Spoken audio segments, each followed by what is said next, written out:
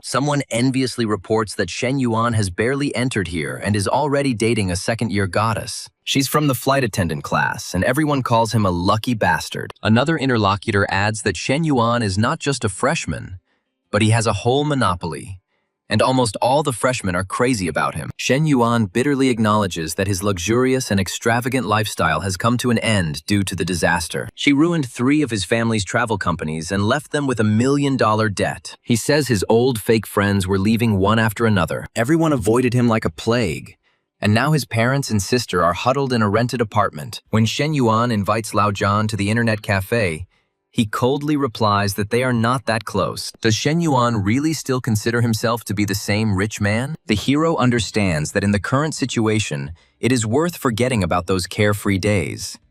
And this was the case until something new came along. Zhou Wangting told Shen Yuan that they should stop communicating and not cross paths again. She said she hoped he would find a girl who would understand him completely. Shen Yuan desperately asks her how she can just leave him after 3 years of being together, and if she even has a heart. Fantin replies that he himself knows what feelings they had for each other, and asks her not to call her Tin anymore, because it sounds terribly ridiculous. The girl breaks down and asks what else he needs. She adds that it would be better if they never saw each other and says that she will go first. Wang Ting demands that Shen Yuan have at least a shred of dignity, reminding her that in 3 years she has only received a couple of ugly bags from him. Shen Yuan timidly asks about the designer bags he gave her and offers to return them if she no longer uses them. Suddenly, a male voice is heard from the car, inviting Vantine to get into the car. However, the girl did not hear him.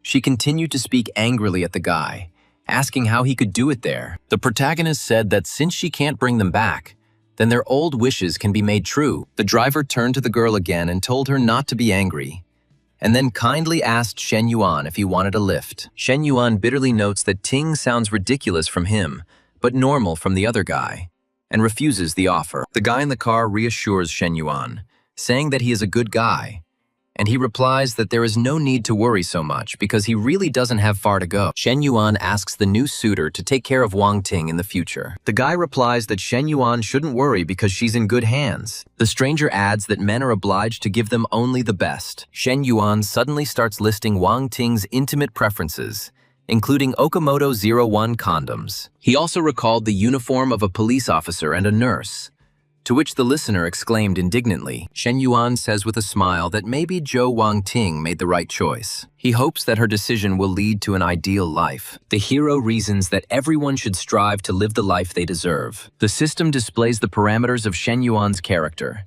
Age 21, height 182 centimeters, weight 72 kilograms. Shen Yuan is shocked to see the rules.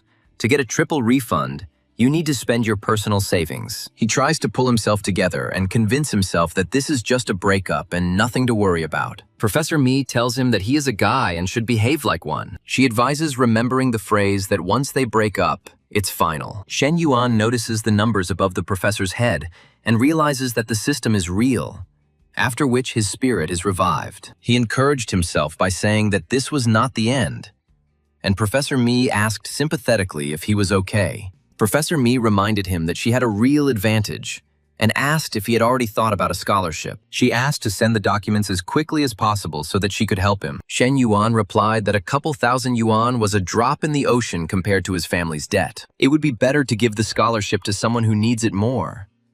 After which, Professor Mi said that since he said so, she would not insist. He exclaims that this is not the end, and Professor Mi sympathetically invites him to seek help in the future. Shen Yuan decides to treat the professor to milk tea and spends 6 yuan on it. The system credits him with 18 yuan cash back, and his balance increases to 99 yuan. He realizes that this is his chance to pay off all his family's debts and become richer than ever. However, he immediately notes with bitterness that he only has 99 yuan in his account, and that's real pennies. Shen Yuan counted his funds.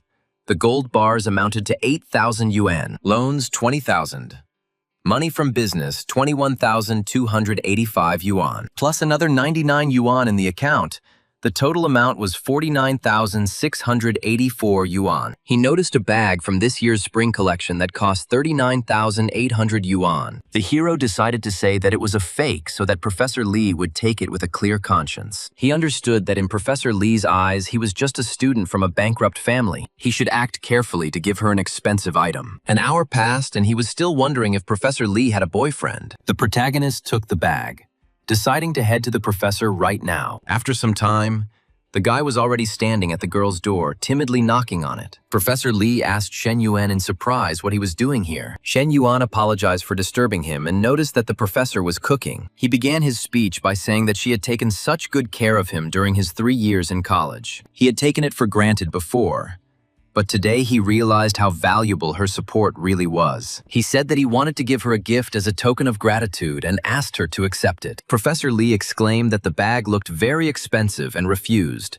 saying that she was his teacher and it was her job to help students. She thought that now her refusal to accept the gift would be tantamount to rejecting him, and she could not offend him that much. In the end, she agreed to accept the bag, but set the condition that on his birthday or another holiday, she would pay him back in kind. After which she asked Shen Yuan if he had eaten and told him to stay for dinner. Shen Yuan thought that as long as the professor's partner didn't have any objections, everything should be fine. After all, he needs to maintain a loyalty system in order to start earning good money. For a bag worth 39,800 yuan, he received a threefold cashback of 119,400 yuan. Professor Lee called him to dinner and asked what he was thinking about.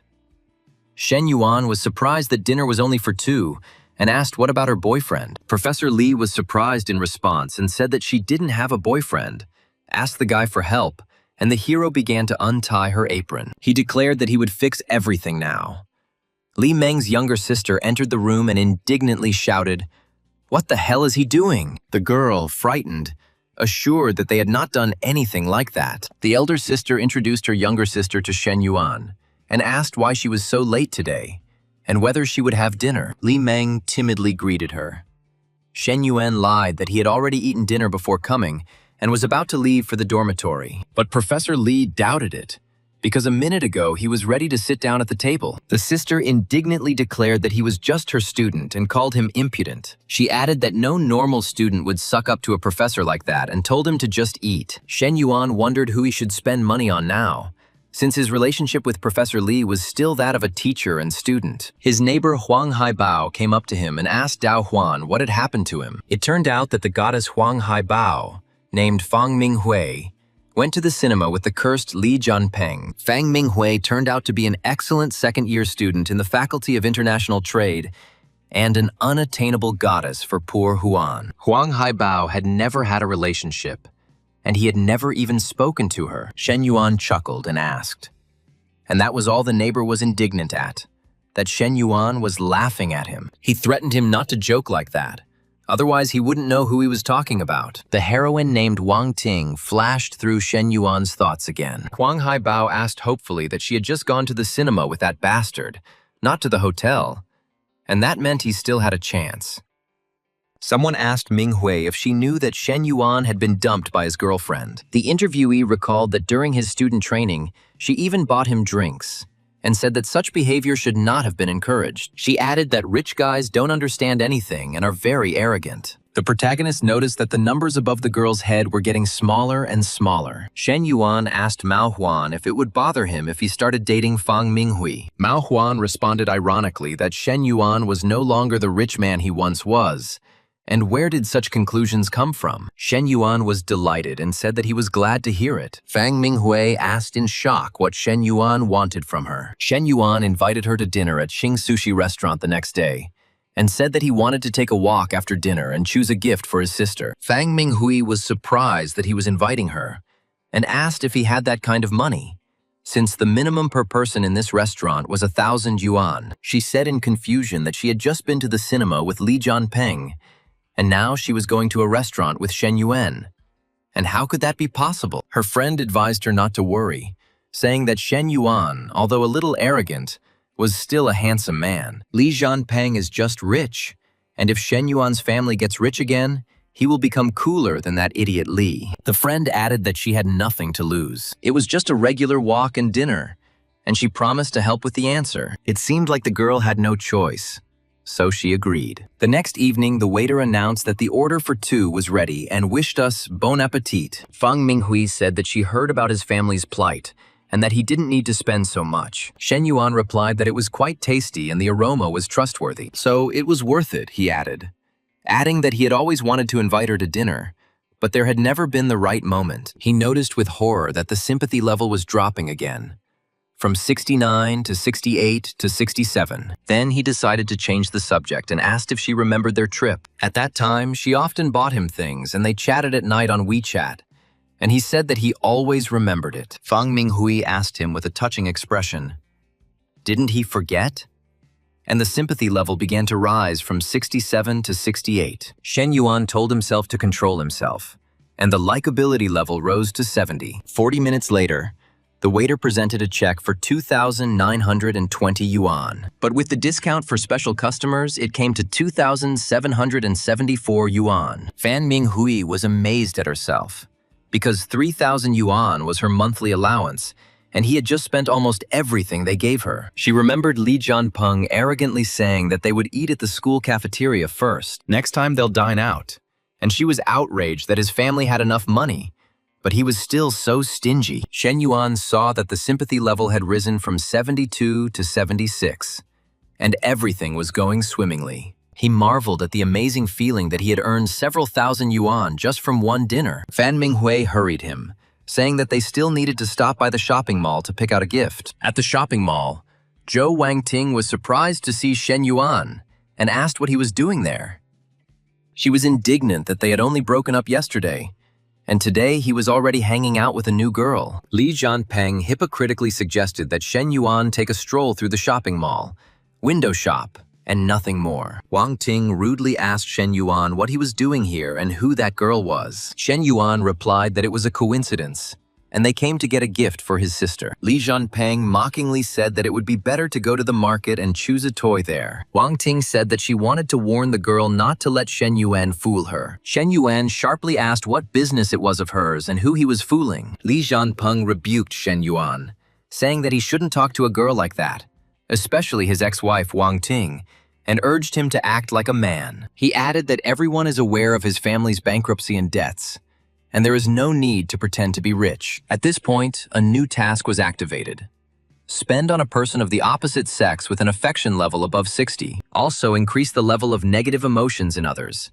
And the system showed -30 and -35. Shen Yuan agreed to come in and take a stroll, and the saleswomen began to whisper. They decided that he was their regular customer and passed him on to each other. One of them refused, saying that there was no point in running around a bankrupt former rich man. She remembered how she had been chasing after one lady for a long time, and she had taken the cheapest item. She noted with envy that wealthy clients who did not leave without expensive goods were going to others. She gets ordinary balabons without a penny in her pocket, and praised Zhou Wangting's choice. Fang Minghui didn't worry about money, and said she was choosing a gift for his sister, settling on 2 bags. Li Jianpeng thought that 100,000 yuan was a big waste because he was counting on bags worth 20,000. The girl chose a whole set for 100,000. He told himself that he had to pay and show Shen Yuan what a real man should be like. Out loud, the main character proudly declared that he would take both bags and the accessories that the other girl recommended. The saleswoman, shocked, asked where the bankrupt man got so much money. Shen Yuan, fortunately, noticed that this was exactly how much money he had left on his card after dinner,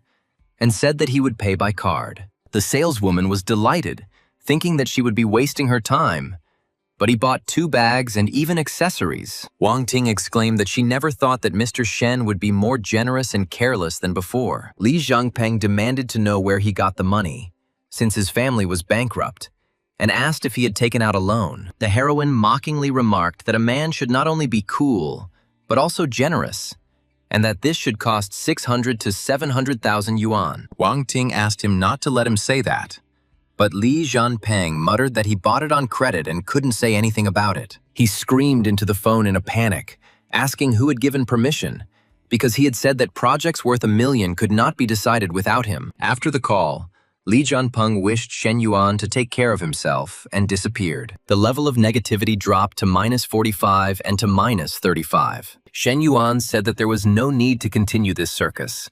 The task was completed and handed Ming Hui a gift. Ming Hui refused, saying it was too expensive. But Shen Yuan insisted that she had to listen to all this horror, so let her accept it. Ming Hui thanked him shyly, and he replied that there was no need for thanks, since it was all for her. She asked in confusion, what about his sister? To which Shen Yuan replied that he didn't know about her taste. He laughed and said that if he gave such a gift to his sister, she would definitely scold him for wasting money. The girl was worried that one bag was already too much, and here there was a whole set. Shen Yuan reassured her, saying that he shouldn't worry.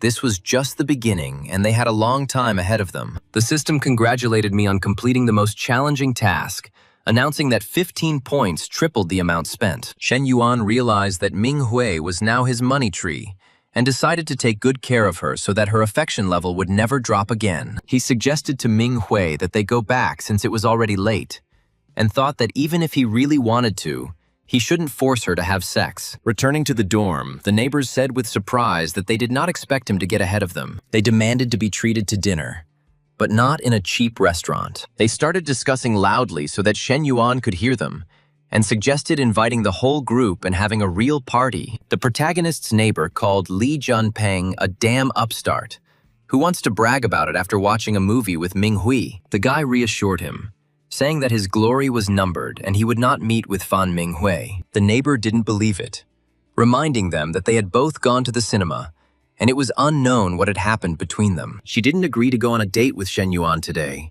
so they are definitely together now. Suddenly, Shen Yuan had a large sum of money in his account, and he began to think about going home tomorrow. At Shen Yuan's home, Uncle Shen Yaode was talking to his father, and his mother told him to wait while the adults talked. The uncle asked for a little more time, saying that he would soon receive payment for the goods and return part of the debt. But the father replied that this was not enough and he needed full payment. The mother was indignant, reminding him that they had given their uncle 300,000 yuan to open a car wash and had not pressured him to pay. Now that he has lent them 200,000, he continues to demand money over and over again. Uncle said that it was natural to pay off debts, especially since they were family. But if they weren't related, they would have found out how debts were collected. He started threatening them in response. And then the mother called them ungrateful. The father told his wife not to talk nonsense, advising her to sell her gold jewelry, promising to buy new ones when she had money. The woman stopped this discord and said that first they needed to sort out the debts. At this point, the system activated the task to pay off family debts. The amount paid will be returned to the character in double amount. Shen Yuan was glad that this task came at the perfect time, but added that even without it, he planned to help the family with their debts today. The mother showed all the jewelry that her father had once given her, and said that she had not sold it despite the difficulties, and offered to sell it now. Father noticed that 2 gold rings were lost during the move, and Shen Yuan remembered. He went into his mother's room and took those rings. He ran to his parents and shouted that he had money, but his father didn't believe him and said that it was not the time for jokes. Mother advised me to spend the money in the cafeteria and not to be stupid, but Shen Yuan showed them a transfer of 200,000 yuan. The parents were in shock, and the mother cried with happiness, saying that her son had saved them. Shen Yuan suggested that they pay off the debt first and get rid of this problem, and his father immediately called his uncle, informing him that they had paid off the debt. Then they rudely told their uncle to leave here, and their father said that in the future it would be better for their families to intersect less. He looked at them in bewilderment and began to say something incoherently, but was interrupted. At that very second, his mother screamed in rage at him to get out of there quickly. The uncle was perplexed, thinking that his brother's debt amounted to several million, and the more time passed, the less he had left. But he didn't understand how he paid everything so quickly. He wondered if they had really opened a new business with a good profit and would prosper again. The system sent the reward, and 400,000 yuan was credited to Shen Yuan's account. Then came another million yuan, and the remainder was 2,186,356 yuan. Shen Yuan realized that without taking into account the million for the car, his earnings exceeded $1 million. He did not expect that, upon returning home, he would not only help his parents in difficult times, but also receive such a huge reward. However, he realized that he was still very far from paying off the debt in full, and decided that even if he gave all the money to his father, it would still not be enough. After calculating, he realized that all he could give them now was 200,000 yuan. He asked his father if he should give him the 200,000 that remained in the account right now, but the father replied that it was better to leave them for now, since the other debts were not so urgent. His father changed his mind and asked for 50,000 yuan for now,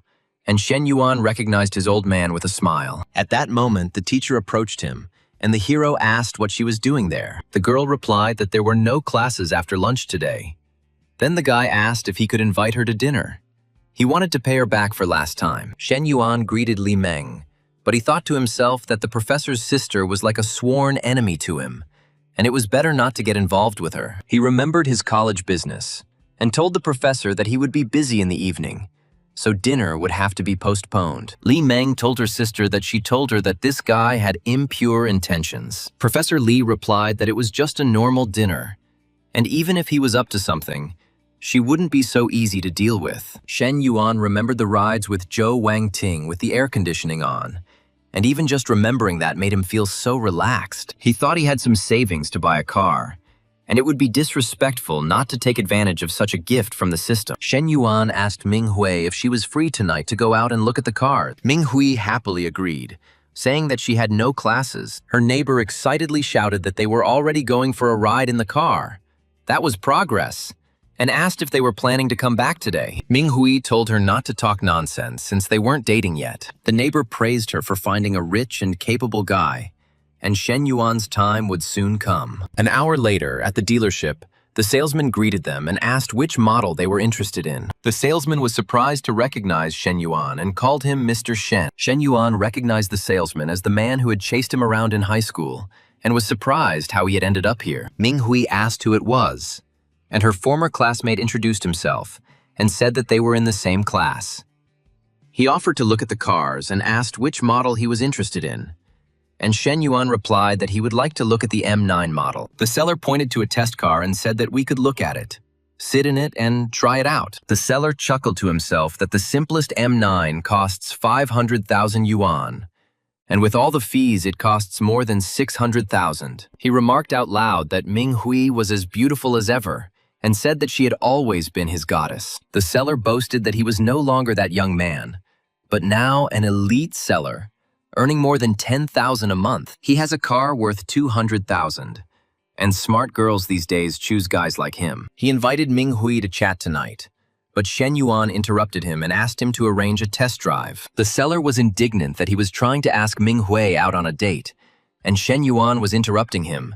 And why did he need a test drive? The seller refused to let me test drive, saying that his boss had taken the test car. Shen Yuan replied that he was no stranger to cars and had seen this model before, and if the seller couldn't arrange it, then he should send someone who could. He demanded to call the administrator and send another salesman for a test drive, and a new salesman approached him. Her name was Chen Na, and she asked how she could help. Colleagues asked Shi Yan why he gave his client to Chen Na, but he replied that he was not in the mood to discuss it and waste time on it, since a student had shown up and said he wanted to test the car. Chen Na professionally explained the smart driving function with a 192-line laser locator. Shen Yuan thought that her appearance and figure would give even Feng Minghui a run for her money. He thought about salespeople who make deals with male customers just to achieve their goals. Chen Na asked him if he was familiar with the model's specifications and what his approximate budget was. Shen Yuan said that he would like to take one car with him today, and the saleswoman was surprised. Chen Na said that she would place the order today, and was surprised that he was buying a car for 600,000 yuan so easily. She wondered if this was an angel client or if he had other intentions. She asked him to wait, saying that the down payment was 50,000 yuan, and she would bring the contract. A colleague asked her what the client had decided, and when she replied that she was buying, he couldn't believe it happened so quickly. He stated that such guys would apologize and disappear at the moment of the first payment, and the store was full of them. Chen Na clarified that the client was going to pay in cash right away, and the colleague exclaimed how stupid he was for blowing such a deal. Chen Na invited Shen Yuan to contact her if he had any difficulties and asked if she could give him a ride. The remaining salesman noted with annoyance that he had been distracted for a minute and had missed such a girl. What a ram. Ming Hui asked Shen Yuan if he was upset or jealous, but he replied that he was not. He said that their relationship was only that of a buyer and seller, nothing more. But Ming Hui noticed that they chatted pleasantly and spent a lot of time together. Shen Yuan explained that it was just a habit. He often thought of something when he was talking to someone. Ming Hui asked him not to do that again next time, and thought to herself that they were not dating. However, she felt a pang of jealousy, and that his style of spending large sums of money really did attract girls. She said that next time this wouldn't happen, and suggested that they eat first and then go to the mall to buy a gift. Ming Hui thought that it was wrong to let Shen Yuan spend money like that.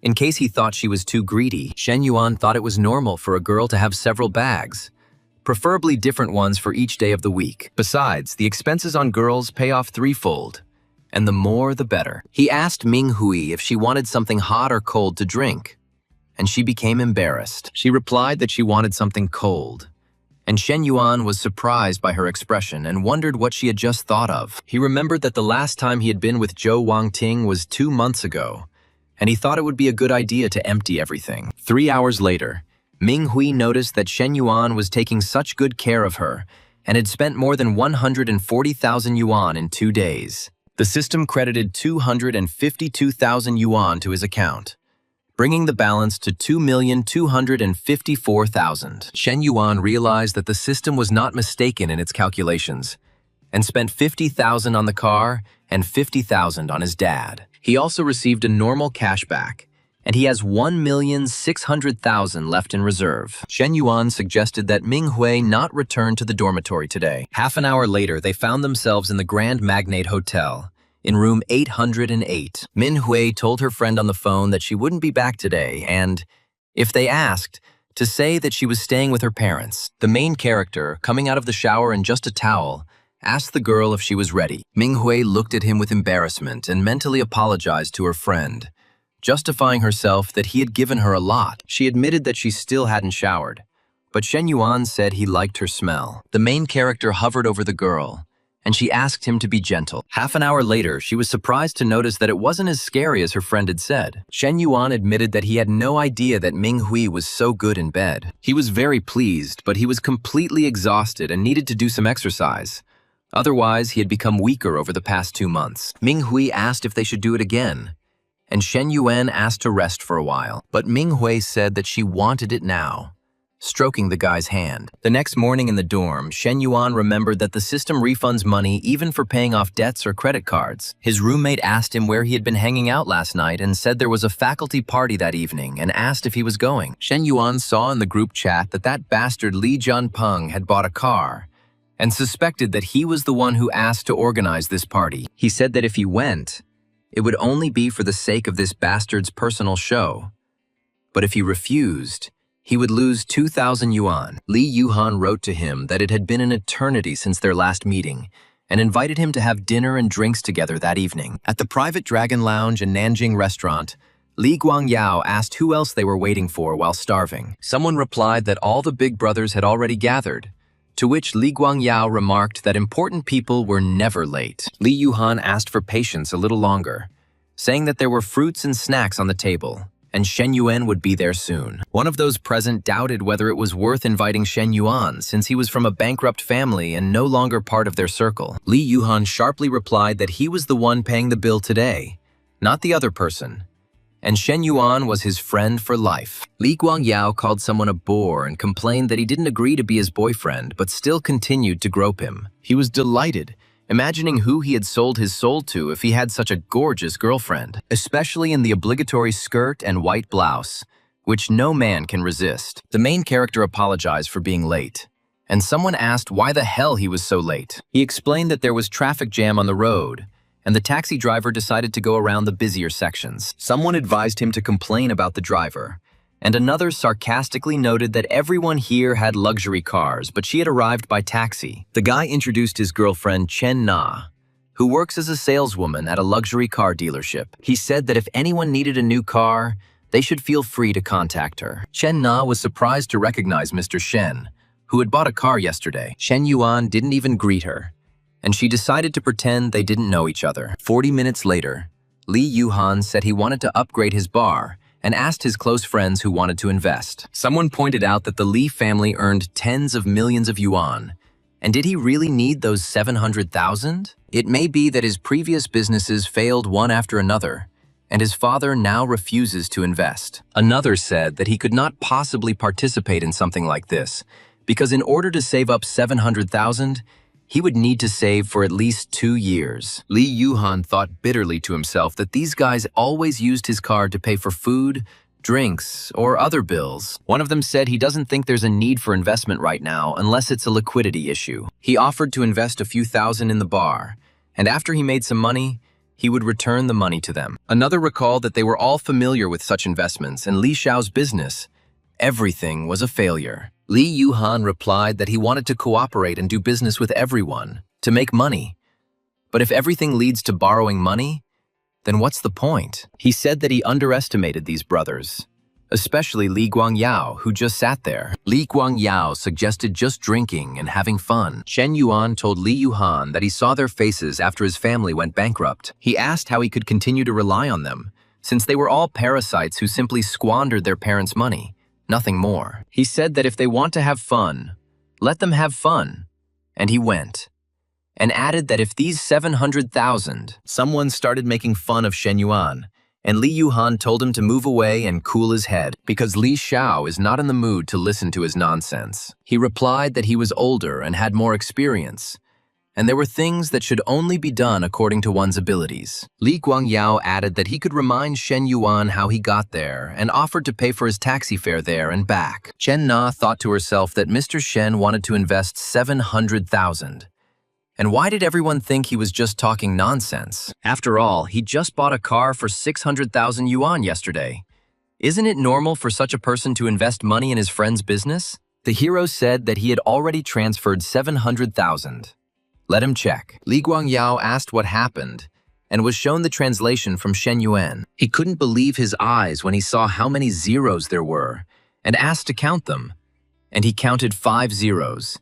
Actually, 700,000. Chen Na looked at all this and thought that everything had changed so much in a second. One of the guests said that he had urgent business at home and was leaving, but I'd see him next time. Another stopped him and asked what had happened, but he replied that they should not ask, and added that it was time for him to go too. He objected that they hadn't even called, and noted with irritation that his cousin had no sense of tact at all. But there was no point in arguing. He asked why Li Xiao's expression had changed so abruptly, and he himself asked to show him what was there. Another said that he also had things to do, and he went, and the others followed him. The one who remained didn't understand why everyone was leaving, but the girl answered him that it was time for them to go too. The guy objected. How did she know that they were checking the translation, since she didn't even see what was written there? Chen Na explained that Shen Yuan had bought a car from her yesterday and paid in cash, and she had a copy of the contract on her phone. The interlocutor said that he did not want to pressure her, but she should have immediately said that he was rich, since she knew about it, and added that it was her fault. Chen Na coldly replied that today she finally realized what kind of person he was, what a waste of time he was for her, and suggested that they not meet again. Li Yuhan told Shen Yuan that if he had known that he was so rich, he would not have organized this party. It was a waste of money. Shen Yuan replied that he now knew that these guys couldn't be trusted. They were good for partying, but relying on them was a lost cause. For the next half hour, the two discussed the bar's layout and internal workings, and Li Yuhan said that it seemed like his studies had paid off. An hour later, Chen Na informed Shen Yuan that his car was about to arrive at the dealership, and he could pick it up on Friday and pay the remaining amount. Shen Yuan wrote to tell her not to rush, and asked if she was free in the evening because he had some questions about the typewriter. The next day, Chen Na arrived early for the meeting and wondered if maybe she was here too early, and Mr. Shen had not arrived yet. The general manager of the car dealership, Len Xianyang, saw her and thought that he had never had the opportunity to communicate with her in the store. He sent his colleagues away to get a bite to eat, saying that he had business to attend to there. The colleagues noticed that Mr. Len was busy and that they would go first, and asked each other if he had a chance with Chen Na. One of them replied that he didn't think so. She didn't look like that kind of person. But the other objected that what girl would come here to dine alone? He guessed that perhaps Chen Na had come here specifically so that the manager could see her. Lin Xianyang approached Chen Na and asked if she would mind if he sat down. But she replied that she already had an appointment. He called her baby and asked if she was still playing hard to get, and suggested that the three of them eat together since he was her boss. Chen Na asked him to keep his distance, saying that he already had a family and that it was not worth doing that. Lin Xianyang replied that if it was a family matter, there was a simple solution: divorce. Then the husband exclaimed, "Did Chen Na really leave him for someone else?" He told her not to underestimate him, because he earns 400,000 to 500,000 yen a year, and he also has a car worth 300,000. He asked why he was at fault here and whether he had lost to this fat pig. The man shouted that they were traitors and were having an affair behind his back, to which Lin Xianyang asked what he was talking about and apologized, but asked who he was. The husband stated that he should be the one asking who he is. Lin Xianyun was indignant.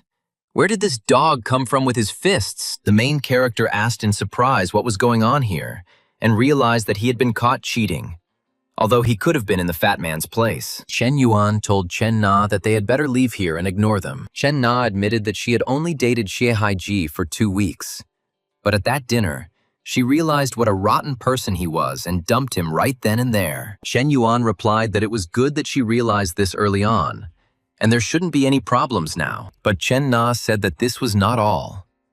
The man who was hit was her boss, and now she did not know what to expect from him towards her. Chen Yuan remarked that she didn't deserve such a boss. And wouldn't it be better to change jobs? Chen Na replied that it was difficult to find a new job now, and even if she got a job at another car dealership, she would lose her customer base. She added that working in sales is very tiring, and she would like to change industries. For example, open her own cafe.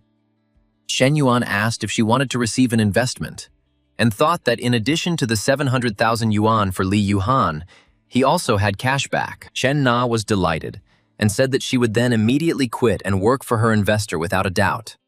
But she privately doubted whether he was serious. Shen Yuan seriously said that she should quit and he would invest 300,000 yuan in opening her cafe and she would work for him. Chen Na asked him if he was joking, and he replied that he was dead serious, and asked if something was wrong and if she wanted to work for him. He added that once the cafe opens, he will pay 12,000 yuan a month plus various bonuses. If the cafe works well for 3 months, he will buy her a new car for 200,000. Chen Na was surprised by the offer, because there was no pressure, and in 3 months she would get a new car and an annual salary of 300,000. She suspected that Shen Yuan was planning to keep her to himself, and said that he shouldn't do that for her sake. She added that despite the tempting offer, she does not want to become a canary in a cage, and even be a third wheel. Shen Yuan asked not to think too much, explaining that he was simply planning to open a cafe. At this moment, Ming Hui texted Shen Yuan and asked if he was free to go for a walk that evening. In the evening, the main character was at room 808 of the Grand Magnate Hotel. Ming Hui ran up to the guy, hugged him from behind, and said that she missed him. Afterwards, she smelled women's perfume on Shen Yuan and asked where it came from. Shen Yuan explained that he was at the dealership today regarding his car and wanted to resolve a couple of issues, which is probably why he smelled. Ming Hui demanded that he keep his distance from those consultants next time, and he promised. He thought to himself that it was not about cheating, but about the system's goal of spending as much money as possible on the opposite sex and receiving funds. Ming Hui said she would shower first, and they exchanged pleasantries. The hero admitted that he liked her natural scent. She replied that then they were even, and she also liked the way he smelled. Shen Yuan said that she really excited him, and they continued. Ming Hui admitted that she really liked him and said she wanted more. After 2 hours, Shen Yuan asked to stop, saying that he really needed to take a shower because he was sweating profusely and was all sticky. He thought that her libido was higher than Zhou's. She was happy, and he was exhausted. He was surprised how Hui's sympathy increased after such activities. Since last time, the level had risen to 86 in just 1 evening. The system gave him a 1,000,000 yuan ticket, and a new skill called ruthlessness and strength. He felt a surge of excitement between his legs and realized that these rewards for increasing levels of intimacy and affection were simply incredible. The system seems to give out rewards based on what he requires. He thought that it was not easy to reach a sympathy level of over 90, and Li Meng's level had already exceeded 60. He said he didn't know when he would meet another girl of such a high level or what rewards he would receive in the future. There is no point in worrying about this now. And the most important thing at the moment is to test the skill that the system gave him. He changed his mind and told Ming Hui to turn around. Meanwhile, elsewhere, Chen Na told her friend Qian that a guy offered her an investment in a cafe worth 300,000 yuan. At first, her friend thought it was a scam, but Chen Na said she had seen him several times, and the last time he bought a car from them. Qian was surprised that the customers in her salon were usually all middle-aged, but Chen Na replied that he was only 21 years old. His friend admired him for being young and already having a luxury car, and asked if he was handsome. When she found out that yes, she said that such a young, handsome, and rich guy, isn't it every girl's dream? Chen Na objected that he was younger than her. A friend said that if a girl is 3 years older, it's like having a gold bar, and in her case, 2 gold bars.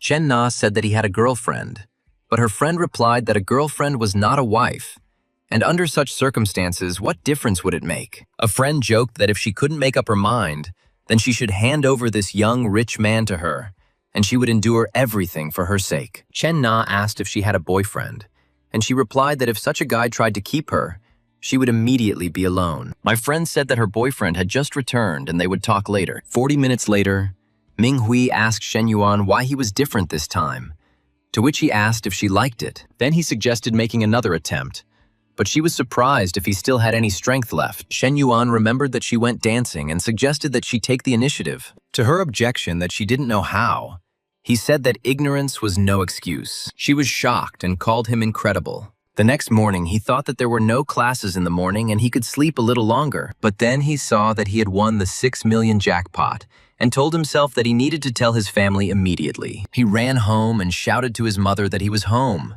and she was happy, but asked him not to shout so as not to scare the neighbors. He announced that they were rich because he had won 6 million. His father asked him skeptically if the college program was difficult and advised him to focus on his studies. He asked his father to think carefully before saying such a thing and showed him the winnings, and his parents exclaimed in shock. Shen Yuan said that even after deducting 20% tax, they would still have 5 million left. Mom said that this time they would add his name to the family book of merits, and today they would not cook, but would go to a restaurant to celebrate the jackpot. Shen Yuan added that since he is already in his 3rd year and only has 1 year left until graduation, he plans to start his own business. His father supported him, saying that it was not so easy to start a business now, but it was good news that he had such a desire. Young people need to learn and gain experience, especially since he won the prize and can handle it. But he advised putting some of it aside for a backup plan. Shen Yuan said that he would only take 1 million, and the parents could take the rest for themselves and do whatever they saw fit. Meanwhile, Lin Xianyong called Chen Na and showed his broken face, saying that it was the work of her boyfriend. Chen Na replied that she had broken up with him a long time ago and had nothing to do with it, and if it hurt him, he should deal with it personally. Lin Xianyong said that everything was not so clear-cut, and if it weren't for her, then that suitor of hers wouldn't have beaten him up for no reason. He thought that this girl was something, and he should take advantage of the situation and win her over. Chen Na objected. What did this fight have to do with her? Especially since she said yesterday that she had an appointment. Lin Xianyong said that she left her post yesterday afternoon and left customers alone in the store without supervision. Chen Na was indignant that she had asked for time off yesterday, but he only chuckled in response. The man thought that a suspension in sales meant a loss of commissions from customers, and in that case, for a month, she will receive no more than 1,200 yuan. And this is a meager salary that is not even enough to pay the rent. The girl noticed that Shen Yuan, although he did not seem like an adult, was calm and behaved with dignity, unlike the others. Chen Na decided that there was nothing else to think about, and announced that she was leaving. And that was it. Half an hour later, she wrote to Shen Yuan that she was ready to quit and asked if what he had said yesterday was still valid. Shen Yuan congratulated her and said that she had stepped onto the bright path, escaping hell. He was glad that he didn't have to look for another way to invest the remaining 300,000 from the investment system. Professor Lee said she needed to move to another office urgently, but there was so much stuff here that she was afraid she couldn't handle it on her own. Shen Yuan replied that everything was fine. He had no classes in the morning anyway, and he was completely free. She asked if all of this needed to be moved and said that if it was just a matter of books and records, she could handle it herself. Shen Yuan suggested that she first move the books as far as possible so that they wouldn't fall out while being carried, and then helped her. During the transfer, they were very close to each other, and Professor Lee thought that they were now a little closer than last time. She wondered if Shen Yuan really felt something for her. Shen Yuan asked if we were finished yet, and Professor Lee replied that that was all. The students came into the office and said that they had come to help, and were surprised why the professor's face was so red. She thought with relief that it was a good thing these guys were a little late, and if they had noticed the situation, it would have been very awkward. Shen Yuan thought that he was becoming more and more bold, and that moment at home was not enough. Now he was doing it in the office. The girl was upset by this, but she immediately pulled herself together, saying that she was his teacher and this was not right. He wondered why the teacher's affection level had jumped to 71, and realized that her feelings had just awakened. The hero grinned and thought that it wasn't that he was too tall. It was just that the professor had such attractive hips. However, he didn't expect the level of intimacy to grow so much. Maybe he should visit her more often to strengthen their bond. On Saturday, 800 meters from the front entrance of the college, students sat and discussed their questions. Someone admired the fact that he hadn't even received his diploma yet, but he could already drive, and because of this, he was 99% higher. He thought Ming Hui was playing hard to get and turned him down, but other girls were lining up for him because of his merits and skills. Someone noticed that some people don't care about a BBA and asked what kind of families they come from. Another admired that this girl is insanely beautiful, and her legs are made for playing with for years on end. Even if he loses 10 years of his life, it is a small price to pay for such beauty. The crowd watched the leading model of the car in amazement, and someone asked if this divine girl had been waiting for this blockhead. Shen Yuan said that the cafe owner had just texted him and she would be there any minute. The guys were surprised to see him, asking if it wasn't his car since they all knew about his family's bankruptcy. The guy walked into the cafe and Chen Na called him over. Another guy looked at them and was outraged that this beauty was waiting for such a blockhead. Chen Na asked the hero how he could drive this brand of car, and he replied that it was good. Li Zhanpeng remarked to his interlocutor that Shen Yuan's group was behaving strangely. The cafe owner introduced herself and apologized for the delay, saying that she was picking up her son. She invited them to sit down and talk, and the guest noticed that Mr. Shen looked very young. The hostess said that they were all about the same age, around 20, and invited them to sit down. Shen Yuan said that he had an investment deposit of 300,000 yuan, but he still needed to leave 50,000. He offered to draw up a sales contract today and said that as soon as they signed the contract, he would immediately transfer the money. The owner introduced Xiao Chu as the new owner of the cafe and asked him to show him how everything was set up. Shen Yuan said to show everything to Chen Na because he won't come here anymore. She will be in charge of managing the entire business. The guys were shocked to notice that in just a few minutes they had made a deal worth 250,000 yuan. Chen Na whispered to Shen Yuan that this woman was the wife of Lin Xianyong,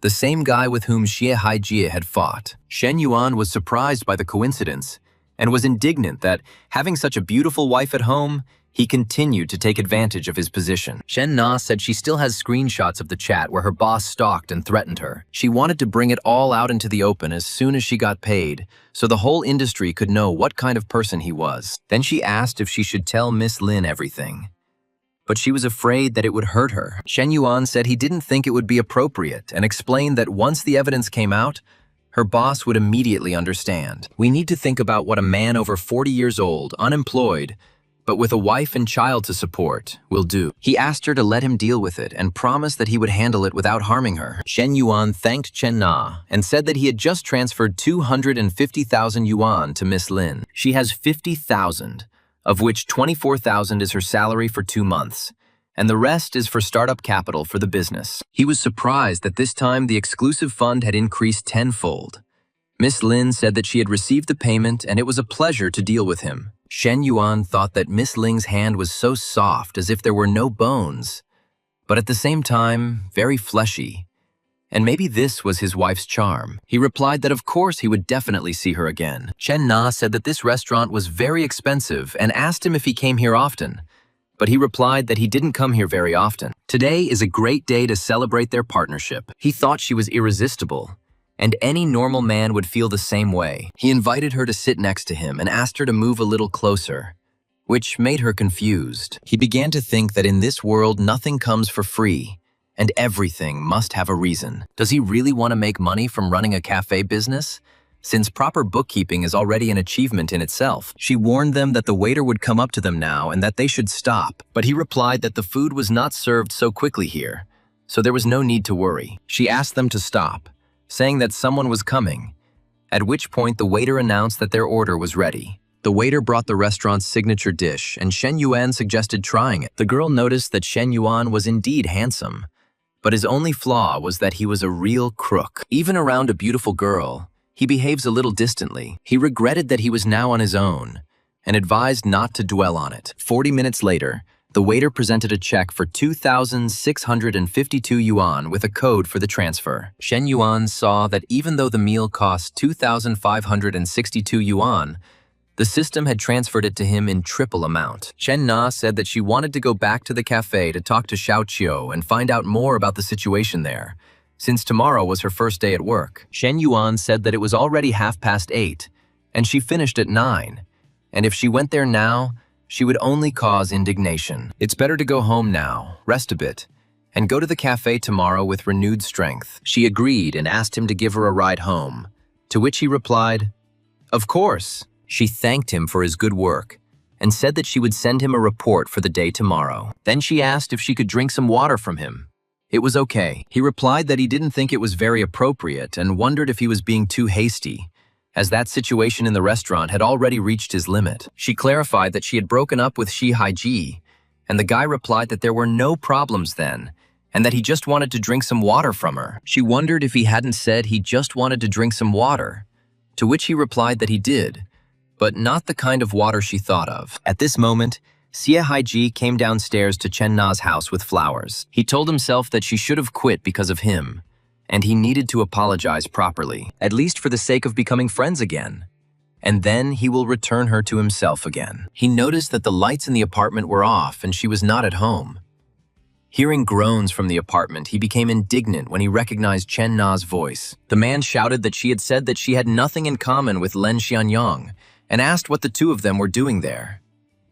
Chen Na said that she thought she heard something outside, someone knocking. Shen Yuan replied that she misheard and suggested that they go inside, but she asked him to be gentle, saying that she was not ready. Xie Haiji bitterly realized that he had completely swallowed up his Chen Na and had no chance, and he cried, "Why him?" An hour later, Chen Na noticed that such things were enjoyable but very tiring, and asked what he was doing. Shen Yuan told her to lie on her back, saying that she would not get tired so quickly, and thought that thanks to her special skill, his excitement did not subside. The next day, he woke up to the incredible smell of toast and fried eggs. He thought she was so attentive, and the atmosphere was very different from the one he had fun with Hui at the hotel. You can only feel this at home, but you won't find it in a hotel. The system has activated a new task.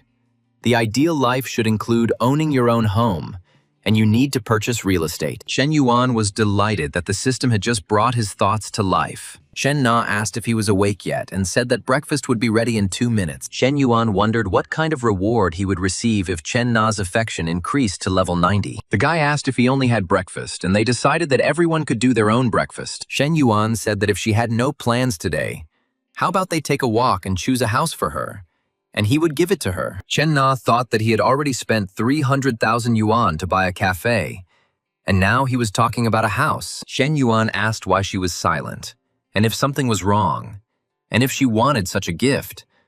But she replied that it was not that. He replied that in his case, it was almost the same as if money grew on trees. He asked her not to think about how much she needed to spend, and said that there was nothing wrong with buying a house for her woman. He noticed that last night they had set the whole house on its ears, because the soundproofing here was nonsensical, and the neighbors probably heard everything. She said it wasn't all her fault, and he admitted he was partly to blame. but he noticed she was screaming so loudly. She blushed and called him shameless. She remembered that she had to meet her friends at 10:30 today and suggested having coffee first. Shen Yuan replied that buying a house was not like going to the store for bread, and that one needed to choose a suitable location and deal with the paperwork. Liu Menggu, a professional personal trainer and Chen Na's friend, was surprised that Chen Na had urgent matters to attend to. She thought that there were problems with the cafe, and maybe Chen Na was exaggerating. And what kind of person would just spend 300,000? She said that he was not the type of person who liked to show off, so that option was out of the question, and it would be better to ask him directly. When she heard that this guy wanted to buy Chen Na a house today, she was shocked and said that it was not about buying handbags or cosmetics, but about buying a house. Even a small apartment of 40 square meters will cost no less than 500 to 600,000 yuan. Plus the purchase of a cafe. A man she has only known for a short time is already ready to spend 800 to 900,000 on her. She said that she simply had to meet this guy, even if he was dating Chen Na. A guy like that simply can't have just one girlfriend. And who knows how many more he has. When it comes to her ability to attract men, she has more advantages. She offered to help with the property selection and told Chen Na that this time she would rather help her best friends than other women. 40 minutes later, in the Songhu shopping center, the friends met Shen Yuan in the sales department. Chen Na introduced Liu Menggu, her personal trainer, and Hu Qian, a Ferrari-class salesman. Liu Menggu greeted Shen Yuan and said that she saw that he was well-built and had a good figure, and his muscles had potential. If he wants to work out, let him come to her at the gym. He replied that he didn't think he would be able to concentrate properly in the gym. She noticed that he could flirt in front of Chen Na, which meant they were not a couple, but Chen Na's swollen knees spoke volumes. They seemed to have had a lot of fun, and it's quite possible that she was very pretty, since he liked her and decided to buy her a house. Hu Qian said that if he wanted to change his car, he should come to her showroom. Shen Yuan thought that in less than 5 minutes of meeting each other, these girls had already taken a liking to him. He asked Chen Na if she was sure they were her true friends, but he decided it was only for the benefit. There is no harm in it, because the more people he knows with a high level of sympathy, the greater the chance of making more money. The realtor offered apartments in buildings 3 and 9 with an average price of 15,000 yuan per square meter. She asked if he wanted to see the layout first. Shen Yuan said his budget was 3 million yuan and asked to see apartments that would fit his capital. The realtor invited them into the meeting room for a more professional consultation. The friends were surprised that he could spend 3 million so easily. What kind of sponsor should you cling to without looking back? The realtor recommended a 165 square meter apartment with a south-facing view. Taking into account the discount, the final price was 2,984,000 yuan. Chen Na hesitated, saying that it was too expensive, but Shen Yuan told her not to worry about it. He told me to forget about the price, because it's much more comfortable to live in a big house. The friends admired the fact that the grandmother was asking her to save a little, but the guy insisted on the opposite and wanted the best for her. This Shen Yuan is a true sponsor, loyal and generous, and there is only one like him in a million. Shen Yuan offered to negotiate a discount and said that he knew they had the ability to bargain. The realtor asked if he wanted to make his choice today and promised to ask for a larger discount. Shen Yuan replied that he didn't need such a discount and suggested that it would be better to exchange it for 2 parking spaces. The friends thought to themselves that they absolutely had to get this man, and noted that they didn't have to say it out loud. They added that if something actually worked out with her, it would be wonderful. But now is not the time to get distracted, and you need to focus on the home purchase transaction. Half an hour later, the realtor announced that, taking into account all possible discounts, the total purchase price would be 2,900,000. His friends were amazed that he could so easily buy a house worth 3 million for Chen Na and register it in her name. 14,900,000 yuan were credited to Shen Yuan's account,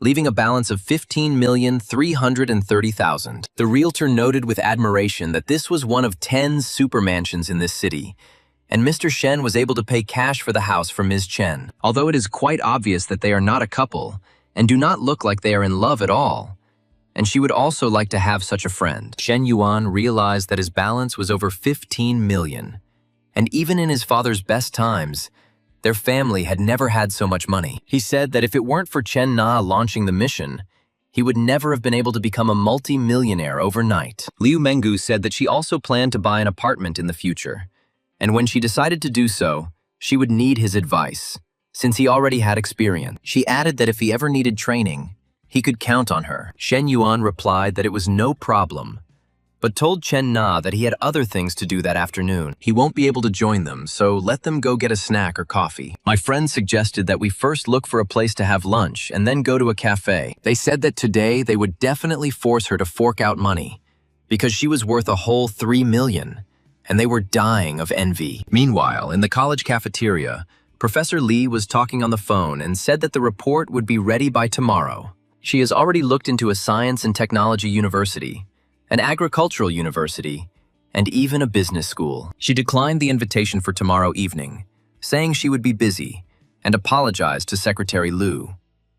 Shen Yuan asked if something was wrong, Professor, and she explained that their college was planning to create a startup base for students. She said the administration plans to provide entrepreneurial support to students by offering financial assistance. Shen Yuan asked what conditions the college could offer these companies. The professor replied that all they really had to offer was talent. At the same time, contracts are concluded for the annual referral of the best graduates. Shen Yuan noticed how worried the professor was and thought that he still needed to take profit into account. For a project to be considered profitable, the student success rate must reach 33%, but in their college, it barely makes up 20%. Shen Yuan thought about it, and the professor asked if he was interested, to which he replied that there was such a thing, but not particularly. The system has activated the task of earning prestige points by investing in student projects. Shen Yuan was surprised that this could also launch a mission.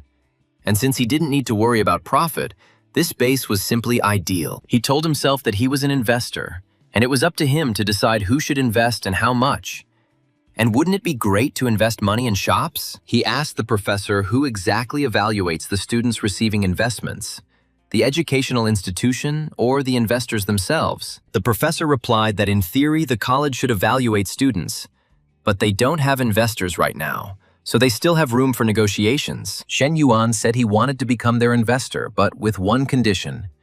He would be the one who would select the students to fund. The professor didn't believe him and told him not to joke like that, because his family was considered bankrupt, and he even applied for a scholarship. She asked where he got so much money, and Shen Yuan replied that he had invested in it before, when the family business was thriving. He showed her the balance on the account, and the professor counted more than 15 million. She said it was too unrealistic, because one of her students was a multimillionaire. Shen Yuan told the professor to come with him, and promised that they would travel the world in the future. He will make sure she lives in luxury. The professor called it nonsense, but asked if he was sure he was ready to finance this project. She added that she understands that student startups rarely make a profit, but it doesn't matter.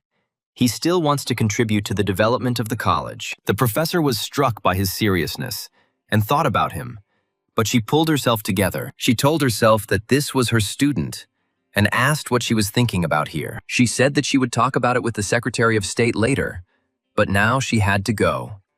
And let him have lunch, take his time, and they would talk later. Chen Na invited Shen Yuan to try the coffee she had made herself, and he replied that at first glance something seemed missing. Kong Xiaoyi, a classmate of the boy from the second group of international trade, thought that Yuan was no longer the rich boy. A friend noticed that she says this, but she is dating his roommate. Kong Xiaoyi replied that they should not bring up the topic, and said that she had refused him several times.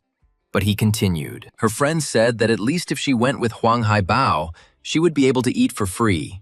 But if she chose Yuan, she would only lose money. She advised him to think about it carefully, and then warned him to speak more quietly because Shen Yuan was coming. The friends wanted to know where he worked and said that if she didn't ask, they would. One of them asked Shen Yuan directly why they hadn't seen him lately, and whether he was working part-time somewhere. Shen Yuan was surprised by this question, and thought that they thought he was working part-time.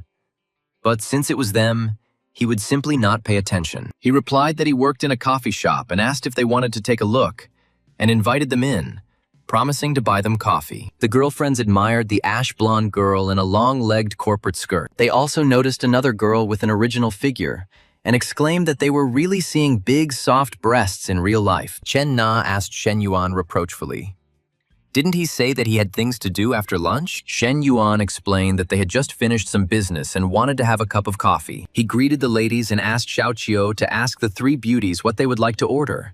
At his expense, of course. Kong Xiaoyi thought with indignation that Shen Yuan pretended that he was an ordinary laborer. It turns out he had managed to start his own business, and she said that she had never been so humiliated in her life, after which they abruptly left. Shen Yuan was surprised why his classmates left so abruptly. Chen Na guessed that they might have been frightened by the sight of the two lovely fairies and said how cute it was. But he better behave decently and not think about stupid things. He tasted the coffee she made and said it was sweet enough. Chen Na's friend remarked that it was the wrong century for him to throw around such phrases. Liu Menggu said that he really needs to exercise more because his body fat percentage is too low. Ideally, you want to gain 7 to 10 kilograms of muscle mass. Shen Yuan replied that she was essentially trying to enroll him in her gym. She admitted that she needed to complete the plan by the end of the month and promised not to let her down.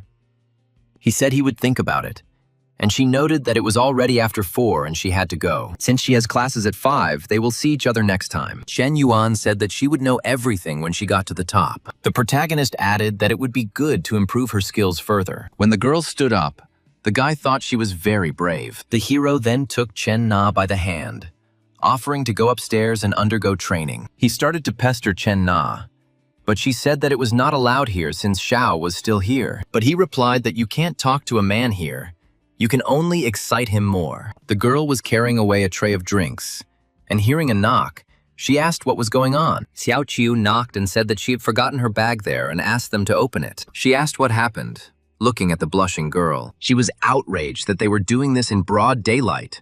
Seriously. 10 minutes later, she was still standing below, thinking, "This guy is skinny.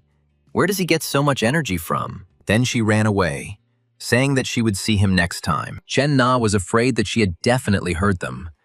But Shen Yuan replied that for good teaching, an auditorium was necessary. Secretary Lu reported to the director that student Shen Yuan wanted to become a sponsor for their startup. The director asked if he had any money at all and whether she had checked his accounts, to which the secretary replied that she had also doubted it at first. The director was shocked and asked if she was sure that this money did not belong to his parents and that he could definitely manage it. The secretary confirmed that the money belonged to him and he could decide for himself where to invest it. The director was delighted, saying that in this case, they would not need to cooperate with third-party companies. He ordered Shen Yuan to be invited to his office, saying that he had to personally listen to his plans. The secretary suggested treating him with a little more respect since he was a student. The main character apologized and asked the girl to wait, as he had received a call. Shen Yuan answered the professor's call. He greeted him and asked what happened. When Secretary Lu picked up the phone, he asked to be put on speakerphone. He said that he has been very busy lately checking out other investment projects. Let them arrange to meet when he has a free minute, and Professor Li will give him his phone number. Secretary Lu thought with disdain that some leader was showing him respect with the utmost esteem. This guy just has a little money and that's it. And he decided to forget about this project because there were no plans for any progress. Professor Mi suggested that they invite Shen Yuan out to dinner since he was willing to sponsor them.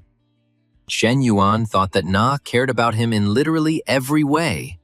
And what a good girl she was. Ming Hui texted him and asked what he was doing and if he wanted to go for a walk. He replied that he just wanted to go for a walk, but he thought she would invite him out for a drink. But she said she couldn't because it was that time of the month. He noticed that that was it. And it was no wonder Hui hadn't come to see him for the past few days. She said that if he wants to, he thinks there is nothing complicated about it. But he replied that her health was more important and that she should not say such nonsense anymore, and that he would pick her up at the dorm. He asked her to be careful these days and said that he didn't mind waiting a little and let her take care of herself. Ming Hui said he was so cute and asked if she could ask what kind of relationship they had. Shen Yuan thought that she should have asked him about this, because they had tried everything that not just couples, but almost spouses do. Of course she wants to hear who she is to him. And he was glad. Her sympathy and closeness towards him had just increased, and she really liked him. He replied that of course she was his girlfriend and he was her boyfriend. And she asked again, "Is it true?" He said that it was because he doesn't call the others girls, but he calls them cuties, babies, sweethearts, darlings. She replied that since he was behaving so well, she would reward him in a couple of days. He said that there was no need to save his money, especially since she got to college on her own every day, and a car would be just right for her. But first, maybe they should just buy her a house, And then they'll think about a car. Liu Menggu video called him and told him to come to the gym if he was free. He was surprised when he became skinny and asked if video calls were appropriate. She replied that only vulgar men considered this inappropriate and let him admit it. He had dirty thoughts. He thought that this tone certainly did not treat him as a stranger and decided to see how much longer she could hold out. Zhou Wangting came to the gym to see her coach, who asked her why she was smiling so early. The coach replied that she was just chatting with a friend, and he made her laugh. She said that her good friend found herself a sugar daddy, and he bought her a house for $3 million. The girl was surprised that it was just like that, and said that he must have tens of millions. And she was so jealous. Fantine assumed that with such wealth, this sugar daddy was probably very old. But her friend replied that even if he was old, it was worth it. That cheapskate Ho Zhang wants to sleep with her but not spend a penny. And it's time to find a better man. In fact, he is in his early 20s, younger even than her friend. Fantine asked what he looked like. Some kind of ugly guy. But her friend answered that no, he was handsome and tall too. The girl said that her friend must be a real beauty to have picked up such a guy. And she replied that they were about the same. It's just that each one is stronger in different directions. And the coach admired that if she is even a little bit similar to her, then it is not surprising. The trainer asked to reschedule the lesson, promising to refund the fee at double the rate, and explained that it was all because of that sugar daddy. He was going to Qingzhou to get property rights and asked to go with him, to which Wang Ting exclaimed that this was one of the most prestigious. The coach thought that if she met the same guy, she would not hesitate to do the same, and left. Fantine's friends, seeing the car, said that she shouldn't be fooled by his car. He recently bought his girlfriend a house. She can't even imagine how many years she would have to work for this. She recognized Shen Yuan and exclaimed that it was really him, and that he was the tall, rich, and handsome guy the coach had spoken of. Fantine realized that her ex-boyfriend was a multi-millionaire, and she broke up with him just 2 weeks ago. Zhou Wangting realized with horror that she had traded Shen Yuan for some Bao Jun, and wondered if she had gone crazy. Miss Min was asked if she had noticed anything, and was told that there was something for her to do, to which she became indignant. Who does he think he is? Doesn't even say hello and immediately gets down to business. And asked what she is to him. Some kind of cheapskate. He asked her if she had a day off today and told her to come to him in the evening. But she sent him away, calling him an idiot. He was surprised. It was really her. And she answered, "No, your mommy." Her message was rejected by the recipient. The man became very angry when he saw that the girl had blocked him. She wondered if it would be too much if she joined in too. She wondered if she had a chance to get together with the main character. He had changed so much during this time. The coach got into Shen Yuan's car and told him that he had a cool car. With such a car, you can easily go on an off-road trip. She noticed that there was a hot girl sitting in his passenger seat, and there was no way he could be thinking about anything else. Shen Yuan replied that it sounded good and that he could try it sometime next time. She said he wasn't playing by the rules, and when he asked what she meant, she whispered something in his ear that made him freeze. He said he wanted to play ball, and they went to the real estate agency. Agent Guan Shufang greeted him and asked if he wanted to inspect the house first or look at the documents. Shen Yuan replied that he just wanted to sign the contract and then inspect the house. She understood him and thought to herself that Mr. Shen and this girl clearly did not look like a couple, but she noticed that her figure was simply unfair. She thought bitterly that such girls did not need any special skills or knowledge. It was enough to just have such an appearance. She added that it was a pity that ordinary girls like her had no chance with such guys, and the life of rich people really was like a dream. If only she could live here too. That's why she needs to lock Shen Yuan away. The agent reported that the area of the villa is 610 square meters. Together with the garden and various equipment, it reaches 2,000 square meters.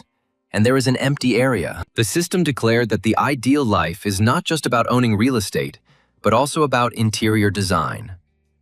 Shen Yuan was surprised if the system was serious and said that it would be a waste of 20 million to renovate a house that cost just over 10 million. The agent replied that Star City has several top construction and repair companies with excellent reputations. Liu Menggu asked if she could record a video and post it on social media, and Shen Yuan allowed it, but asked that he not be included in the video. She said she bet influential people would start publishing excerpts and photos of it online. When he asked how many subscribers she had, She replied that she had just over 50,000. He asked if she had a lot of fans, and she replied that most of them were local, and asked if he wanted to see her videos. He said that if 50,000 men had seen them, then what difference did it make whether he saw them?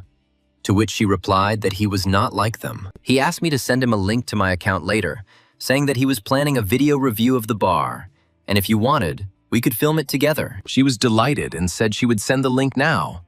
And he asked Coach Lou if they should go back to the gym. She replied, where else should she go if not there? And maybe he had some ideas. And he said that he thought they were going to play ball. She was indignant and said, dream. All you men are the same. Yesterday in the same place, he managed to hit on her friend. She continued to act so confidently and even dared to remember yesterday, although he hadn't even done anything to her yet. He said that if she cared about that girl so much, then why not take her place and let her decide for herself? She thought to herself that this was why she was leading him on. You need to get closer to him little by little every day, so that later he will long and persistently pursue her. She said goodbye and told him to drop by her room sometime. He suggested they throw hoops together sometime. Gym manager Huang Mingbo asked why she missed a workout. She thought that it seemed like Huang Mingbo now had something on her. After all, first he scolds her like a manager, and then he turns on as a good guy and enters into the situation. He thinks that's enough to win her over. And she said that he was laughing at her or something. Let him dream, he's not her type. And after thanking him, she returned to work. She told herself that she was a coach both here and outside. And he thought he could put pressure on her. But she is a woman who goes to a pomegranate show in a posh mansion. There's no way she's going to let some trash get in her way. The girl confidently turned around and walked away from the guy. School committee secretary Kong Zongping asked a colleague, so the consultant asks why this student should be accepted. The secretary replied that not yet. He asked to send materials for submitting an application, but he hasn't responded yet, and added that they are handling the matter. Meanwhile, in the male dormitory, one of the students complained that he had been chatting with Tian Yuping on WeChat for quite some time. He showed his friend the correspondence in which he solicitously asked if she wanted to have breakfast, wished her good night, and invited her to the mountains. A friend said that if he really sees everything this way, then what should he say? The main thing is that he is happy. He advised me to try learning how to flirt from Liu Cao. But the neighbor was outraged that Liu Cao was a complete virgin. He might know there, and he is the most experienced in their dorm. And he added that at least she answers his messages and they agreed to meet. Doesn't that mean she's interested in him and asked him to tell her what he thinks? Shen Yuan encouraged him, saying that everything was exactly like that. And his neighbor was happy that since Shen Yuan said so, then everything was definitely working out. There was a knock on the door, and the neighbor became indignant at who was breaking in. Shen Yuan was surprised to see Secretary Kong, Secretary Liu, and the professor, and asked why they all came here. The secretary asked if Shen Yuan was there, and the neighbor invited them in. Classmate Li Jianpeng wondered with horror if his brother had done something wrong for them all to come here. He assumed that they came to Shen Yuan, and since his family went bankrupt, he still buys cars and goes out with someone. Suddenly, he is doing something illegal, and added that otherwise, how can one explain where he got so much money? And something is clearly fishy. He said that Shen Yuan's source of income was unknown, and the arrival of the head office was quite expected. Secretary Kong politely asked Shen Yuan if he had time to have dinner with them that evening, and he happily agreed. They decided to go together and discuss everything about the entrepreneurial base, and the three of them left together with Shen Yuan. The neighbors noticed that looking at the three of them, it didn't look like they were here to investigate Shen Yuan's case. On the contrary, they came to greet him as if he were an official, and one of them said that it would be a bet that they were trying to save face. After all, when someone important is arrested, they still put a black hood on him. At the Nanjing restaurant, Secretary Kong asked Shen Yuan to explain his plan and requirements so that he could fully understand what he expected from the project. Shen Yuan said that his conditions must be met, and it would not result in any losses. He wants complete independence in this matter, which means that he himself will have to decide who will receive investments in his projects and how much. Secretary Liu was indignant that this was not how it worked. But Kong Zongping asked her to calm down. Shen Yuan replied that without funding, talk of success was just words, and he would actually be responsible for the operation of the base. After all, success depends on whether the students he supports can earn money, and he has a direct interest in that. He thought to himself that he was speaking from the heart, and the system's mission was to help him create new industries and a reputation. Secretary Kong replied that regarding his request, he would get back to him after holding a seminar with the leaders of the Education Bureau. With glasses clinking and wine flowing freely, the dinner finally ended, and Secretary Kong asked Professor Lee to take care of Yuan. She noticed that his new car was very spacious, and he replied that he was tired of driving sedans. Professor Lee answered a call from Li Meng, who said her shifts had been changed and she would not be able to help with the move. The professor replied that everything had already been discussed and not to worry. She was a little busy now, and they would talk later. Shen Yuan asked if she was moving out, and she confirmed that she would be moving in a few days because the lease on that apartment was ending. He offered to help, but she refused, saying that he had just bought a new car and it was wrong to ask him to help her move. He replied that there was nothing special about it, and the machine was given for the purpose of being used to move things, so why not? Then he added that there was no need to bother himself.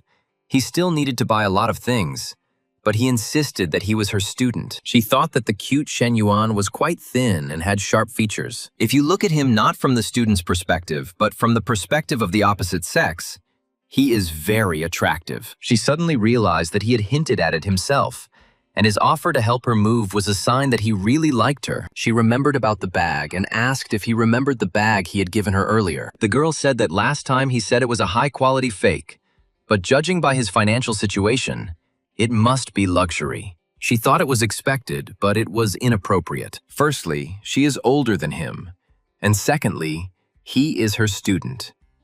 But he told her that everything is fine. He said that there was no need to say anything like refusals. He would not give up in any case. She asked if he would sleep at his place today, and he replied that no, there was no room for him there, so he would go back to the dorm. Then she said that she would park the car here. He can come tomorrow and pick her up. And she gave him the keys. The guy kissed her on the cheek. The girl thought that the guy had become too bold, and a blush appeared on her face. Professor Lee reproachfully told him that he was a very bad student. Shen Yuan picked up the phone and heard that Ms. Lin Yu Chang had forgotten something in the cafe. She was almost there, but Xiao Chu lived too far away and couldn't come quickly, so he was asked to open the door for her, and he agreed. Ms. Lin apologized and said that she had left her child's toys at the cafe and completely forgotten to pick them up last time. She said that these were all the toys that he had scattered around here while he was playing, and they were lying everywhere. Shen Yuan asked how old her baby was, and she replied that he was 3 years old and quite a cheeky boy. He was surprised to see 3 bottles of wine, and wondered if it was possible that she had started drinking alone in cafes often. So I asked her if something had happened to her husband. She replied that it wasn't that she couldn't bear to be apart, but that she was just thinking about the days and nights they had together. Suddenly feeling uneasy about the situation,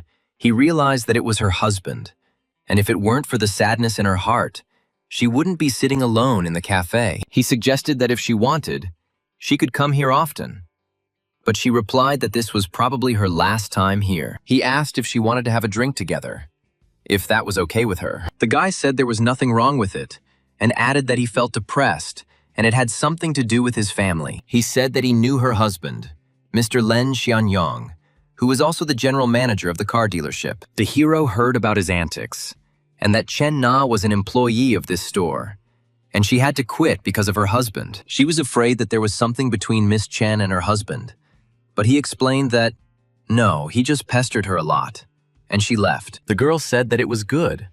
Otherwise, he would have committed even more crimes, and admitted that she had recently planned to divorce him and had collected enough evidence of his infidelity. I also read a lot of correspondence where he threatened and tried to bribe his subordinates. She added that they had been married for 5 years and did not expect that he could turn out to be such a person. She thought it really made sense, and she used to think he was young and generous. But now it turns out he is much more mature. Shen Yuan exudes a charm that her husband does not have. She said there's an old saying that you can't judge a man by his looks, but being around a handsome man can make you feel better and thank him. He replied that it was no problem and they went.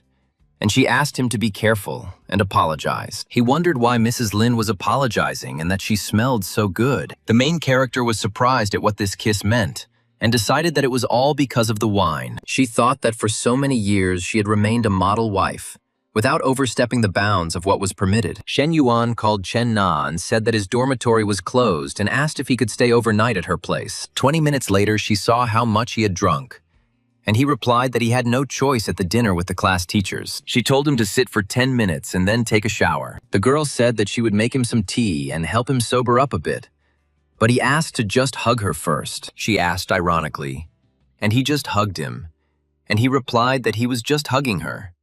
And she knew his character. She thought that the first time he had come to her under the pretext of simply wanting to drink some water. Last time there was training, and this time it was even more absurd. Just a hug. And he joked, and I asked if he even had a character. He answered, was there really no trust between them anymore? And said that since he himself said about just hugs, he could use the second blanket. He thought that the first 2 times everything went without her enthusiasm, and it seemed to him that Chen Na had already resigned herself to it. He didn't expect that she was still very shy, but there were a lot of ways to fix that tonight. He sneezed and said the air conditioner was too cold, and when she went to turn it off, he said it wasn't necessary. Everything will be fine if they stay under the same blanket. She called his name, and he replied that he was no longer cold. The next day, the girl cooked breakfast and prepared the bed linen. Liu Menggu wrote to him and told him to come to the hall, adding that she was still waiting and waiting for him. He thought, why pull such tricks so early in the morning? She is Chen Na's best friend, and told himself not to look. Shen Yuan saw that the professor was calling, but he replied that he was very busy and had a lot to do, and they would call later. Professor Li informed him that his proposal had been approved by the administration and the Education Council. Official documents will be ready within a few days. Once they receive application forms and business plans from students, they will immediately send them to him for evaluation. Shen Yuan asked whether the forms would include height, weight, and a personal photograph. The professor was surprised. Did this have anything to do with the startup? He replied that a good entrepreneur should have a good physique. From this data, you can understand whether a person is disciplined. Just a glance is enough. And he has high standards. The professor looked confused and said that this was something new, but agreed to add it to the form. She added that Secretary Liu had also made arrangements with student council representatives, and they would contact him soon. He replied that it was fine and that everything was fine on his end for now. And the professor asked if he would be free the following morning to help her and her sister move. In half an hour, he managed to have breakfast and was about to leave, but the trainer called again. He replied that he was busy and had meetings with 2 interior design companies to discuss the layout of the villa. She asked if he needed any burden. He replied that she had just called herself a burden, so why should he take her with him? But if she really wanted to go with him, she could join him. The guy thought she was great at creating an emotional atmosphere. He was waiting for her in the car, and some guy in a luxury SUV asked if he was waiting for a girl. He said it was a good car for chasing girls, but if he was aiming for high-class girls, that wasn't enough. When Liu Menggu approached, a guy named Fan invited her to lunch, but she replied that she had already made arrangements with a friend. She apologized, and then told Shen Yuan that Fang was indeed very rich. But this is not his money, but his parents', and his share is actually a tiny fraction of the entire wealth, while Shen Yuan is a different breed. Fan offered to go with them, saying that the lunch was on him. But Liu Menggu objected. She said she didn't like to have lunch with people who drove SUVs and got into Shen Yuan's car, leaving him puzzled. In the car, Liu Menggu noticed that he was so quiet today and not like himself at all. She asked what he wanted her to say. He just didn't seem as animated as usual. He replied that of course he understood that her words about other fans made him feel threatened and so on. She asked if all guys were like that, and he replied that men only got turned on when they were working out or getting ready to work out. Since they don't play ball with her, why should he remain a lively person? To which she called him a pervert. He asked what was wrong since he was talking about basketball, and she reminded him that that time in the cafe he immediately ran upstairs with Nana. He thought that it seemed like Liu Menggu wouldn't soon forget that incident, so he decided to change the topic by asking if she hadn't been particularly busy lately. She replied that she had just changed her training schedule a little for him, and he said how sweet that was. But now he feels guilty, and she offered to treat her to something tasty to make up for it. The hero replied that no problem, and he had a lot of different delicious food for her. The company's chief designer, Fu Zhengmei, presented them with 3 styles: European, light luxury, and modern Chinese. Liu Menggu exclaimed that all three options looked amazing and asked what his budget was. When the main character answered 20 million, she was shocked. The designer was surprised to himself that the villa cost more than 10 million. But he was spending 20 million just on renovations. 30 million is a mere trifle for him, which means he has at least 100 million in his account. Liu Menggu thought that it seemed like she had really underestimated him, and the two of them definitely needed to get closer as soon as possible. She suggested sticking with a modern Chinese style, adding what he had already mentioned. Shen Yuan said that once everything was finalized, they would contact again. But today, he also had a meeting with another company. The designer said it was a very smart decision and asked if he had time that evening.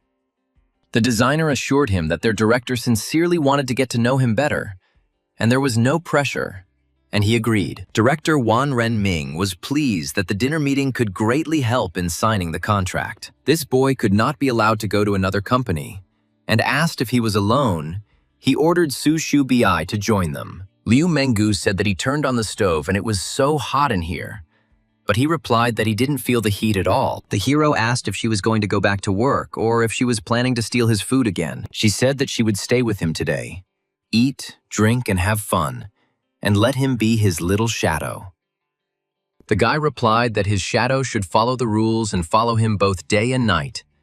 And why should it be with him only during the day? She called him a pervert, but said that she didn't care, and she would not go anywhere and would be with him. Liu Menggu was asked on the phone what she was doing, and she replied that she was in the car. Her friend was surprised that she was in Mr. Fan's car, who drove a G-Class, but she said no, she was with Shen Yuan now. The friend was surprised when they made it in time, and Liu Menggu explained that everything was not so. She was just helping him with the renovation of the villa. He bought it for 10 million. And now he's planning to do renovations for another 20 million. The friend was shocked and asked if this was too much, adding that Chen Na was lucky. Not everyone can stumble upon such a gold mine, and the three of them decided to be poor together. But Chen Na was the first to achieve a luxurious life. She thought with annoyance that one of her best friends was now living happily ever after, while the other was also trying to achieve the same. That same evening, at a restaurant in Nanjing, Uncle Wang, the general manager, met his nephew Xiao Yao, and they exchanged pleasantries. Seeing Shen Yuan with a beautiful girl, Uncle Wang regretted that if they were not related, he would have been able to flirt with this girl. But he can't even ask for her contact information, and his subordinate introduced Shen Yuan as a client. Uncle Wang greeted Shen Yuan and said that he was indeed a young and promising man, and asked if she was his girlfriend. Shen Yuan quickly denied it, saying that they were friends and just met by chance today. He introduced her as Liu Menggu, to which she was indignant. Why was he in such a hurry to deny that she was his girlfriend, the fool? They went upstairs and Uncle Wang introduced Su Shu Bi, their company's assistant designer. Shen Yuan thought that her skin seemed so smooth and soft, and her hands were very soft, as if they were boneless, so pure that no one had time to touch them. Su Shubai's temperament is completely different from all the girls he knows. Uncle Wang was glad that Shen Yuan liked Su Shubai, and now it would be a little easier to get closer to him. At dinner, Uncle Wang raised his glass to Shen Yuan, and Su Xiubi suggested that they drink together. But Liu Menggu said that she had better not drink too much. Otherwise, who would get behind the wheel later? She thought that although Shen Yuan was impudent, the feeling of them being together was very pleasant. He reassured her, saying that she could drink tea and there would be no problem. Uncle Wang suggested exchanging contacts, saying that it wouldn't hurt to make a friend like Shen Yuan, a real talent. Liu Menggu thought that the old fox had finally shown his face. He said that there would be no mention of business, but he himself was laying the foundation for it everywhere. He makes his little girl, who is definitely still a virgin, entertain him, which is different from pimping. Xiao Yao's nephew came over, and Uncle Wang introduced him to Shen Yuan. He said he was about his age, so he could come over and have a drink with him and just get to know him better. Xiao Yao looked at Shen Yuan in surprise and asked, "So this is what he's like?" and offered to drink to their acquaintance. He thought with indignation about what merits Shen Yuan had done to become Uncle Wang's VIP guest. If your uncle asked you to drink to him, that's not the same as kissing his ass, and that will never happen. Uncle Wang said that this gentleman recently bought a villa in Green City near the lake. Now he wants to spend more than 20 million on repairs, and his nephew was shocked. He wondered how such a country bumpkin could buy a villa there, and still needs so many millions for renovations. Shen Yuan suddenly became so rich, or his family started mining diamonds in Africa. He thought bitterly that he had gone out of his way to please his uncle, and here he was fawning over Shen Yuan. How a gap had formed between them over such a long period of time. And he decided that he would become a suck-up for anyone Uncle Van pointed out. He will simply follow his example. Xiao Yao congratulated Shen Yuan and called him Mr. 3 hours later, Uncle Wang suggested going to another bar or karaoke, and asked Coach Liu if she would come with them. Liu Menggu thought that because of her strict diets and discipline, she never drank to the point of unconsciousness. Therefore, she decided that it would be better for her not to go to a second round, since it is beneficial to go to bed early and then get up early. But if she doesn't go, then Shen Yuan will be picked up by some other shrew. Because the more girls there are, the less dessert there is. She noticed that, judging by Director Wang's behavior, he was planning to drink a box of cognac. After sending these two to the hotel, it was obvious that Su Xiubai liked the cognac, and after drinking alcohol, he would definitely not be able to restrain himself. Shen Yuan would start pestering Su Xiubai, saying that he would take responsibility, and Liu Menggu told herself that she couldn't allow that to happen. If they reach the bed, she will leave the game, and added that she is with them and she wants to go. Sometime later, the karaoke bar was ready for fun. Su Xiubai thanked Mr. Shen, and he thought that she was so defenseless, and it was not easy for a girl from a simple family to get a job. Liu Menggu asked him with resentment why he didn't pay attention to her. Shen Yuan replied that Coach Liu needed his help, and that the sea was full of fish. Let her check WeChat. Maybe Mr. Fan has already sent her something. She snorted and asked why he was talking about such absurd things. She thought, yeah, with him, all her effective methods are like a mosquito bite. Shen Yuan was not so easily seduced, although she planned to trap him, but she was the one who ended up in the trap. Su Xiubai asked him what song he wanted to sing, and if he wanted, she would put it in the queue. The guy replied that anything would be fine and she could choose whatever she wanted. He noticed that Shen Yuan was acting incorrectly and looked at her, saying that she was going crazy with embarrassment. He replied that it was true, and it seemed to him that she had the same look as that girl, a little tense. Liu Menggu countered that it was not at all, and that she was full of desire, not affection. Shen Yuan said that this was her advantage, because no matter what kind of woman a particular man was attracted to, the result was still the same. She asked what the result was, and he replied, "The night's sliding sheets," which left her dumbfounded. She thought with annoyance how annoying it was that he was constantly driving her into a corner. Xiao Yao said that he never thought that he would be able to become friends with Shen Yuan at his age. They should meet more often, and added that when it came to repairs, their company would be his most professional choice. Shen Yuan replied that he only had 2 companies under consideration, both of which had good designs and very competitive prices. The hero asked about Su Xiubai and was told that she was her student and that she would bring her home safe and sound. Liu Menggu asked for help in catching a taxi, but Shen Yuan said that he would rent a room there and spend the night there. She wondered if there was a better place to stay overnight, and he asked if she meant her home. She thought that she hadn't planned on giving up so easily,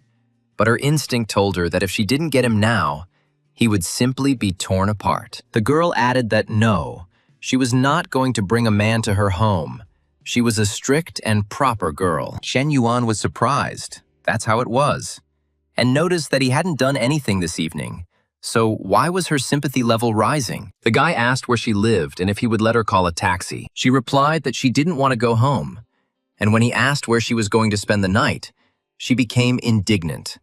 What a mean girl. He said, well then, they can choose another hotel. She thought hopefully, wondering what Shen Yuan would be like, hoping that he would be gentle and not as cruel as he had been with Nana in the cafe. He admired her body and thought, damn, it's cool to be rich. And they went to the most luxurious hotel in town. The hero asked for a luxury room for a month, costing 110,640 yuan. He said he would rent a room for a month, and that it was only 110,000, and asked for the first room on the 52nd floor. She admired the beautiful view, and he thought that Liu Menggu's affection had already exceeded level 80. She thought that now she felt like she was betraying Chen Na, but she sincerely hoped that everything would work out with Shen Yuan. He said that Coach Liu, now he only sees her, and maybe they will start their training already. She asked him to wait and said that she needed to take a shower first. But he replied that she could take a shower later. She was afraid that they could be seen. But he said that it was panoramic glass and there were no buildings higher than this in the area. Even if someone sees it, so what? She called him so angry and they did it all night and he slept until noon. He didn't expect that the coach had such a sensitive body. At one point, it even seemed to him that she would become dehydrated. She said that he had been pestering her since early in the morning. They had only finished at 4 in the morning.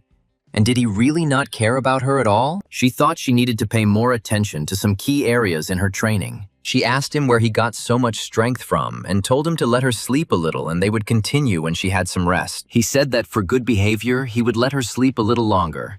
And when she woke up, they could go and buy her a car. Liu Menggu exclaimed in shock that she could choose a new car for 3 million and told Shen Yuan that she loved him madly. Shen Yuan thought that even though he spent more, he would get more. But he only spent 3 million to buy a house for Chen Na. If he buys a car for Liu Menggu for the same price, I wonder what Chen Na will think. Menggu said that he even discussed it with Chen Na, but she prefers Maserati, and she was also looking at it. The hero asked if Chen Na liked Maserati. Liu Menggu asked if he wanted to buy her a car too. Shen Yuan replied that he wouldn't beat around the bush, but yes, he was considering that option. She noticed that Chen Na was indeed very lucky to have a huge house and a car worth more than 5 million. Her heart softened, and now she wants to be with him. To which her interlocutor said that she was going too far. After all, it was consensual. So why is she acting like she was forced there? She noticed that knowing Chen Na, it was safe to say that she was the one who was hitting on Shen Yuan, which meant that her friend was too. Shen Yuan saw that yesterday the highest sympathy level was 82. But now, it was 86. Professor Lee wrote that she had learned to brew coffee to suit any taste and asked when she could expect to try it. But he replied that he already had something planned for today, so he couldn't come by. And he was planning to buy her a car, and shouldn't they look at it? Chen Na was indignant that he had just recently bought her a house and now a car, and asked him not to spend money so thoughtlessly. Moreover, she has a car that she uses to go to work, and there is really no need for it. He replied that he simply wanted to please his woman with gifts, especially since he had enough money, and asked what kind of car she liked. She said, confused, that the simplest car would do, and there was no need to choose an expensive one. He said that her birthday was coming up soon, and she should consider it her holiday gift and not be shy about spending money since her man was rich. Then he asked if he and Liu Menggu would mind. She replied that it was impossible to hide something like that, and that it was better to confess it yourself right away than to let her hear the truth from someone else. She added that she knows she can't change him, so if this happens again, she asks him not to tell her about it. He promised that she was special to him, and no one could replace her. She said that she trusted him and wasn't asking for much, just that he should come to her cafe once a week, or have a regular dinner at home when he was free. He thought that Chen Na was a real find, treating him well and always trying to save him money. The guy said he would keep her company tonight, and he needed to make it up to her. She asked him if he would do everything right, and he said that of course. And she knew what he was like, and she was embarrassed by his words. She said she was stopping chatting because she had work waiting for her. He thought that he was now really interested in how guys who have affairs with different women manage not to get caught, and how they do it. Professor Lee greeted him, saying that here he was, and Shen Yuan replied that he had come to help her. He suggested that he carry these boxes like this, and she exclaimed in surprise. She asked him how he liked the pink color when the underwear from the box was scattered all over the street. And then, white, or maybe this one, when choosing clothes. The guy was delighted. If only this were real. The girl said that she would take one box and he could take the others. He noticed that they wouldn't be able to transport everything at once, and that everything would fit on the second trip, and told them to start over. Professor Lee agreed and asked to set the navigator to Dongshen. Shen Yuan said, "Okay, let's go." And Professor Lee asked not to pay attention to her sister, and it's not that she is rude. He replied that everything was fine, especially since he felt that she had become warmer towards him over these 2 times. Professor Lee said her sister wasn't always like this, and when she was in college, she dated a rather sophisticated guy. Her heart was broken, and after that she closed herself off from men. Shen Yuan was indignant that he was such a scumbag, and that such people were the scum of society, And Professor Lee asked, "But he, I hope, is not like that." He replied that of course not, and that he was a real man with a capital M. The hero asked what about her and what her attitude towards men was. She replied that it was quite neutral, since she had not experienced what happened to her sister, so she did not reject them. Shen Yuan asked what he said. She immediately replied that nothing. And why was she so nervous? Professor Lee thought he was joking. And if he had been serious, she didn't even know how she would have reacted. In Li Xiao's new rented apartment, Professor Lee finally thanked him for his help. She offered to buy him dinner, but he replied that there was no need to have dinner to thank him. She asked in confusion, "Then what?" And he pulled her towards him. She called his name weakly, but Li Men knocked on the door, saying she had forgotten her keys. Professor Lee said in fear that she would open it now. Shen Yuan said it was wrong, but he would help. And when Li Meng entered, she asked why her sister was so red, whether she had tanned. Professor Lee replied that everything was fine, she just needed to rest a bit, and thought to herself that Shen Yuan was really shameless. It's good that she didn't understand anything. Otherwise, even jumping into the river wouldn't have been able to save him. Professor Lee reported that the student council had also provided an office for the assistant they had contracted. She sent the information on WeChat and told him to contact her when she returned to school, to which he replied that he understood and would not bother her. She wanted to spend more time with him, but she was afraid that Li Men would notice them, and her sister asked her what she really thought of Shen Yuan. Professor Lee pretended not to understand what he was talking about, but Li Meng told her not to pretend, and anyone would see his intentions. She added that if he were not her student, he would be fine, but she felt that he could not be trusted, and asked if that meant she was okay with it. As her sister, she can only advise him to keep his eyes open and find out if he really is a good guy. An hour later, in the student cafeteria, the head of the college radio station, Shen Yuan, approached Fu Yingzi. The hero asked if she had been waiting long, and she replied that no, she had just arrived. The guy noticed that her voice was different from the one on the radio, and she explained that when recording or dubbing, they get into character depending on the situation. She suggested getting straight to the point, saying that the secretary had said that help would arrive in a few days, and he had said that he would also need her help with other matters. He wanted to ask her for help on the very first day, but their conversation was interrupted by a guy named Feng Jiegui, who brought oolong tea. She said that lately she has been trying to give up sugar and does not drink tea with milk, thanking him. He was indignant that he had walked 5 kilometers and then stood in line for 20 minutes, and asked to accept it. However, she firmly refused. The surrounding students began to whisper about who this guy was. Could it be that Fu Yingzi and Shen Yuan are dating and they fought over a girl? Someone said that Shen Yuan and Fu Yingzi couldn't be together, and pointed out that Ming Hui had already gone with him twice. She said that she would see how far this girl could go and called out to Shen Yuan. Ming Hui approached him and asked if he was going to class. He replied that no, he was just discussing business with Fu Yingzi. And Ming Hui noticed that he had not been seen in class for a long time. He really wants to screw it all up, and she's making it clear that she's his girlfriend. Fu Yingzi said that she had business at the radio station and would go first, and they said goodbye. Passers-by watched in amazement as 2 girls fought over one guy. They noted that Fang Minghui was acting just like a wife against a mistress, and asked who this guy was. Shen Yuan explained that he was talking about the Student Entrepreneurship Development Center. The committee asked her to cooperate with them, and Min Hui said with relief that it was clear. She added that she would like to spend more time with him, since she had not seen him for 2 days. But she had classes soon and she would go. She said that, by the way, she wouldn't mind a cold drink today, and they said goodbye. And he thought that she really was a cutie. Coach Lu wrote to him that she had found a car for 2,880,000 yuan. He told her to send him the center's bill so she could transfer the money now, and she happily called him her darling and sent him hearts. She said that they were going for a walk today, and she brought 2 different outfits. She wished he could see them on her in person, but he replied that he had no idea what she was talking about and was already planning to meet Chen Na. Ming Hui also said that she wanted something cold. He thought about who he would spend the evening with out of these 3, and admitted that there were 3 options. At Li Xiao's house, the younger sister asked if they were having dinner at home today, and Professor Li replied that they were, and that she would go shopping for groceries now. Li Meng suggested inviting Shen Yuan to dinner, and Professor Li was surprised. but her sister explained that she just needed to write to him and invite him. Professor Lee wondered what she was up to, and Li Meng thought to herself that just the thought of the bad guy's gaze made her want to bite him. She said that it was obvious that she was helping her sister check it out, and what else it could be, and Professor Lee agreed to write to him.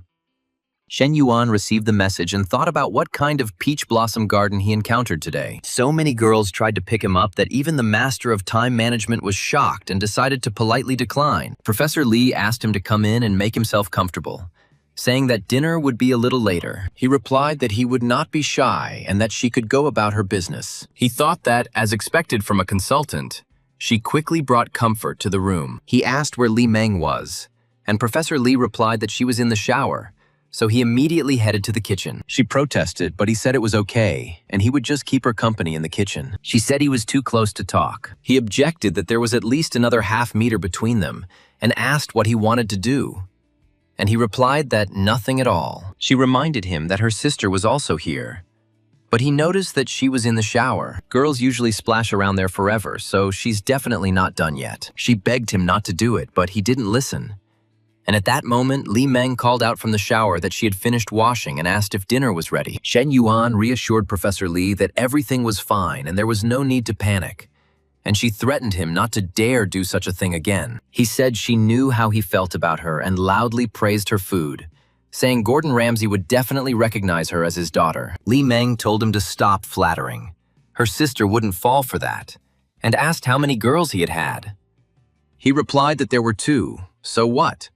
And she said that it looked like an interrogation, but he only talked about 2 girls. One was in high school, the other was Zhou Wangting, and no one knows about the rest. Li Meng noticed that he had quite a few girlfriends, and her sister had never dated him before. Shen Yuan thought that just 2 girls was already a lot, and if she found out about Ming Hui, Chen Na, and Liu Menggu, she would definitely vomit blood. Li Meng asked him if he had any brothers or sisters, and he replied that he had a younger sister, who was 18 years old and in her 2nd year of high school. 10 minutes later, the interrogation finally ended, and Shen Yuan thought that Professor Lee had told her about him. He felt that Li Meng's attitude towards him was gradually warming up, and he asked Professor Lee if this was a good sign. She was outraged that he was trying to pull something like this right under Li Meng's nose, and did not value his nerves at all. Li Meng said that they could start eating while she went to wash the fruit, but in reality, she wanted to leave quickly, afraid that Li Meng would notice them. Shen Yuan said that it was not necessary, since it was already late and she had a tiring day of cleaning, so she should rest, and he will leave after dinner, and there is no need to wash the fruit. The sister thought that something was wrong with the girl today. She was quieter than usual. Li Meng asked him if he was sure he didn't want to stay longer, and he replied that no, he still had things to do. Li Meng told her sister that she had asked about everything, both what she wanted to know and even what she didn't want to know, and her advice needed to be tested further. Shen Yuan came to Chen Na and asked if she hadn't said that she would come to the cafe and try her coffee. Then he asked her if she still had that gray business suit and stockings. She was surprised, and he told her to guess, and added that it was she who said that she had good makeup on today and told him to trust her character. Had she really already forgotten? And he would make up for several million at once. And she replied that this was not the kind of compensation she had in mind. He said that someday she would understand, and they spent an hour and a half together. He noted with joy that the sympathy level had finally reached 90. The system has announced the completion of the mission to increase the secondary female character's affection level to 90%. He told Chen Na that she would have to try harder tonight, and she asked in fear what he was doing there. He replied that it was she who wanted to know why guys like to see girls in such clothes. And here is her answer. He said it was just not like usual, and he would surprise her even more in the future. And she hummed in agreement. He thought that Chen Na's current state was the best compliment for a man. If he could do even better this time, it would be great. But he doesn't know if he'll get a similar reward next time. He decided to see what was so interesting about the exclusive skill set, and saw that this skill card was exchangeable, including entry-level dancing, entry-level trading, entry-level appliance repair, and combat skills. He was indignant. What kind of nonsense is this?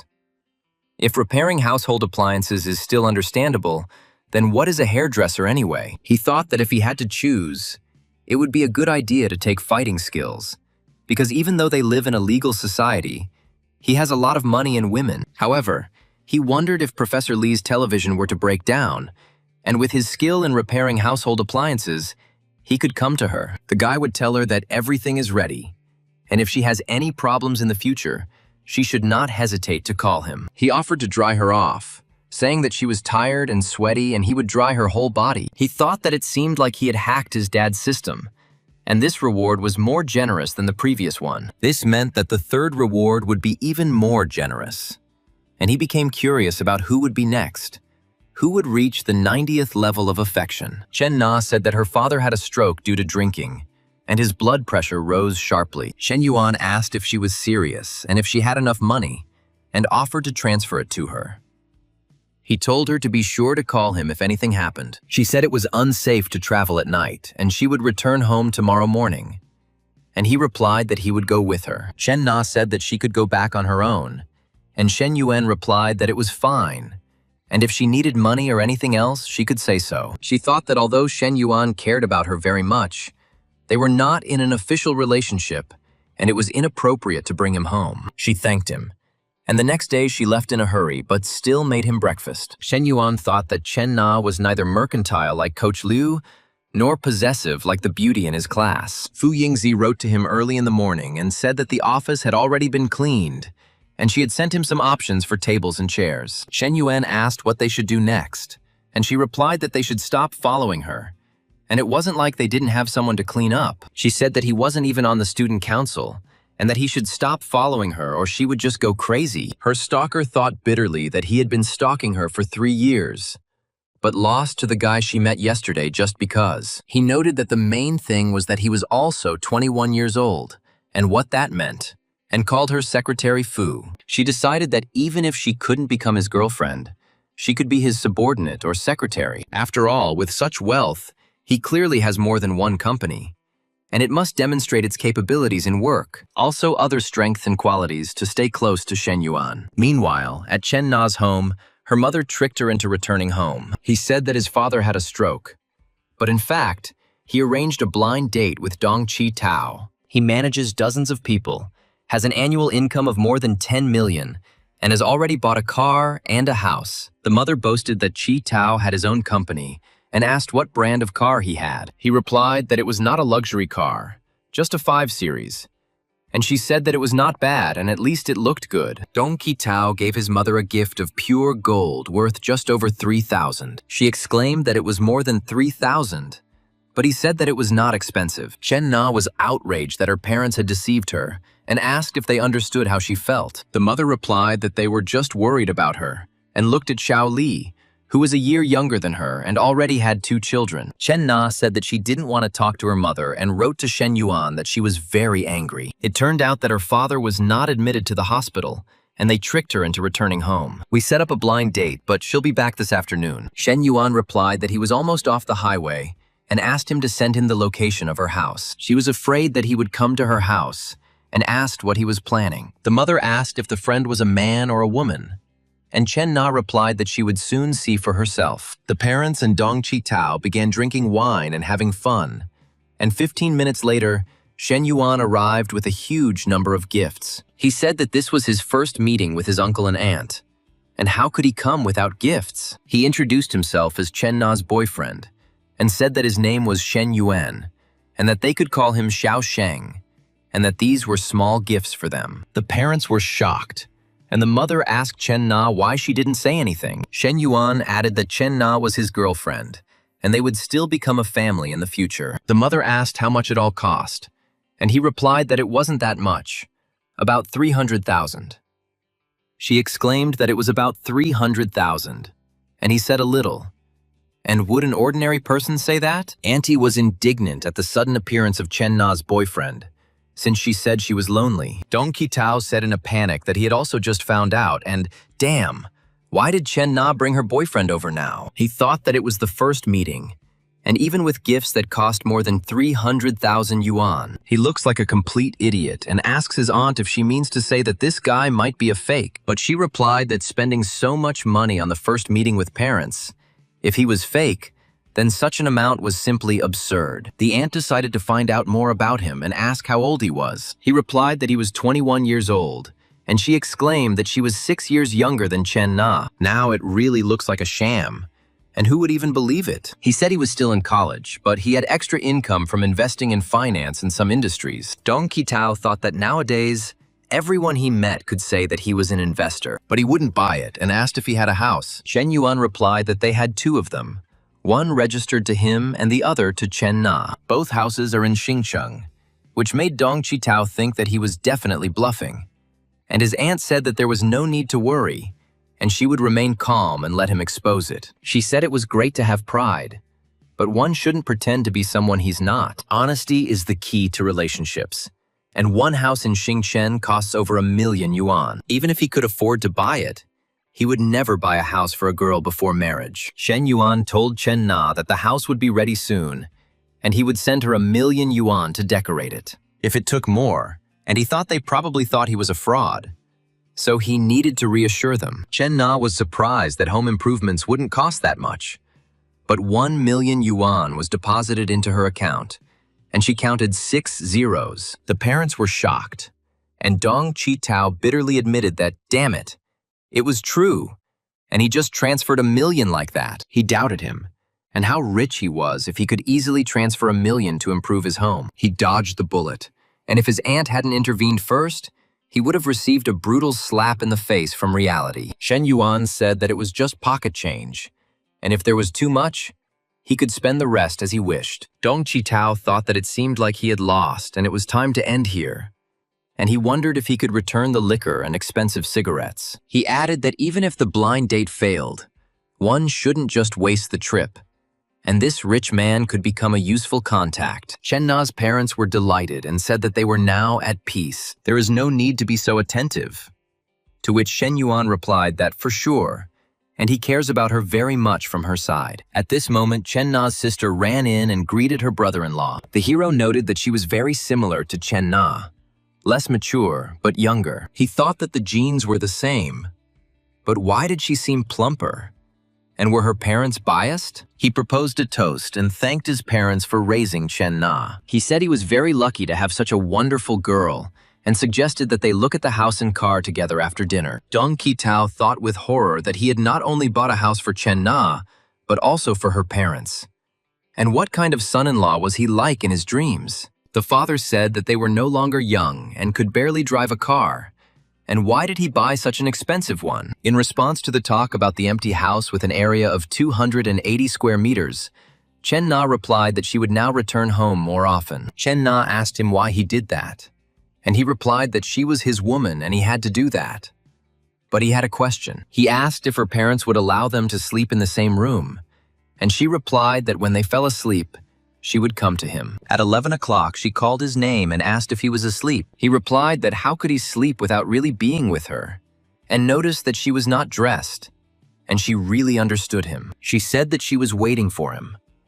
The guys started having fun on the bed. At that moment, the girl's younger sister woke up. She heard groans coming from the room and decided to take a peek. What she saw confused her, and she stood in a stupor for a while. Then she decided that she couldn't spy any longer and ran to her room. An hour and a half later, Chen Na returned to her sister's room and hugged her. Xing Yu asked why she was still awake, and Chen Na replied that she wanted to sleep while hugging her and wished her sweet dreams. She thought that this girl had really grown up. The next day, Shen Yuan, who had already returned to the university, was looking at the decoration of the office together with Fu Yingzi. When asked if anything needed to be changed, he replied that everything was fine. Fu Yingzi showed him the first part of the entrepreneurship applications and business plans submitted by her classmates and collected in the committee that morning. He was outraged. What nonsense!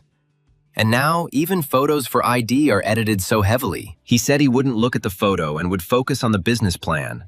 But he saw ideas like opening a cafe on campus. He said that even though he was using 10 million from the system for this startup incubator project, he couldn't act recklessly. The hero thought that by increasing the favor of girls, he now receives more rewards. But he cannot do this all his life. Is he really going to be hanging around on the beach even at 80 years old? Working hard to satisfy some little sister in a bikini? He said he didn't want to end up as some old pervert who only knew how to pretend. With a campus business incubator and cafe, he should gain real business experience. He decided that as soon as the conditions were right, He should enter the business circle and make a big company out of a small one. He told Fu Yingzi that he seemed to have overestimated the students, and he didn't need all these unrealistic proposals that didn't take the market into account. Everything needs to be carefully replanned, and this may be due to the fact that the sample is too small. He asked if the university and the youth league committee could improve the promotion, and she said yes. She said that the radio station she is responsible for will start playing commercials in the morning and evening starting tomorrow. They will display it simultaneously on the university's web account, official account, and KN account. He thought that from the moment he had a system, he would only enjoy spending and earning money. He felt joy for the first time when he ordered Fu Yingzi to work. And indeed, money controls not only houses, cars, and women, but also power. At the fitness center, manager Huang Mingbo scolded Liu Menggu for being late and said that she didn't seem to need the job. She replied that she had sent him a message asking for time off and had warned her clients. He was outraged that she even had the nerve to talk about it. And did he approve of her taking a day off? She retorted. Why didn't he take a closer look at her message where she asked for a day off if he would have lunch with her? He said that, in short, he did not approve of this, and she was absent from work, and asked if she knew how much money would be deducted for absenteeism. The girl replied that if he deducted everything he wanted, she would no longer work for him and would quit. Others were surprised that she was actually quitting, and noticed that all the clients she had attracted during this time were working out at their gym. If she quits, how will she make a living? The manager was surprised to see her car and asked if she had found herself a sugar daddy. Liu Menggu wrote to Shen Yuan that she had lost her job and her boss had fired her, and asked if he could console her. Shen Yuan said that was wonderful. And wouldn't it be perfect for Coach Liu to become his exclusive personal trainer? She asked what the reward was for being him, and he said there was a reward. And after a while, he would take her to training. She replied that okay. Then she would wait for him in an exclusive form. She said that she loved him and asked him why he came so late and thought he still had time. The guy thought that this girl was so impudent and daring he would show her. Shen Yuan said that since he didn't want him to come in, then he would leave. She fearfully asked him not to leave, and he asked if it wasn't she who didn't want to let him in. She said she just wanted to set the right mood and asked him not to leave.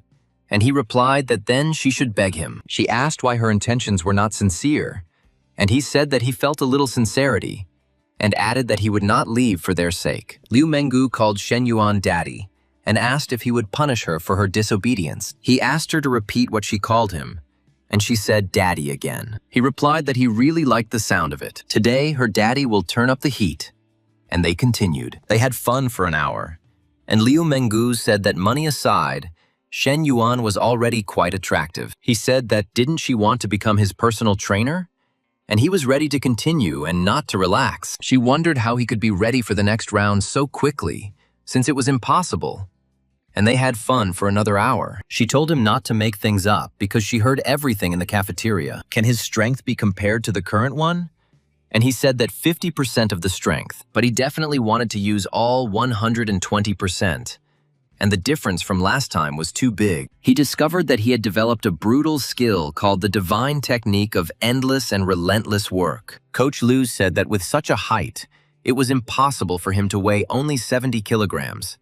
And he suggested that they work out the next morning. She laughed and said that he finally realized that he was skinny. And he threatened that if she said that again, he would make it so that she wouldn't be able to stand up. She admitted she was wrong and said she wouldn't do it again. And he replied that it was better this way and that she should help him create a training plan. She said she would take a shower first and then come up with an exercise plan and diet. He needs to maintain a certain percentage of body fat through a combination of cardio and anaerobic training. He agreed and said that there was a gym in Juneau's offering to use it. Tomorrow morning, he will go home for clothes and buy her a couple of suits on the way. The system detected that the wearer was planning to start exercising and announced that a rich life also required improvement. The fitness panel has been successfully activated and a time-limited mission has been issued. If the wearer reaches a weight of 75 kilograms within a month, the system will improve the wearer's physique. The next day, Liu Menggu prepared fitness food for him for breakfast and lunch, saying that the hotel breakfast was too high in calories. He praised her, saying that it was so much and very good. She replied that she was glad he understood how hard she had worked, and that in the future he was forbidden to torment her the way he had last night. He asked if she felt like he was torturing her, and if she didn't feel anything else. She said, okay, he won, and let him eat quickly, and they will go to training.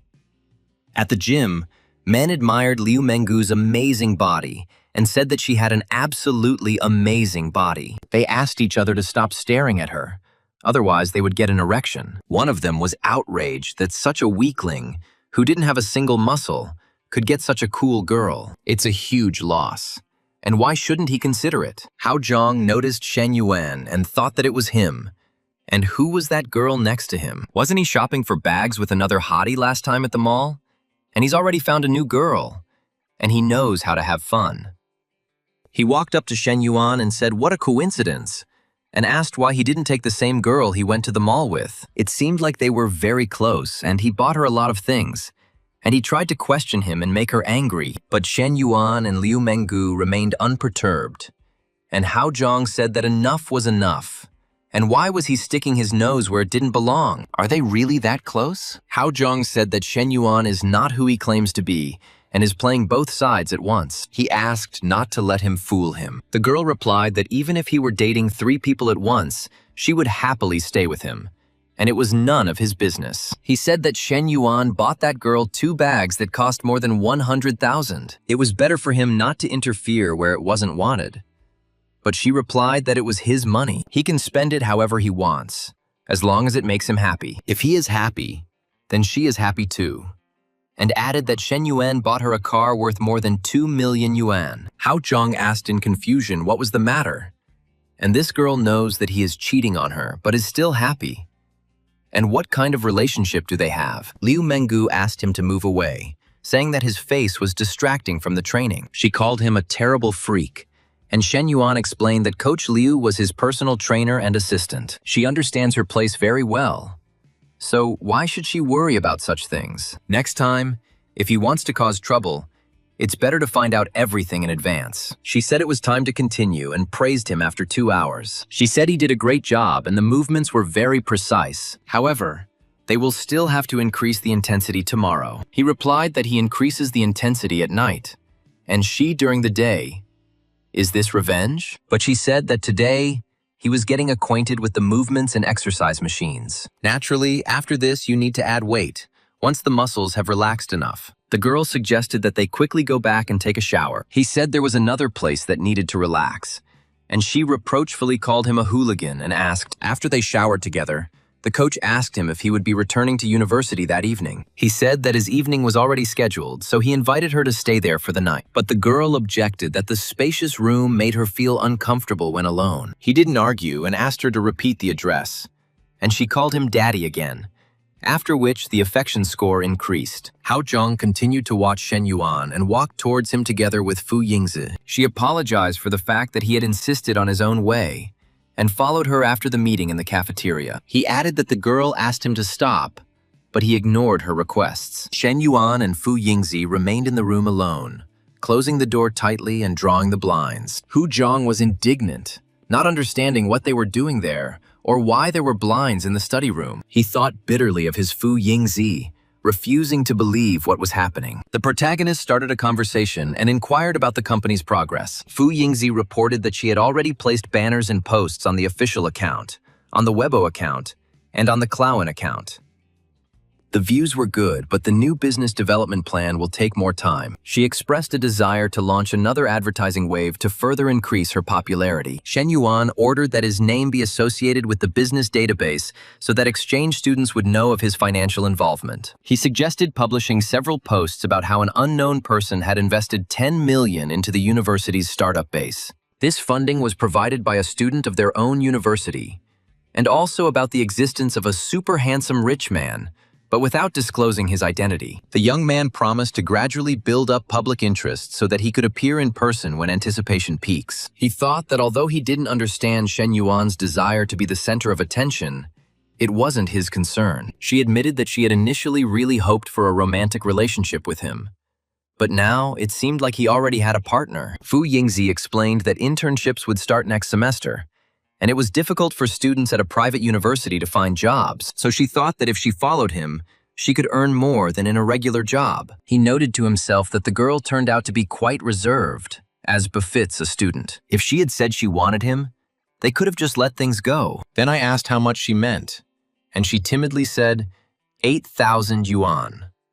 He noted that graduates in her specialty earn around 3,000 to 4,000 a month, and the proposed amount is already 2 to 3 times higher. Hu Zhang, on the outside, was indignant at his prolonged absence, calling this eccentric someone who was bringing down men's pride. The protagonist suggested dealing with this problem once and for all. The girl looked at him in confusion, but the guy, not at all embarrassed, left a mark on her neck. When they came out, he turned to Fu Yingzi and asked what was happening. She told him not to look for her anymore because she already had a boyfriend. When her shocked interlocutor asked when they started dating, she declared that it had just happened. From that very minute, he refused to believe what he heard and cried out in despair that this simply could not be. Shen Yuan remarked that he thought that was enough and promised that he would not bother her anymore. If that's all, then he will go about his business. Fu Yingzi called out to him, and he thought that she would be quite suitable for the role of secretary. However, he is not ready to manage an entire company now, and even if he has money, without real skills, he will be perceived as an upstart. Therefore, he needs to activate all knowledge modules and increase his level. He decided to start with this very thing. The university had a mandatory introductory course in management. He always felt like he had learned little there, and the system had discovered the native's desire to study business management. She unlocked the corresponding panel with a time-limited task: master the concepts of the fundamentals of management within a month, after which all the knowledge of the EMBA level of Tsinghua University in China will be integrated into his brain. He realized that it would be difficult to cope with this in a month, but he remembered that his advisor, Professor Li, had a double degree. Ms. Lin invited him for a drink this evening, but he rescheduled the meeting for tomorrow, explaining that he already had plans for today. She noted with regret that she would have to wait another long day. Ming Hui approached him and asked how she looked today. He replied that it was great, and his Ming Hui always looked amazing. He added that no matter what she said, to meet him, she had to take a place in line. He noticed that Ming Hui's affection had risen from 91 to 93. The guy discovered a pattern. The higher this indicator becomes, the more difficult it is to raise it. But the rewards also become more generous, just like leveling up in the game, after which he said that he would help her buy a house. If she is free this weekend, they can look at suitable options. The next morning, students on campus were discussing promotional materials for the new startup incubator. They expressed surprise that the student actually invested 10 million. One of them noticed that all the local rich kids spend their money on entertainment, and none of them are capable of investing like Entron. She really wants to tell everyone the truth, but keeping it all to herself turns out to be terribly uncomfortable. Another advised her to restrain herself because Shen Yuan had told her not to reveal anything for now, and she didn't understand why he was keeping silent. What kind of showing off in the shadows is this? But she still admitted that her friend was lucky to hook up with such a rich man. Ming Hui's friends asked him if he needed another maid or assistant, and one of them said she didn't want to work hard anymore. Yu Pin and her friend discussed the rumors and said that they didn't seem like idiots who would believe internet gossip. 10 million, if someone actually invested it, would mean at least 100 million in net assets. If there was such a rich man at their university, she would pounce on him herself. One of them said that these were just dreams, and why would such a person even look in her direction? She added that if someone had really spent that kind of money, they would have bragged about it non-stop and would never have kept quiet. Otherwise, what's the point?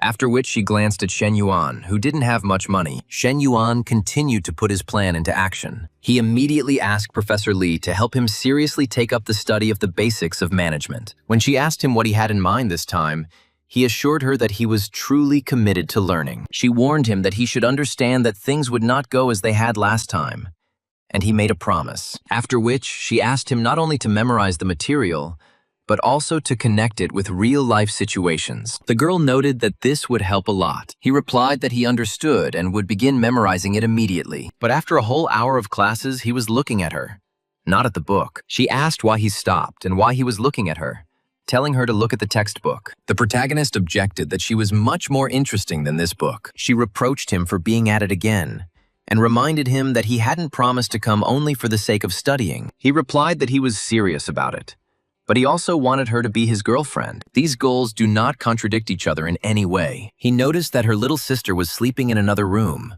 and that was even for the better. After all, they can let her know that they are now officially together. When she said he had to let her go and she wouldn't agree to anything, He retorted that he would. She said bitterly that he had sworn not to do it, and added that men really were pigs, but he didn't pay attention to her words. Li Men exclaimed in shock, wondering what was going on here, and saw her sister and Shen Yuan on the sofa. She asked if they had completely lost all shame, and since when had her sister become so brave? Shen Yuan pointed out that she would have found out sooner or later anyway. And wouldn't it be better for it to happen now? Professor Li indignantly objected that her younger sister had seen everything. She stated that this was not the best solution, since she had not even agreed to be his girlfriend yet. Now she doesn't know how to explain everything to her sister. And he asked in response if she liked him. She hesitated and admitted that if an answer was needed, then yes, a little. But they were a teacher and a student. At this point, her affection stat increased by 2 units. Shen Yuan thought that she was not mercantile and money would not help here. He said goodbye, promised to see her next time, and left the room. The door to the room opened slightly and Li Meng asked if they were finished. When she received a positive answer from her sister, the girl entered the room. Li Meng asked if it was time for her to call him son-in-law. Professor Li replied that they had not yet reached the end and asked her sister's opinion. She stated that it was obvious that she was already head over heels in love with him. She just hadn't realized it yet. At that moment, the professor's sister felt like a relationship guru. At the cafe, Ms. Lin approached Shen Yuan and apologized for disturbing him. She spoke about her bad mood lately and her desire to talk, after which she asked if she was disturbing him. She thought to herself that if he was busy, she could at least have a drink with someone else. It wouldn't be wrong. But even if she did more, he had no right to complain since he was the one who started it all. She asked if Chen Na was his girlfriend, and he replied that one could say so. He added that she wouldn't mind even if she found out. Ms. Lin said that she understood and would not feel guilty in that case. After all, she really didn't want to get involved in other people's relationships, and she only asked him to hug her once. He asked what about her husband and whether he knew that she was drinking with him here. But she asked him not to mention this jerk and suddenly kissed him. She noticed that something similar had happened before at Chen Na's cafe with another woman. She feels guilty. But after half an hour, she exclaims that this is what heaven feels like. She asked for help getting herself together and noticed that people say that guys don't appreciate mature women. They go after young girls, and they are not wrong. After which, her affection level rose to 63. Shen Yuan thought this was something new. After all, earlier, when relationships with women went further, their affection already exceeded 60. With her, this indicator reached such a level only after what happened. The system congratulated him on receiving 5 characters whose affection had exceeded 60. She gave out a milestone reward, 2 cards for super efficient training, and 1 exclusive ticket for the exchange of a skill set. Also provided 2 lottery tickets ideal life. Mrs. Lin noticed that he seemed pleased and admitted that, frankly speaking, she had never been so satisfied before, after which she asked if they should continue next time. Shen Yuan was surprised by her desire to repeat this experience. Fu Yingzi sent Shen Yuan screenshots of the comments, and he thought that the negative comments were also good. They increased discussion and popularity, and he can name 20 hints. For example, what his specialty is. But the main thing is not to mention his name and group number. He decided to put the startup aside for now and find out what surprises the system had in store for him. The system congratulated him on receiving a 500 square meter retail space in the elegant Yunish garden. He admired that this was the most luxurious complex in the entire city, and the rent alone would bring in profit. The modification process is complete, and he has gained a few pounds of muscle mass, which is still not enough to reach his goal. He called these points just something, and noted that there seemed to be 2 patterns in the system. This is getting a high level of affection or getting a certain number of characters with a high level of affection. He planned to study and at the same time get closer to Professor Li and use the map for super efficient studying. In the following days, without interrupting his studies and training in the gym, Shen Yuan bought Chen Na a Maserati and took a G63 for himself. At the University of International Studies Career Fair, students whispered. The investor behind the startup incubator is studying international trade at a business school and drives a G-class. This car costs more than 3 million, and it cannot be that such a person studied here. One of the students said that you need to learn from other companies, and a good manager must constantly develop. The girl asked the senior if she couldn't find an internship, if she could come to his company. The senior replied that of course, just send him your resume and he would put in a good word for him. And the student was delighted. The senior added that junior students, if they haven't yet found an internship, should not hesitate to contact his company. Those present were outraged that this boy had not come to the fair, but to relax and get some food. They said that if only old Juan were here, he would knock the crap out of his head. The elder is modest and capable, not like Shen Yuan, who runs a cafe and hits on old women. The girl added that running a cafe or owning a company is like comparing day and night. A girl named Madasha Tan agreed to have dinner together after the fair. Someone was surprised that driving on campus was prohibited and what was going on, and pointed out that it was a G class. Students said that the whole university was buzzing about this Gelica, and that some student who had sunk 10 million into a startup was driving it. If this rich guy really studies here, then he is much more interesting than the other older ones. The girls decided that if they could hook up with him, then to hell with this dinner. And one of them asked Old Man Huang and Old Man Cao what they were doing there. They were shocked to see Shen Yuan driving the car and realized that he was the rich man, and that this was a test. The students exclaimed that he was here. He had come. He had finally shown up. And he had arrived in a helicopter. And you were just in time. One of them couldn't believe it and said that it was definitely not Shen Yuan, and that he was just a driver. Another asked him what he was sniffing around and looking suspicious about, and told him to get out of the way because they were getting into the car. One of them was puzzled as to how he could be rich, and the other asked what the joke was and where he got so much money. The girl decided to forget about everything else, and from now on, her goal is Shen Yuan. Someone asked if they apologized, would he forgive them? And the news that Shen Yuan was the owner of Gelik spread throughout the campus. The students said that if it were a 60-year-old billionaire, the girls would have doubts. But Shen Yuan is only 21 years old, tall and handsome. What more could you want? And one of them found his WeChat. She was asked if she had a boyfriend or not, and she replied, "So what? And if Shen Yuan gives her a chance, that guy will be banned." Yingzi's sister approached her and asked what was going on. And the girl said that she was working with Shen Yuan on a startup. Fu Yingzi replied that she was only a sophomore and should be preparing for the broadcasting club. Why the sudden interest in entrepreneurship? The girl countered that the job market isn't unlimited and that preparation is needed in advance. Fu Yingzi admitted that she almost believed her interlocutor for a second.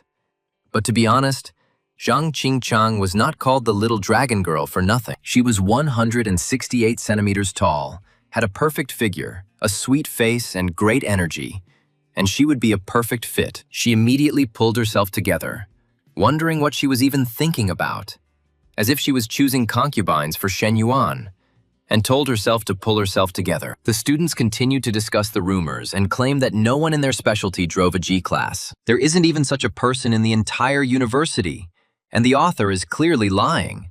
So they decided to consider it a joke. Shen Yuan was inundated with friend requests from numerous female students from different departments who introduced themselves. They indicated their parameters and invited him to meet. And his neighbor noticed that the phone was ringing off the hook. Shen Yuan replied that no, and he felt somehow disgusted. And the neighbor was surprised that so many girls had joined him, and he felt disgusted. He explained that if they were all girls, he wouldn't mind. But a bunch of guys joined him too. It's infuriating, he added, that even girls who can't contact him write to him. The neighbor advised them to simply ignore them, and bitterly exclaimed that he and Lao Cao had been alone for all 3 years of university. We haven't even smelled women's perfume. But he lives like a celebrity. The system reminded him that for every 500 reputation points he earned, he received a chance to win a lottery. He thought that if it weren't for the tasks from the system, he wouldn't have paid attention to all this. No matter how much hype it generates, it means nothing if it doesn't actually benefit students. He said he needed to contact Fu Yingzi and asked her to meet him in the office. And she replied that she understood, boss. Ming Hui asked if she heard that he was on campus now, and if he could spend time with her today. The guy understood that he needed to keep the rumors under control.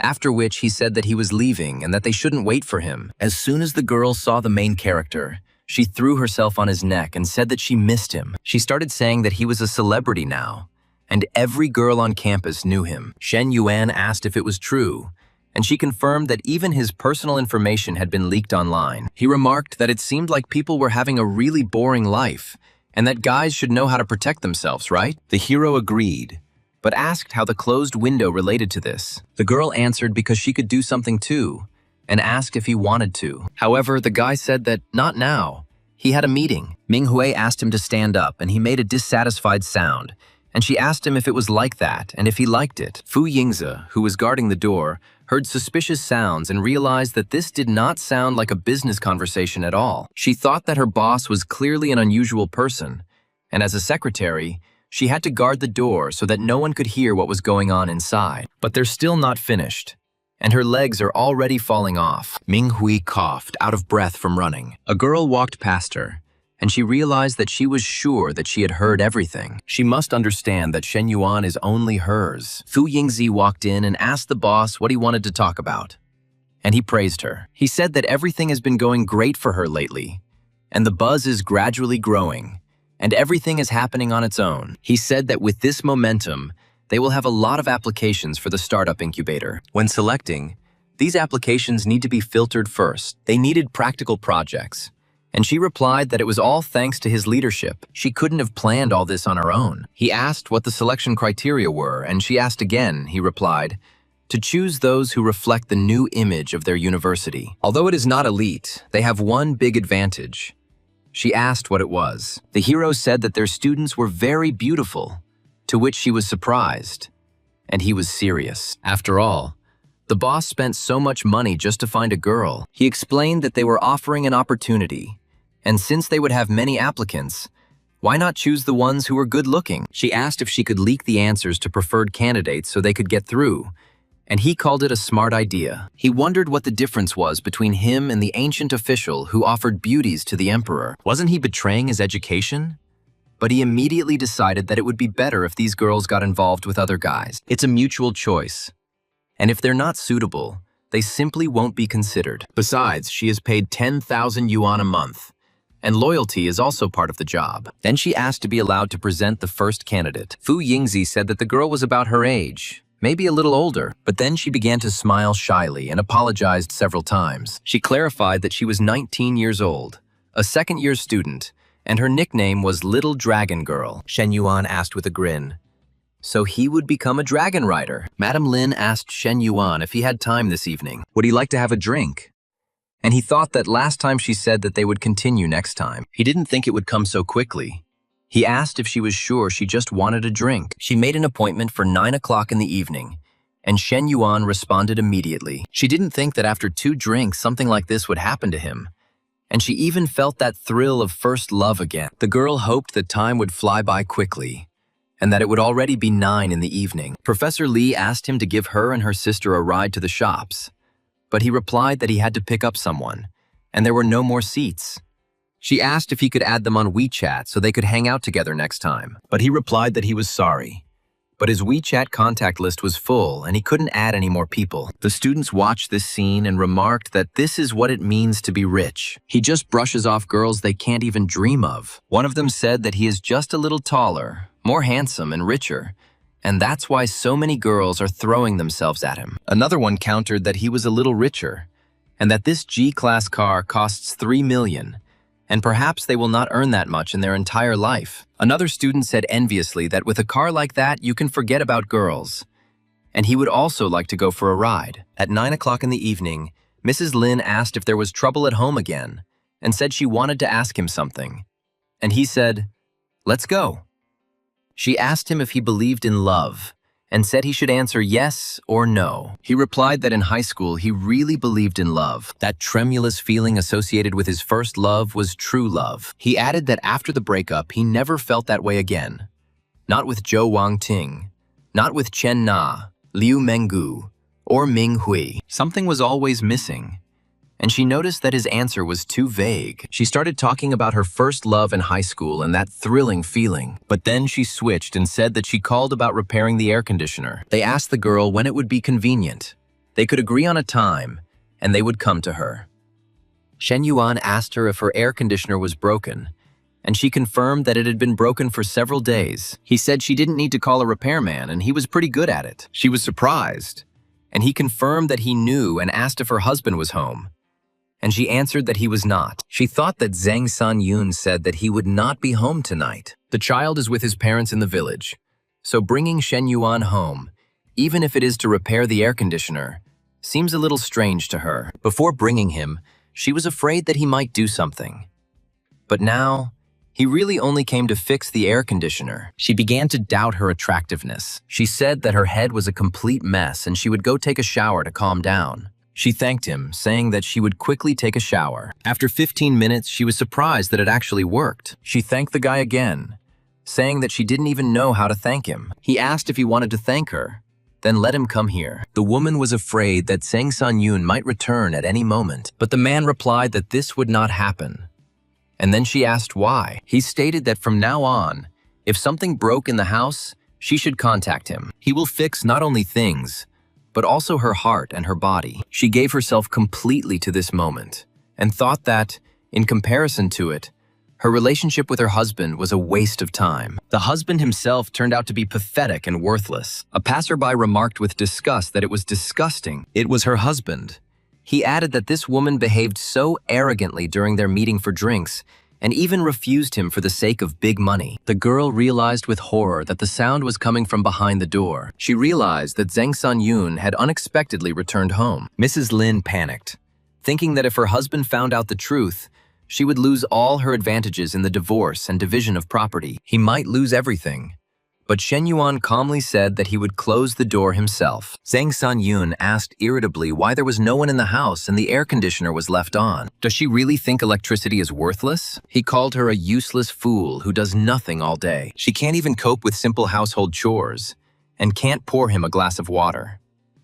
The man was outraged to find that the door was locked from the inside and decided that she was still upset about his late return. Although it is a shame given his position, he is simply obliged to participate in various events. He declared that since she was not letting him in, that was fine, and at least today he would not have to perform his marital duty, which was even better. Mrs. Lin breathed a sigh of relief and they continued, but she asked him to be quiet so that her husband would not hear through the wall. However, the guy replied that he was already fast asleep and wouldn't notice anything, and that she should relax because it would be even more exciting that way. Zhang San-yoon's snoring was so loud that Shen Yuan unconsciously began to move in time. The next morning, Zhang San-yoon woke up with a severe headache, thinking that the bar had sold counterfeit alcohol the night before. He was surprised to see breakfast on the table, which his wife had not cooked for 2 years. The man asked what had come over her. He immediately doubted why she had suddenly become so caring. The husband realized that something had definitely happened, and that she was hiding something behind his back. The man began to search the room, but did not find any hair on the bed. There were no suspicious stains and no napkins in the trash can. There were no signs of contraception either, so I decided that maybe he was just imagining things. The girl invited her to have breakfast. The man said that it seemed to him as if in a dream he heard a strange knock on the wall, so he asked her if she had heard anything like that. But she replied that she had not, and that he had probably just imagined it, and that she herself had slept very soundly. The man agreed that he must have imagined it, and asked if she had said that the air conditioner was broken, because now it seems to be working properly. And she replied that the sound he heard was just from the repair. Meanwhile, at the cafe, Li Ying's best friend asked Zhou Wangting what was going on with her, as she hadn't slept for 2 nights. Fantine replied that her ex was now living a better life than ever, and she felt like she would simply die of envy. When her friend asked who she was talking about, she named Shen Yuan. Li Ying wondered how he could become so rich and whether he had sold the car after the family went bankrupt. But Fantine said that her friend couldn't even imagine what he had become after the breakup. She said that he bought some woman a house for 3 million and gave his fitness trainer a Porsche worth 2 million. Li Ying asked if this was serious and how Wang Ting could be sure of such expenses. And she replied that the woman was her personal trainer. She admitted that she was out of her mind then, since she traded such a man for a miserable life. Now he has become so rich that she cannot sleep at night. But her friend advised her to just find someone else. After all, with her appearance, this won't be difficult, especially since she works in aviation and meets millionaires every day. Wang Ting replied that she no longer considered men with a net worth of less than 100 million, and that she wanted to bring Shen Yuan back. Li Ying reminded him that he blocked her everywhere and she couldn't even find him at the university. She advised me to live my own life and lower my standards a little. Fantine refused, saying she couldn't lower the bar and that it broke her heart because all this was supposed to be hers. She demanded that her friend help her find him. Li Ying desperately asked someone to give her the number of a mental hospital. At the Junyue Hotel, Coach Lu stands and looks into the distance. She was surprised that, despite the diet and exercise plan she had developed, his progress in gaining weight and muscle was faster than expected. He replied that he was simply not like everyone else. The girl said that she understood and he could go, and she would wait for his call. She thought that by preparing food and clothes for him every morning, she finally felt needed. And maybe this way she could stay with him forever. Shen Yuan reflected that Ming Hui was one of the first girls next to him, but apart from a couple of bags and vague promises, she received nothing. While Chen Na and Liu Mengu, who joined later, had already acquired houses and cars. At a restaurant near the university, relatives asked Ming Hui if she came there often, and she replied that she sometimes came with friends. Her cousin asked her what she planned to do after graduation, as her third year was almost over, and it was time to think about an internship. Her husband added that they needed to prepare in advance because their university was not one of the best. My sister asked if she had a boyfriend and warned that finding a relationship would be more difficult after university. She told me about her cousin from a prestigious university who was already interning at a Fortune 500 company and offered to introduce them. Ming Hui replied that she already had a boyfriend, and then her surprised relatives asked how long ago. She replied that they had only been dating for a couple of weeks and she hadn't told her family yet. The cousin countered that relationships were not a game, and that her university was far from the best. If she gets involved with the first person she meets, things will be difficult for them after graduation. Ming Hui coldly replied that she didn't think her life would be hard. The sister continued to insist that her boyfriend would have a hard time providing for both of them, unlike her cousin who had prospects. But her husband tried to stop her, saying that the girl had her own plans. She replied that she was simply worried that she would suffer with the wrong person. Ming Hui thought to herself that compared to her Shen Yuan, that cousin from the fortune list was simply a nobody. After all, her boyfriend was taking her to choose an apartment. Her cousin was taken aback and asked again, to buy an apartment. Shen Yuan introduced himself to his relatives and apologized for not being able to join the dinner because he had promised Ming Hui. He promised to treat them next time, and they replied that everything was fine and that they were now one family. They purchased a spacious apartment with 2 parking spaces. Shen Yuan announced that she was now officially the owner of the property, and the girl herself was at a loss, not knowing what to say. He thought that this purchase brought him a huge profit, and now his fortune is measured in billions. He promised to send her training videos so that she, as a smart girl, would quickly master everything. Ming Hui's affection level had risen, and he realized that he was still far from the maximum, so he needed to try to move forward tonight. At this time, the female students in the dormitory complained that Shen Yuan had accepted their applications, but he didn't respond to a single message, and one of them bitterly admitted that she had always hated such people, but had become the same. Others advised against focusing on it because the competition was too high, and suggested focusing on studies and certifications. The students in the dorm said they had plenty of cool girls and asked why they had to humiliate themselves. They suggested focusing on studying and getting certificates and going to the library. One of them asked, "To the library," and slipped away again to draw up a business plan and let him not make a drama out of it. Another admitted that no matter what girl falls for a billionaire like him, it's not her place to judge, because she's the same and will work on a business plan. Min Hui was asked if she had thought about her future and whether she should apply for a business incubator. The protagonist replied that it was possible, but he had other projects and would organize something for her. Shen Yuan thought that Ming Hui had a strong sense of possessiveness. If she was always on campus, he wouldn't be able to work freely, and in order to build his team, she couldn't always be around. He asked if she wanted to study foreign techniques, and which teachers she would choose from the list of names. She wondered how he knew so many names, and he replied that he had just found them on the internet, and that he hadn't known anyone before. She said she would then choose one with her eyes closed, and after 20 minutes asked him if he liked it. He asked her not to stop.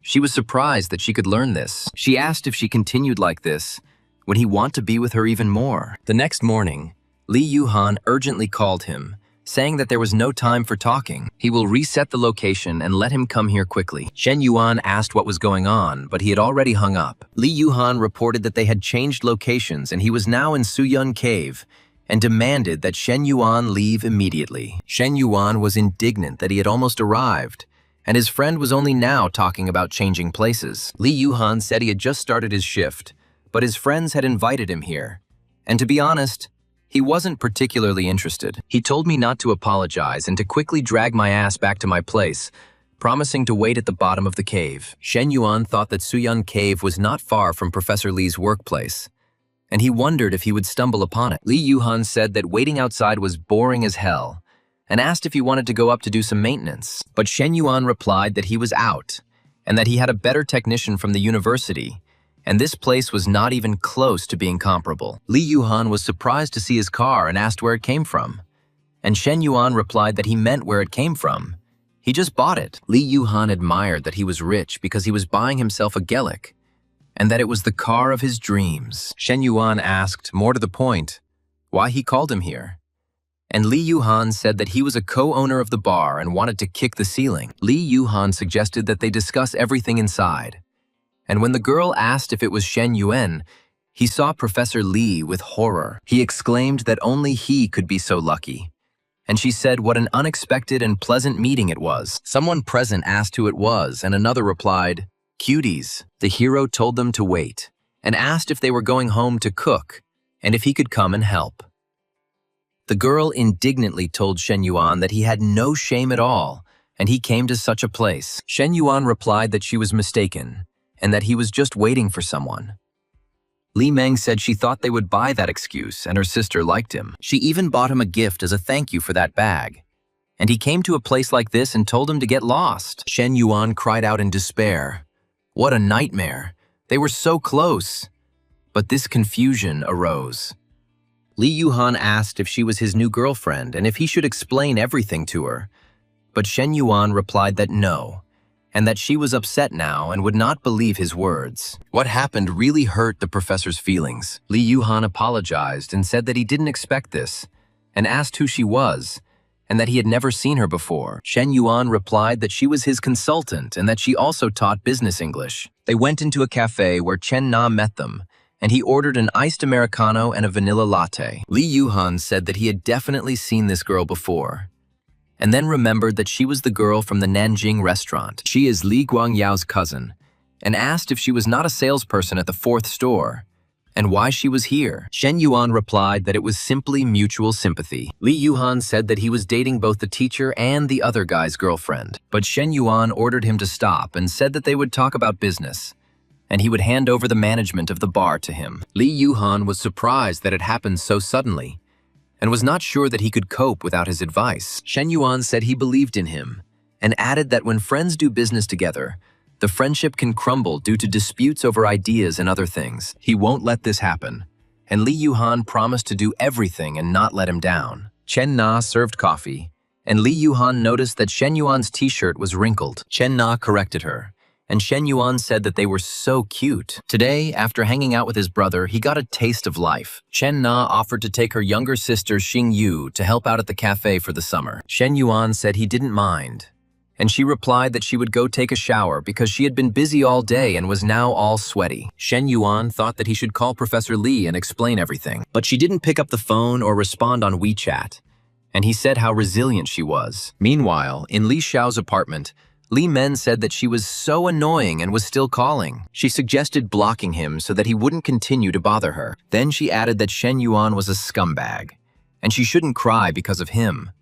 And it was good that today they saw his true face, and it was even for the better. She asked why guys even go to places like that and said that apparently most guys are like that. They think with what's in their pants, and they have needs, and if they can't satisfy them, then they look for thrills. She heard that the girls there are very skilled and know how to make guys happy. Professor Li said he hugged her and she pushed him away, and she blamed herself. She said it was all her fault, and maybe she had pushed him away for too long and he just wanted to satisfy his needs. The girl exclaimed, "Oh my God, what was she imagining there? How could such a thing even occur to her?" And she told her to go drink some water and calm down. Li Meng asked her sister if she looked at her and remembered what happened the last time she fell in love. Professor Li thought that Li Meng was right, and she couldn't just fall in love, and needed to control herself. Ye Ji Yan wrote to Shen Yuan, inviting him to a barbecue with some female students from other universities to chat about the project. He added that he had a fuel card for him and was waiting for him in the evening in a private room in the dining room for dinner with his classmates. Shen Yuan looked at the messages from people he had barely interacted with before and said that he wouldn't even look at them.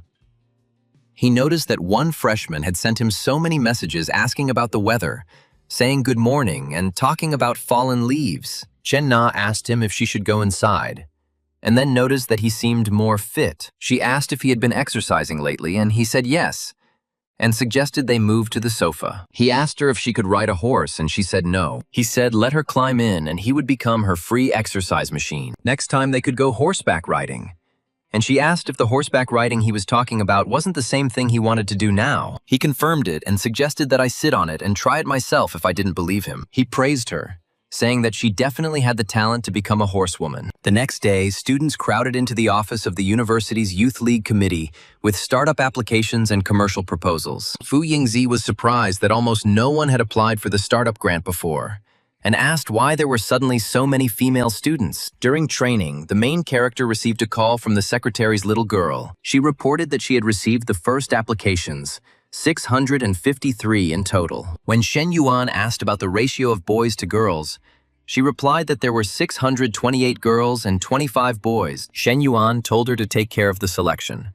So she asked if that meant she had to reject all the guys. He replied that no, and if any of the guys had a good business proposal, they could send it to him. He thought that if there were only beauties, wouldn't it just be an ordinary idol group? Professor Lee asked him why he never responded to her, and he said it was his subordinate from the university. He asked if he was jealous again, but she replied that no, she was just asking, and he advised her not to imagine anything unnecessary, and that they had a strictly business relationship. The system has detected that the owner has a third girl with a favorability level above 90, and the task is completed. The reward would be given out soon, and Shen Yuan was delighted that his dear Lulu had brought an unexpected bonus with simple words. He thought that every time the NPC's favor level reached 90, the rewards from the system were incredibly generous. He received a 5mm diameter increase, 30 million exclusive fund of respect for parents. He felt a warmth in his lower abdomen,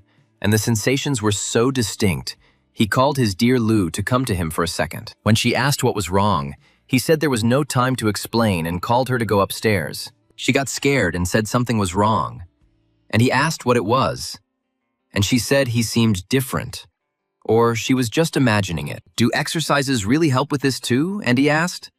Or maybe it was she who changed. She asked him to be more gentle next time. Otherwise, she wouldn't be able to stand it, and he promised to prepare her well. The effect was simply amazing, and he said it was worth it. He told Coach Lu to take a rest because he had to go and something happened. The hero thought that this new weapon was not only something his dear Lu, but also his dear Chen Na and his dear Ming Hui would have to adapt to. A whole day had passed since that misunderstanding, but Professor Lee had not answered her phone or messages. Shen Yuan realized that if this continued, the misunderstanding between them would only worsen. He thought he needed to prove his innocence, and she should give him a chance to explain himself. He came to her door and introduced himself as the neighbor downstairs, saying that she was flooding him. When the door opened, she said it was him and would fool her again.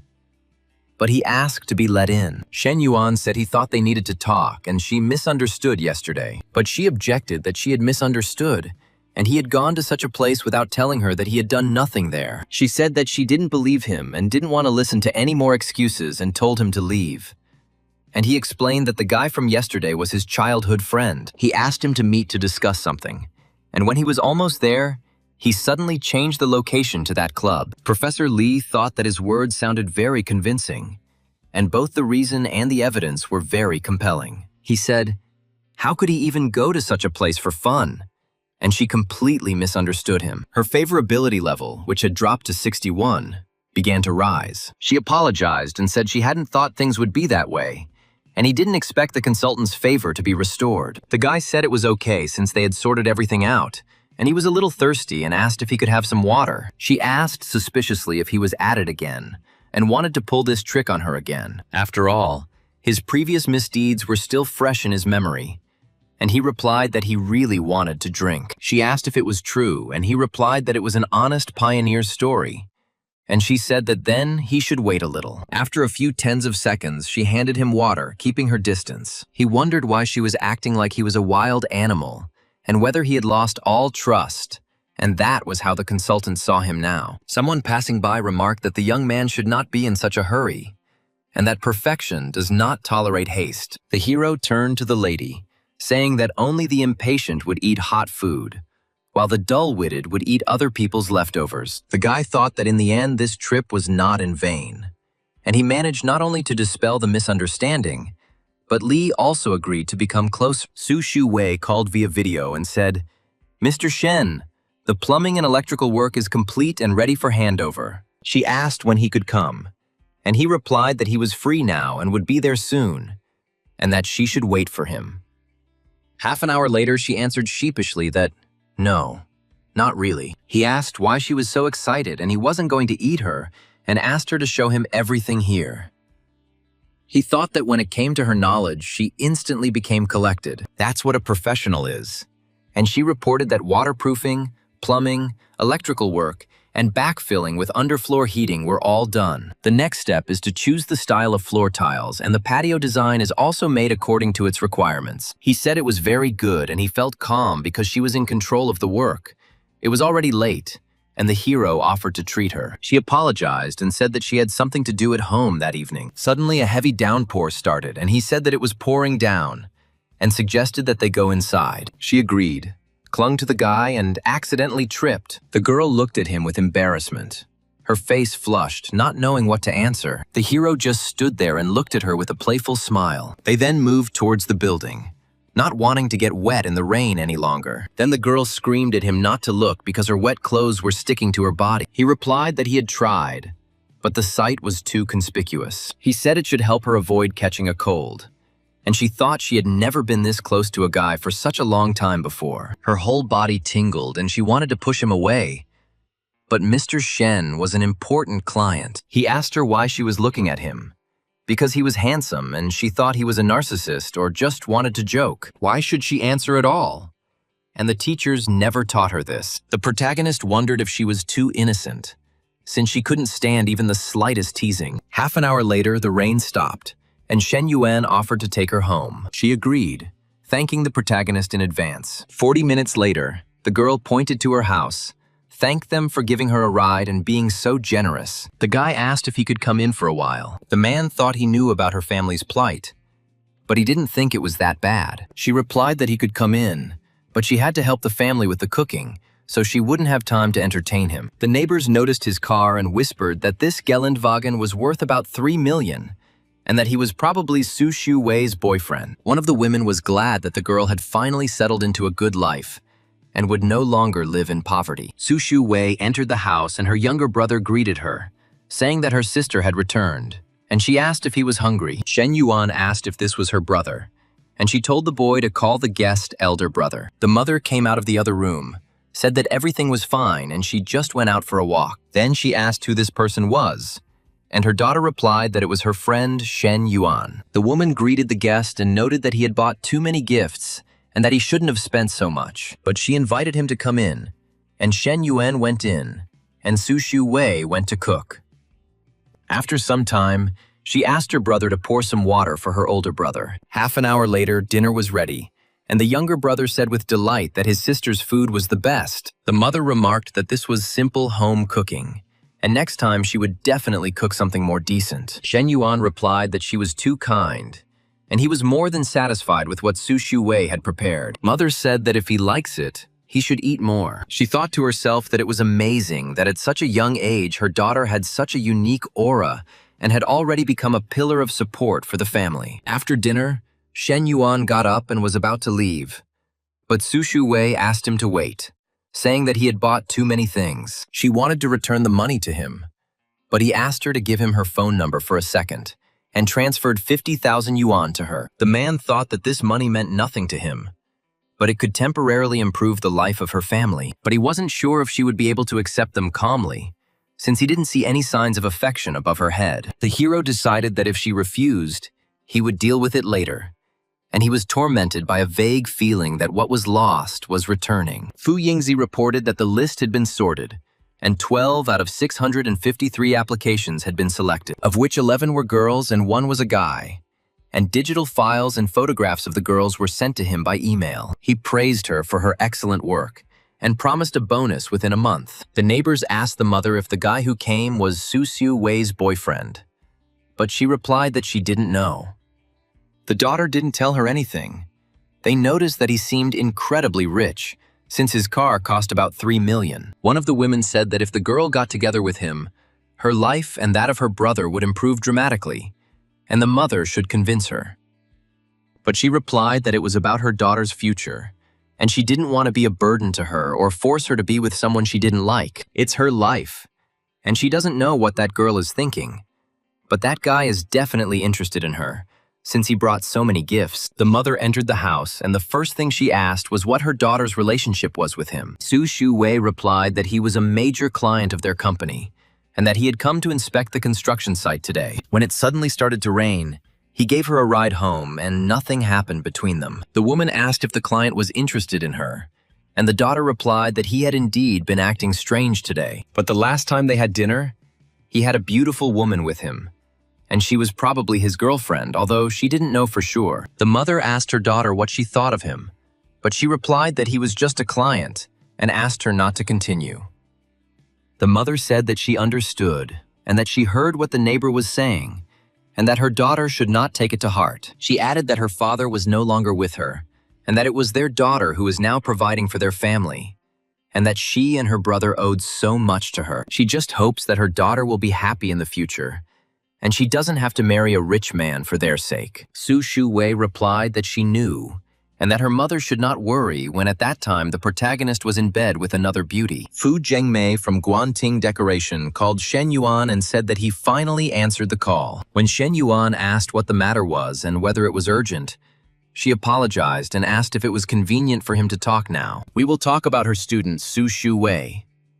Shen Yuan replied that it was good, and after a short time he was already sitting opposite her. Fu Zhengmei said that Shen Yuan transferred 50,000 yuan to Su Shu Wei yesterday, but she transferred it back and he didn't accept it. Fu Zhengmei asked not to misunderstand and explained that she only found out about it because Su Shu Wei looked depressed. Shen Yuan asked if she asked him to come here just for this reason. Fu Zhengmei replied that Su Shu Wei was not a gold digger, and if Yuan really wanted to win her over, he would need to make more efforts. Shen Yuan replied that he actually didn't mean to say anything with the money, and there was no point in talking about it now. 50,200 yuan was credited to Shen Yuan's card. He thought that this girl transferred 200 yuan more, and it was probably payment for the things he bought yesterday.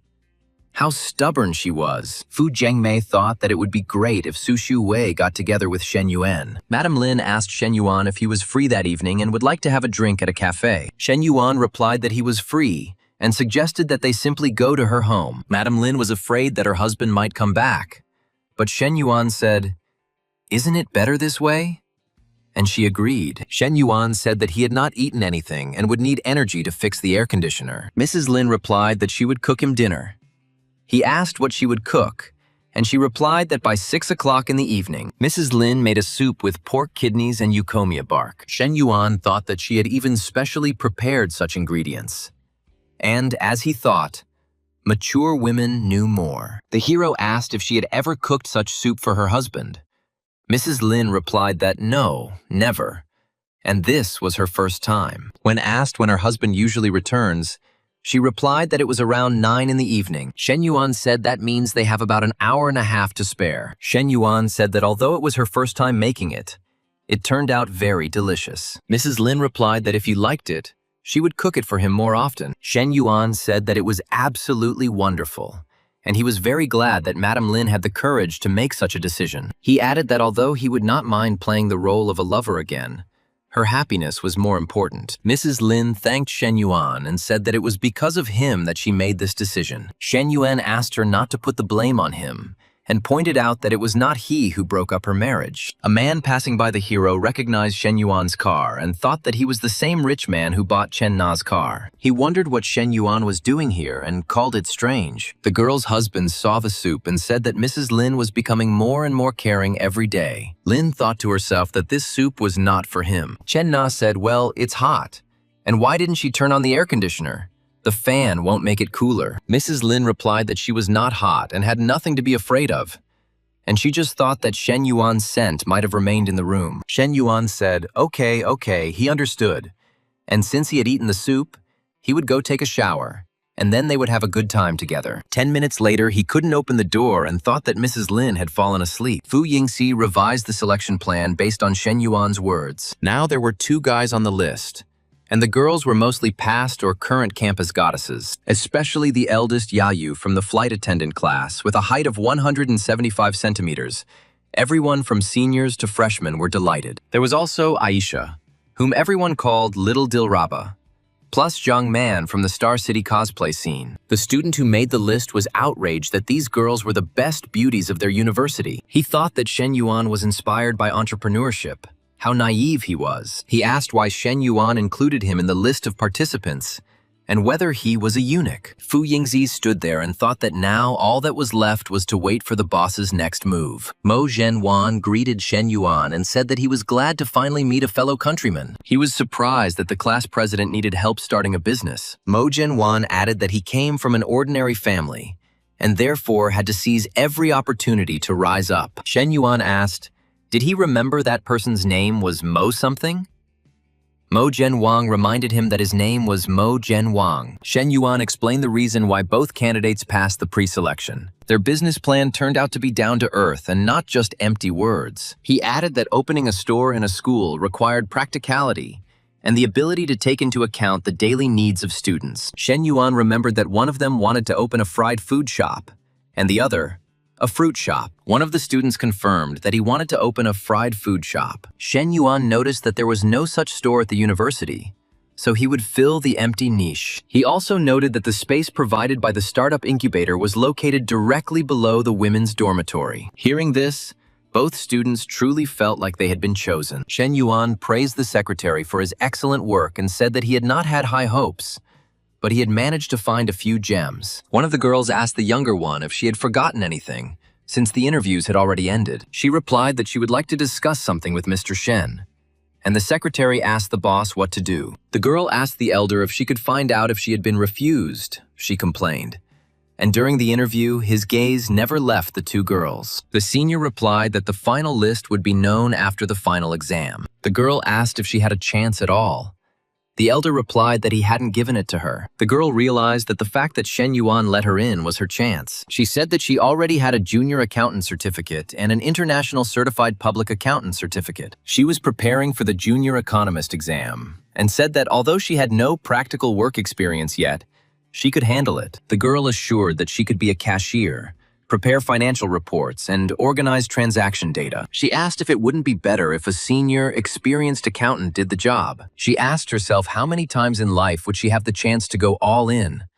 And if not now, then when would she, Long Jin Han, be able to catch it? The elders said that her words were quite logical, and 40 minutes later he said that if she became his woman, he would not let her lose. The elder was surprised that the little dragon turned out to be a virgin. He promised that they would go shopping this weekend. Her affection rose to 61. The girl thought that from now on there was a place for her in Shen Yuan's heart. Even if it wasn't big, it was better than nothing. Shen Yuan noticed that the little dragon had developed an affection, and that was not a bad thing. Someone asked her why she did it, but she replied that everything was fine. The secretary still looked at her with incomprehension, not knowing what to say. Shen Yuan thought that tomorrow was Friday, his father's birthday. We need to check the gift he ordered for him, that very car. He decided that he could not give preference to one more than the other, and that he also needed to prepare gold jewelry. His mother told him not to spoil his sister, because she had just passed her college entrance exams, and he was already indulging her whims. Shen Yuan replied that Xuan just wanted a car, nothing special, and told his father to go because the uncles and aunts were already waiting. The daughter was outraged that her mother did not love her at all, and it was good that she had a brother. The guests at the table were indignant that the heroes of the occasion had not yet arrived. They said that they had invited guests and were making them wait, and should have warned them if something happened. One of the guests said that although their uncle had borrowed from that family before, they had long ago returned every last penny. But when they were the debtors, they came to remind them several times, but not only delayed the return, but also kicked the uncle out. Another guest added that it was his fault, and Hung Zhuang called today and asked him to write a message, but he completely forgot. The guests noted that this only proved that they had planned everything poorly. They asked why they called only them, and added that it was their personal business, and why they were involving strangers. One of the guests said that each of them at one time benefited from the help of the second brother's family. The third uncle offered good care for the new car and promised a 30% discount on all services at his car wash. The older brother asked why not call the second brother and find out when he would arrive. After all, the children were already hungry. And he added that the second brother's family had gone bankrupt, and he decided to show off, and this was too much. Young's wife and Shen Yuan's mother had long been in a tense relationship due to past events. Moreover, Shen Xuan's academic success had overshadowed their daughters, and now that the Shen family had lost its former fortune, she dared to speak out. The guests at the table asked what had happened to their family and why they were making them wait so long. Shen Yuan apologized to the guest for the long wait, explaining that something had happened and they had to wait. One of the guests replied that they hadn't waited that long, and besides, it wasn't dinner time yet. Another guest quipped that everything was fine, and it wasn't as if a small delay would cause them to starve to death. The third uncle said that the second brother should have told them, and if he was busy in the future, he could ask them to pick him up. He added that the second brother no longer had a car, and after so many years of pressure from their family, it was finally time to get even. The third uncle remarked that it would be too difficult and expressed the hope that he would also contact them if he needed help. This nephew did not give him any face at all, and in this case, he decided to show off a little. One of the guests asked the second brother to drink more slowly, noting that no one blamed him. The third uncle was indignant that Shen Yaodai did not see that his keys had fallen and could not help him pick them up. He asked if he still wanted him to become a member of his almshouse or what. Then he added that he didn't even agree to membership and wants him to become his advertiser for free and dream on. Someone noticed that the third uncle had a new car, and he couldn't help but smile. The third uncle replied that the Volvo was too old and he had long wanted to replace it. Someone admired that the third uncle was simply incredible, but he replied that he was not at all, and that he was just making a living. He thought that his stupid older nephew was still acting like his support group, and the husband had bragged enough. Someone asked what you understand, and you need to stop while they are ahead. And if in a minute they start asking for a loan, then what? He pays. The guests started whispering that it was just a car. What was there to talk about?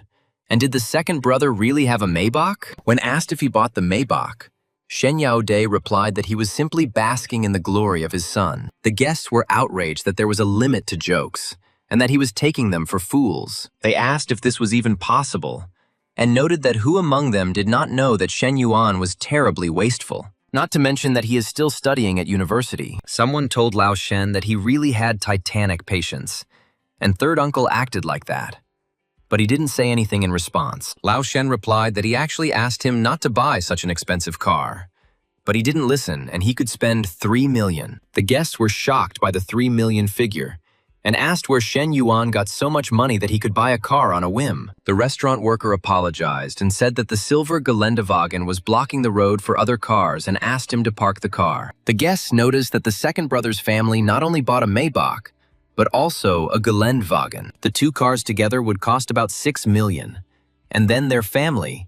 Last time they realized that their affairs had improved a little, but to such an extent, one of them congratulated his brother and called him a real winner in life. However, another guest asked Shen Yaodai how he even had the nerve to suggest such a thing. In this atmosphere, the dinner came to an end, and the girl told her brother that he had been incredibly cool today. Shen Yuan said that children don't understand anything about adult matters, and he would take his sister home first because he still had things to do. The sister replied that it was terribly boring at home, and she wanted to have some fun with him, and she understood what he was planning. If it had really been important, he would have done it long ago. As soon as he set off, Shen Yuan arrived and was invited in. The girl asked who it was, and he replied that it was his younger sister Shen Xuan. The guest said that his younger sister had also come and that they looked alike, and asked them to pass quickly. Everyone noticed that the little sister was so cute and offered her some fruit and coffee. Shen Xuan wondered why these three beauties were so kind to her. You could hear in their tone how much they wanted to please her, and she asked what was going on. Coach Lu said that she and Chen Na heard about the move and came especially to celebrate the housewarming. She then introduced herself to Shen Yuan's younger sister as Meng Lu's sister. Coach Lu introduced Chen Na as the owner of the house and said that she could be called Sister Nana. Shen Xuan asked. She was probably her daughter-in-law. Shen Yuan looked at the girls and thought that they were waiting for his explanation. He said that in fact both girls were his daughters-in-law. Shen Xuan exclaimed that they were both her daughters-in-law. Shen Xuan asked if her brother's words were true. Shen Na confirmed that yes, it was true. Xuan said that brother, what a scumbag he is. Shen Yuan noticed that his little sister had also recently passed the entrance exam and would be coming to Star City tomorrow. Chen Na told Shen Xuan not to worry and promised that after spending a few days with her, her younger sister would relax. Chen Na thought to herself that she couldn't believe how quickly they had found common ground. She remembered the saying that birds of a feather flock together. At Shen Yuan's family gathering, she felt like an outsider. Liu Menggu asked if they were both like that and could comfortably be in the same room. She added that a man is a man, and a best friend is sacred. She asked if they were the same as before. Why didn't they contact each other themselves, and why did they constantly force her to be their transmitter? Liu Menggu said that the whole point is that Shen Yuan buys cars for both of them. She called them friends only in words. The hero invited them to chat here, and he himself went to rest. Shen Na asked, since Shen Yuan was going to take a nap, why don't they go shopping? She offered to buy Shen Xuan new clothes, shoes, bags, or something else. Shen Xuan wondered if even her daughters-in-law had amazing fashion sense. She could create similar looks herself. One of the daughters-in-law replied that not everything at once, and promised to teach her the secrets. The whole group quickly went down to the garage. One of the girls said that she forgot her purse upstairs and asked to wait a little. After 10 minutes of waiting, she asked me not to wait for her and to order a taxi because she needed to sort out something. The observer wondered what business she might have had at Chen Na's house, and that she had sent her sister-in-law out shopping. Shen Yuan felt something pressing on his face and wondered if it must be Coach Liu and if she had gone crazy. Liu Menggu said that the girls had gone shopping, and now there were only the two of them left in the house. When Shen Yuan asked why she didn't go with them, she replied that she wanted to stay and keep him company. Shen Yuan remarked that he thought she was simply pulling off a secret maneuver, but she replied that she didn't understand what he was talking about. Liu Menggu said that she missed him so much. Shen Yuan noticed that she was addressing him incorrectly again. An hour and a half later, Shen Xuan texted her brother that sister Qian had left first because she had other plans. She added that she and Chen Na had almost finished shopping and asked when he would arrive. Shen Yuan told her to wait a little while and said he would be there soon. The man saw an amazing car and thought about it. He remembered that this guy had come to him 3 months ago to cash out his loan. The guy cashed out everything he could and his credit cards to buy an LV bag at IFC. When I left, I even thanked him. He thought that this is how that guy found himself rich sisters. He added that it is good to be young and beautiful. He understood that it would be cool to find a rich lady a little older and take good care of her. Shen Yuan asked why she bought so many things. Shen Xuan replied that she didn't want to either. It's just that her daughter-in-law is too energetic. Chen Na added that Xuan Xuan would soon be going to university, and naturally she needed new clothes and bags. In addition, Chen Na even bought small gifts for Shen Yuan's parents and expressed her hope that they would like them. Shen Yuan thought that Chen Na was usually reluctant to spend the 5 million he gave her for pocket money. He then asked how much of his daughter-in-law's money she had spent. Shen Xuan replied that she thought it was about 400,000. Shen Yuan said that after all, she was the princess of their Sheng family. And how could she smile like that to just hundreds of thousands? Shen Xuan asked if she wanted her mother to break her legs. And didn't he know that her mother was strict? Then she laughed and said she was just kidding, brother, and she knew what to say, but asked how he was going to thank her for it. Shen Yuan said, hasn't she already received gifts worth 400,000 yuan? The mother asked why she bought so much stuff, because she said she was just going for a walk. The girl replied to her mother that her daughter-in-law had bought these gifts for her and her father. The mother was surprised to learn about her daughter-in-law and asked her son if he had started dating anyone and what the girl's character was like. Shen Yuan replied that they had been dating for some time, and he had not said anything before because the timing was not right. Shen Xuan told her mother that her daughter-in-law had a wonderful personality and was so gentle and considerate. Shen Yuan thought that it was good that he had a younger sister, and when they were together, he would have opened up long ago. Shen Yuan told Chen Na that he needed to pick up Xin Yu tomorrow, so he would sleep here today. Chen Na replied that it was fine, and she had just learned something new and was waiting for him to try it. Shen Yuan said that after her words, he completely lost his desire to sleep and asked her to wait for him for a second.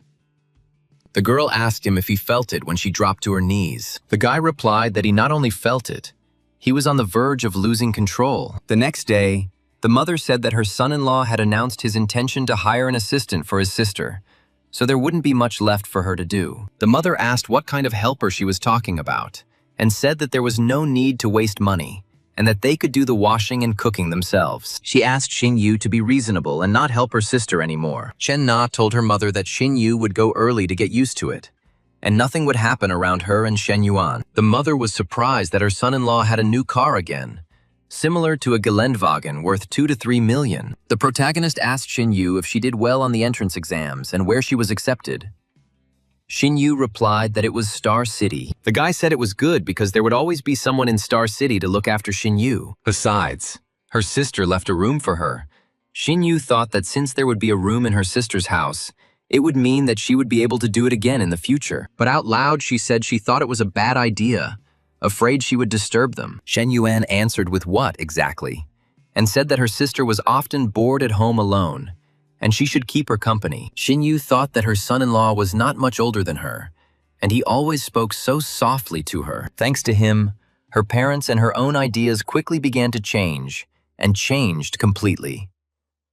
The hero told Chen Na to take Xin Yu and go have some fun because he still had things to do, and asked her not to wait for him for dinner. Chen Na replied that she knew and he could go about his business. Half an hour later, outside Li Men's house, her ex-boyfriend begged her to give him another chance. Shen Yuan thought that it was Li Men's ex-boyfriend, and now it became clear why Li Men had such a strong dislike for men. The stream of insults he received from Li Meng at the entrance of the club last time was all because of this guy. Shen Yuan decided to help Li Meng, and although he didn't expect her to feel indebted to him, his mentor would understand his good intentions. The ex-boyfriend was outraged by the way Shen Yuan parked and said that he couldn't leave. He called Shen Yuan hot-tempered and said that he took up 2 parking spaces himself and was also rude. He asked what was wrong with parking here, and so what if he blocked it since it wasn't his problem? The ex-boyfriend said that Shen Yuan blocked his car but acted so arrogantly. He then asked if Shen Yuan was the former Li Men and who he was. The ex-boyfriend asked if Shen Yuan was Li Men's boyfriend.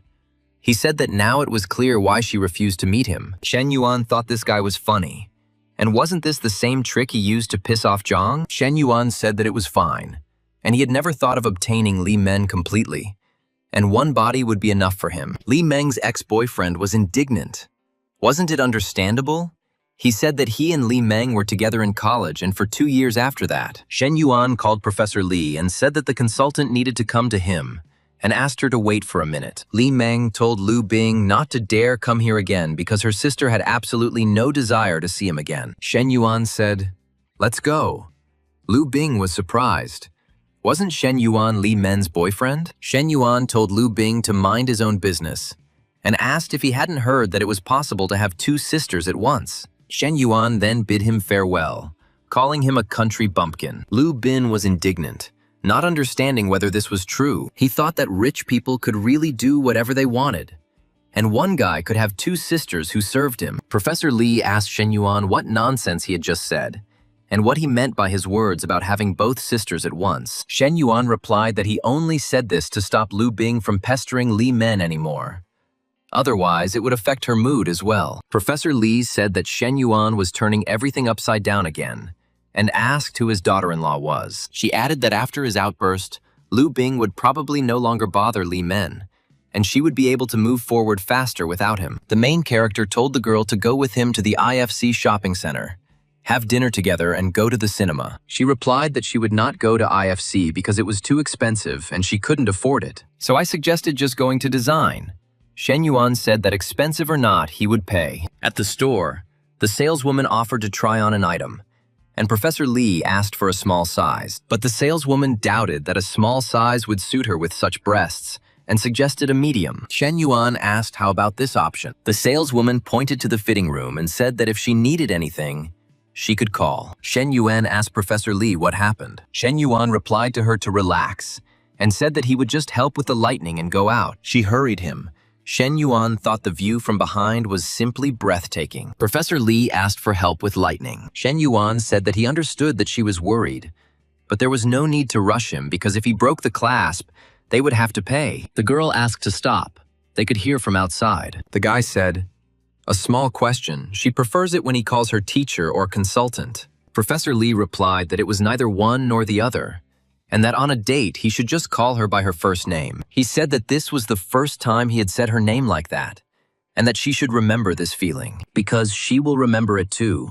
After which 5 minutes have already passed. She asked them to stop, and said that if they continued, they would cross all boundaries, and it was already hurting her that she was holding back. Shen Yuan said that her breasts were too big, and even the average size didn't fit. The saleswoman asked if it was suitable, and suggested trying another model.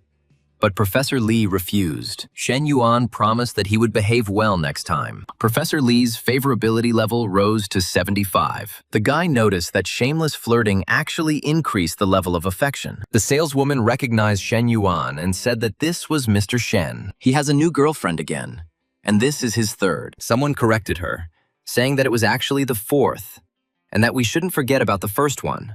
Mrs. Zhou. The saleswoman said that didn't Ms. Zhou end up leaving with another guy and haven't been seen for ages? She admitted that every time she saw Mr. Shen, she regretted choosing Zhou back then. She asked him to bring his new girlfriend so that she could serve him with all her heart. Shen Yuan replied that she regretted it now, but it was too late. There was no cure for regret. He then offered Professor Lee some hot pot, and she accepted. Shen Yuan asked if summer vacation was just around the corner and if his interlocutor had any plans. He replied that his plan was to spend them with her. And she said that she had heard about the completion of the selection process at the startup incubator. Shen Yuan thought that he needed to change the topic quickly because the more Li Xiao knew, the higher the risk of him slipping up. He remembered that there were 2 guys among the chosen ones, but all the rest were the best beauties of the university. The interviewee replied that she didn't know about it, and in fact, she didn't really care about such things. She added that she had already memorized all the key points from the book he had given her earlier. Shen Yuan was surprised that she did it so quickly. She confirmed his words. He then said that he needed to learn human resource management and asked if she had a book on it. At that moment, the waiter brought drinks. The woman asked to replace the cold drink with something hot, and the waiter agreed. Shen Yuan thought that nothing would probably work out tonight, and decided that he would rather increase the affection of the other characters. He started with his daughter-in-law, but remembered that Ming Hui was on her period, and Coach Liu's level was already over 90 and rising rapidly. He realized that Long Jin Han and Junior Long were left, and he needed to focus on them. Long Jin Han wrote that she missed her. Shen Yuan replied that he was having dinner and would pick her up later. Professor Lee said that he was busy and his food had already been digested, so he should eat first and then continue. Shen Yuan replied that something had happened and that he would take her home after dinner and pick up the materials another day. She agreed, noting that real business should come first. An hour later, Long Jin Han thought that after what had happened earlier, it was no longer difficult for her to bear this burden. She regretted that if there had been even a drop of sincerity between them, she would have asked him to be more gentle with her today and not treat her so rudely. Shen Yuan thought that even without any feelings, this kind of treatment seemed too unfair. Long Jin Han called him by name, and he replied that this time was even worse than last time. He admitted that he was simply carried away by the desire to play a role-playing game. He asked if everything was okay with her. She asked again. In a role-playing game, he confirmed and explained that it was about a dominant guy and a submissive girl. She asked why he hadn't told her anything, and admitted that she thought he really was like that. He replied that next time he would definitely warn her in advance, but, frankly, her reaction was fascinating. She said that only pieces of her clothes were left, and asked what she should wear to university the next day. He replied that she should relax because he would send new clothes, and his woman would never be left without them. 2 hours later, he said that the youngest could look at the new bags and clothes that would be delivered to her room the following morning. She thought that among all the girls surrounding Shen Yuan, she must have been one of the few who had slept with him. She wondered if Ming Hui really wanted to conduct a room inspection right now. Long Jin Han called him and said that he hadn't called her for several days. He replied that he was busy and she knew it. She said that she missed him very much and asked when he would come to her. The hero replied that it was she who said that there were still 2 days left, so probably Monday or Tuesday. Professor Lee thought he was so considerate of this girl's feelings and wondered if he would ever treat her like that again. She asked to help her. Shen Yuan asked her why she was wearing a robe and ordered her to take it off. She asked him not to be so rude. He said it was role-playing again, and asked if she hadn't learned her lesson yet. Long Jin-han thought that all of this was sent after Shen Yuan paid about 112,000 yuan. She realized that the life she dreamed of had come true. But now that she had it, she realized what worried her most was Shen Yuan's heart. She wondered if he really felt anything for her. Shen Yuan noticed that Junior Long had such a high critical level and was a candidate for a premium character. Shen Yuan noticed that the Star Experience card only had half a month left, and it looked like he needed to speed up his training. Starting tomorrow, he will increase the intensity, and the nutrition plan needs to be adjusted because weight gain is too slow. Coach Lu agreed and said it was time to take a shower, and she remarked that Daddy, the more she looked at him, the more handsome he became. He called her a little minx and asked what these sudden compliments were, and to just tell her what she wanted this time. She replied that his baby was hungry. The guy said that then she should walk on it. She would be rewarded. She moaned contentedly in response. The next day, the hero attended the signing ceremony of the entrepreneurship project in the small assembly hall. Professor Lee remarked that this was the first time she had seen him in such original clothes, and it was completely different from how he usually looked. The girl asked Professor Lee if she really had such an amazing class and such a rich and handsome student. She added that she heard that many girls from the university had their eye on him, and he had already found someone, and they told her that maybe not. When they noticed that she had blushed, she hesitated and was asked if she had a crush on her own student, but she replied that of course not, and asked me not to talk nonsense. Director Xu thanked student Shen for such generous support of 10 million yuan. Shen Yuan replied that he was being too kind, and after all, he grew up here, and it was only natural that he would want to give something back. Shen Yuan added that in addition to this project, the university will later launch other initiatives. The director told the journalists to focus on filming Shen Yuan and write more articles about him. He reminded them that they need to shape its image as the pride of the university. The director added that Shen Yuan was only involved in the business space and ordered that he be made an example. He said to award him the title of Model Student of the Year and also to nominate him for the nomination of the 10 best students of the university. The secretary countered that Shen Yuan had terrible grades and had barely attended classes this semester, so he was unlikely to fail the tests. The director replied that it was not a problem and that these awards were not only based on grades, but that abilities were also important. A trainee reporter from Xingcheng TV introduced herself and said that they were preparing a special broadcast for the end of this month. She wanted to invite him to participate.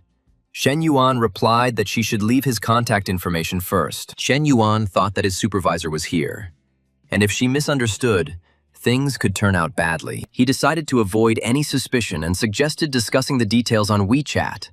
He needed to go. When the reporter invited him to dinner, he said no. Thanking her, he had plans for the evening, and then wished her all the best. The girl asked Professor Lee if it seemed like her student wasn't a fan of flirting since he refused. Fu Yingzi reported to the boss the list of those who were accepted into the entrepreneur base after the second stage of the examination held yesterday. She said that she had discussed the distribution of shares with Jin Han, the younger sister, and it was to be done in 3 stages. She explained that he, as an investor, owned 70% of the shares, and the student entrepreneurs owned 30%. After the return of investment, 20% of the shares will be transferred to students based on the project's evaluation. Shen Yuan noted that this distribution of shares could motivate students to work hard, and that was enough. Fu Yingzi confirmed and said that she would bring her right away. Lu Xinyue greeted Shen Yuan. Shen Yuan thought that the senior standing in front of him was so mature and refined. It became difficult for him to control his emotions. Lu Xinyue greeted him again, but he was still in a daze. Shen Yuan asked, her business plan was to open a supermarket on campus, right? And she aimed to expand over time. Lu Xingyue replied that this was, in a way, her dream. He then asked her why she thought Amazon was so successful and added that he would like to hear her opinion. Shen Yuan approached her and said that he thought it was all about profit sharing. Shen Yuan thought that the elder one had actually prepared, and this case was even discussed in the EMBA program in Hong Kong. But now it was time for him to brag a little, he said. It was true, and it was not only about competition, but also about managing the service. He added that they had the perfect timing and environment, but it was extremely difficult to replicate in other cities. Lu Xinyue hummed in agreement. Shen Yuan said that her idea was quite bold, and they could try it gradually. Shen Yuan thought, firstly, the elder had excellent personal qualities, and secondly, their relationship could deepen. Lao Huang and Lao Cao could not understand why their project was rejected, but Yang Song's project was approved. One of them recalled that he had a lingerie store and figured there were a lot of pairs on campus, so the market would be huge. Another called him a jerk and asked who would even go into a lingerie store on campus, and who would have the guts to do so. He added that, frankly, it wasn't just about the idea, and getting into the startup pool depended more on gender. The first one objected, but if Shen Yuan chose based on gender, then how did Yan Song and that second guy go? They told him that it was obvious that these two were needed as a distraction. One of them said that the guy was just hopeless, and even he and Liu Tsai didn't get through. And who did he think he was? He suggested checking out the university's official announcement, which stated that the third brother had signed an official agreement with the director. Another remarked that ever since the third brother had been given the right to date every girl on campus, he had completely forgotten about them. He said that in his place, he wouldn't come back either. And what's the point of hanging out with guys?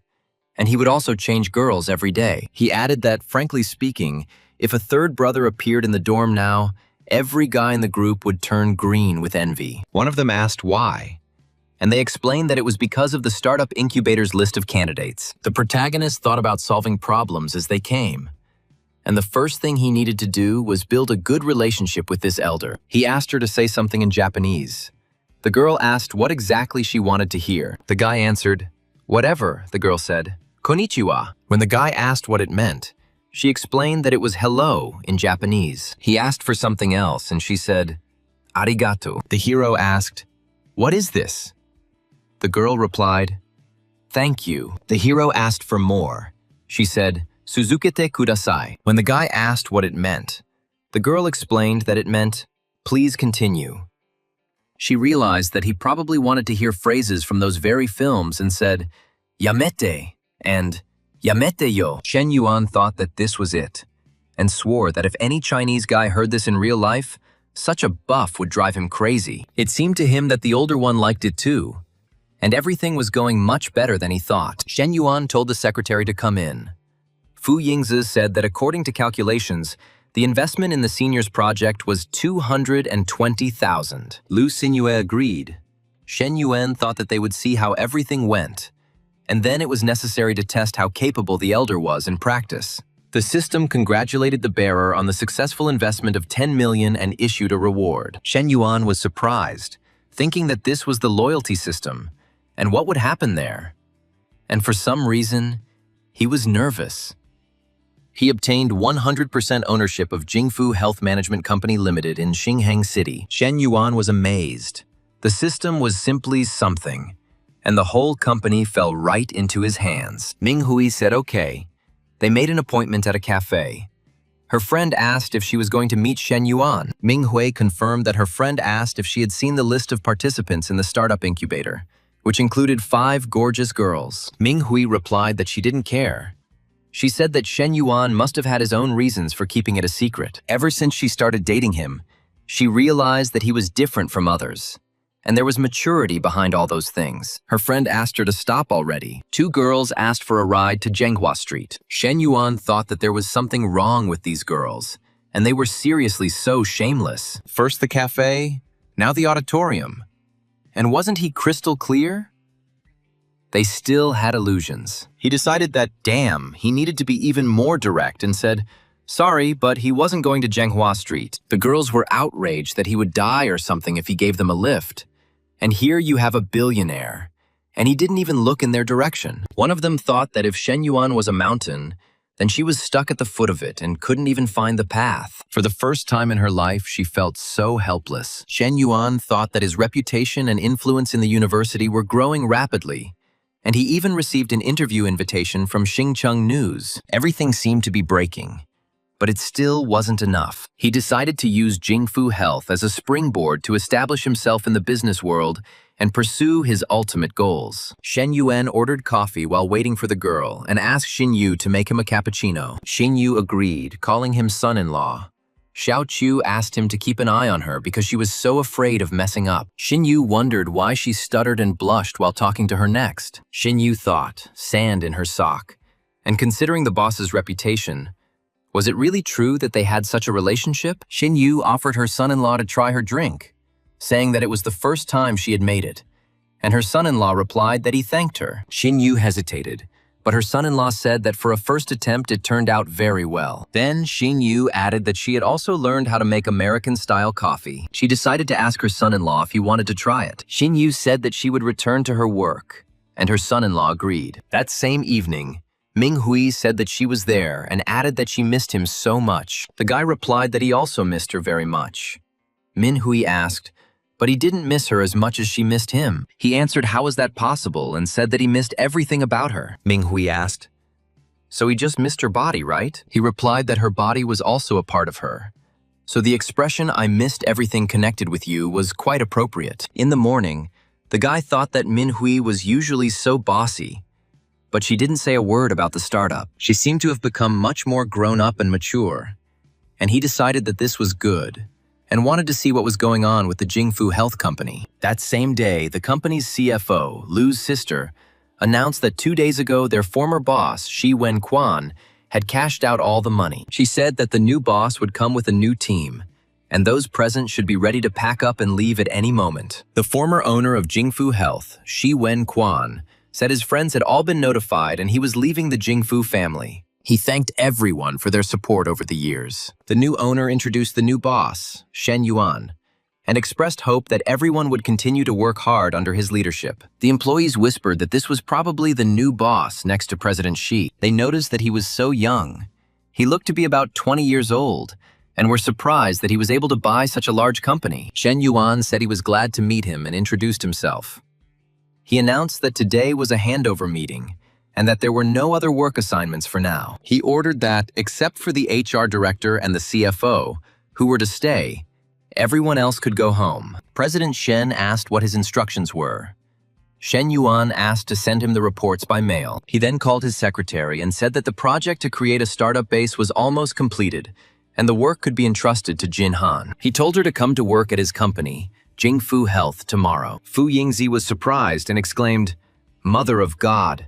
Shen Yuan also had another business, and he turned out to be a true master of stealth. She said that there was still half a month left before the summer holidays, and she had classes every day. Shen Yuan replied that she simply didn't fail the exams, and her internship started in October, so she could start earlier. Fu Yingzi asked for time to prepare and send the company's address, promising that she would be on time tomorrow. Shen Yuan looked at the financial reports and personnel reports. He saw that the 2 fitness centers and yoga studios were quite profitable. Even a medical center with poorer performance can reach the break-even point. He noted that the company's problem was overstaffing and excessively high monthly online marketing costs. When Shen Yuan called, no one answered, and he wondered what was going on. They told him that Su Shu Wei had left an hour ago, saying that her family had urgent business. When he asked what the urgent matter was, they told him they didn't know, and added that they had called her later, but she hadn't answered. At Su Shu Wei's house, Zheng Liangfeng was indignant that harsh words were one thing, but now she was at fault. But she acted as if she was right. She asked what she had done wrong and remarked that who in the house doesn't have leaks, and that a leak is already a crime. They told her that there was a leak in her house, but she didn't even go down to tell anyone or deal with it. When Su Shu Wei's younger brother came and told her, she even scolded him and was asked how she should behave in general. Zhang Liangfeng replied that this child knocked on the door without even saying hello, completely without manners. So what's wrong with her scolding him? Shen Yuan said that if you leave things as they are, then next time things will only get worse. Su Shu Wei replied, asking to forget about it, and she did not want to discuss it anymore. Shen Yuan ordered to apologize to the child, because he was not guilty of anything. Zheng Liangfeng was indignant, apologized, and laughed, or something. And why would she apologize? Zheng Liangfeng added that he wasn't even married to her, but he was already so eager to protect her. Do you really have a civil marriage with her? And notice that young people know a lot about entertainment. Shen Yuan repeated that she had scolded the child, so she should apologize to him. Zheng's son Liangfeng asked, "Who the hell are you? And who did he think he was when the hero hit him?" Zheng Liangfeng's son told Shen Yuan to just wait and he would call his guys now. He called Brother Long, shouting that he had been beaten, Shen Yuan replied that go ahead, call him, and he would also call his people. 15 minutes later, a car pulled up and someone who arrived asked who had hit him. Brother Long arrived and shouted that it was he who raised his hand against his brother.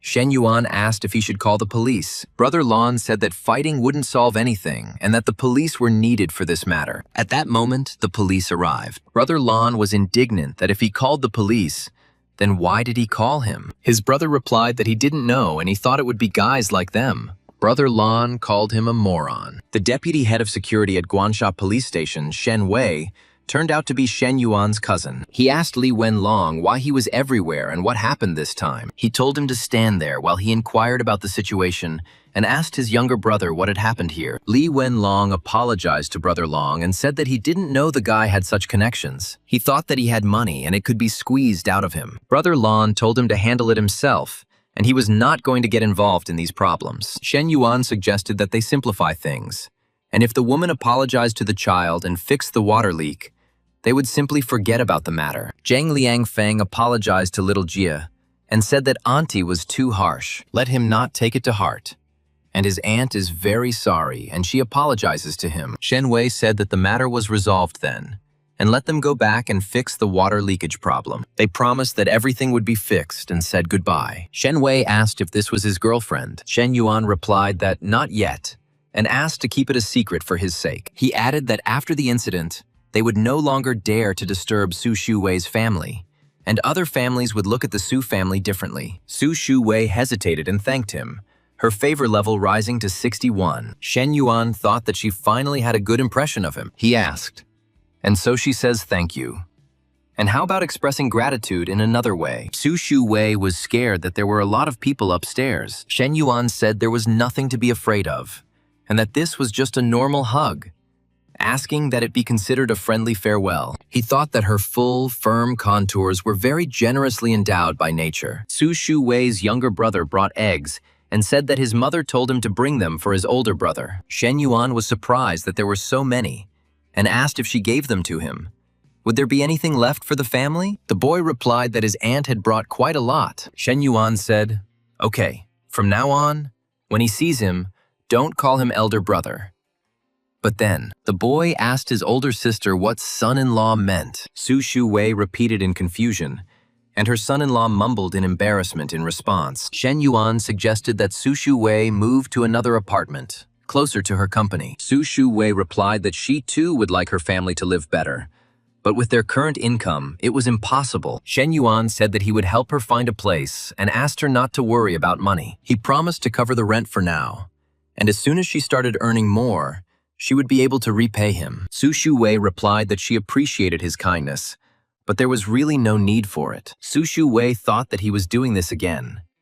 Her brother said that her brother-in-law had left and suggested that she come back, sister. At home, Shen Xuan told her brother that he had returned so late and she was simply starving. Shen Yuan replied that in the future, if she was hungry, she should just go and eat. Shen Xuan said that her sister-in-law told her to eat first, but she and Xin Yu really wanted to wait for him, and she would be ashamed to eat alone. Shen Yuan asked if she was ashamed, and if she knew what shame was, then why did she still live here and not go home? Shen Xuan replied that she liked it here, and besides, she was not an outsider, so let her stay. She asked her brother when he would bring his daughter-in-law to meet his parents, and he would also bring Coach Liu. Shen Xuan called him shameless, and the dinner ended with laughter and jokes. Later, when Xin Yu was in the shower, Shen Yuan accidentally saw her. He silently prayed to Buddha and apologized, saying that he really didn't mean to, and the steam was very strong, and he didn't see anything. Xin Yu replied that it was not his fault, and that she forgot to close the door. Shen Yuan thought that she even took her phone with her to the shower, but he had to say that she and Chen Na were indeed equally good-looking. Chen Na was elegant, and Xin Yu was pure and innocent. Xin Yu thought that she would never have thought that the first person to see her completely naked would be her son-in-law. The next day, Shen Yuan asked Coach Liu to help him inspect the 2 gyms and the yoga studio. He said that it is necessary to evaluate their work, the level of service, the efficiency of their employees, and note their pros and cons. Coach Liu asked him to inspect them and whether he wanted to buy them.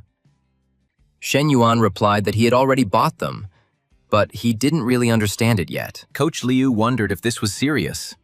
She thought that even the smallest fitness club cost more than $1 million. The system detected that the user had begun to evaluate their business and reminded them that the business should not only be stable, but also improved. Coach Liu asked what Daddy was thinking about. Shen Yuan replied that regarding the gyms and yoga studio, he told her to use any means necessary to infiltrate and conduct an investigation. The next day, in the chairman's office, Shen Yuan realized that it would take more than a couple of days for Coach Liu to infiltrate. Manager Jia said that the examination centers in Shingchen rarely made a profit and were already considered quite good. He asked not to worry, said that he already had a plan and would expand sales channels. He said he had recently hired several talented, well-connected salespeople and asked for time. Shen Yuan asked if he already knew about the need for expansion. Then why did they only start hiring staff now? Manager Jia replied that he had every right to criticize him and that it was his mistake. He explained that they had recently upgraded some of the equipment, and he had focused only on that, misplacing his priorities. Shen Yuan said that it was clear and he could go. Manager Jia thought about why Shen Yuan was asking about his family and felt uneasy. Shen Yuan decided that this Jianan show needed to be replaced. He thought that he was cunning and dishonest. Several employees had his last name, which clearly indicated nepotism within the company. Shen Yuan called Fu Yingzi and asked if she was getting used to her job. Fu Yingzi replied that everything was fine and she was still getting used to it, but everyone in the company treated her well. Shen Yuan said that, of course, no one in this company would dare to offend her, and asked her to adapt quickly. He added that she should work harder, and in 2 months he would give her a car worth 200,000 yuan. Fu Yingzi was surprised and asked if he was serious. Shen Yuan replied that he had deceived her at least once. Shen Yuan thought that everything should be taken gradually, and even the maids should be taken one by one, and there was no need to rush. In the office of the general manager of Jingfu Health Examination Center, Old Man Yu told Chief Jia that the people he hired were really reliable. He asked him to watch them closely. Old Man Yu reminded him that he had just made a promise to the new boss, and if anything went wrong, they would all be screwed. Chief Jia replied that Old Man Yu should not worry, and said that these sales managers were his former subordinates. In the evening, Chen Na returned home and said that she had gone to the Nigatron shopping mall in the morning and bought Shen Yuan a pair of suits. Shen Yuan thought that the men's business wear was from Nia and Blony, and it probably cost a small fortune. He asked how much she spent.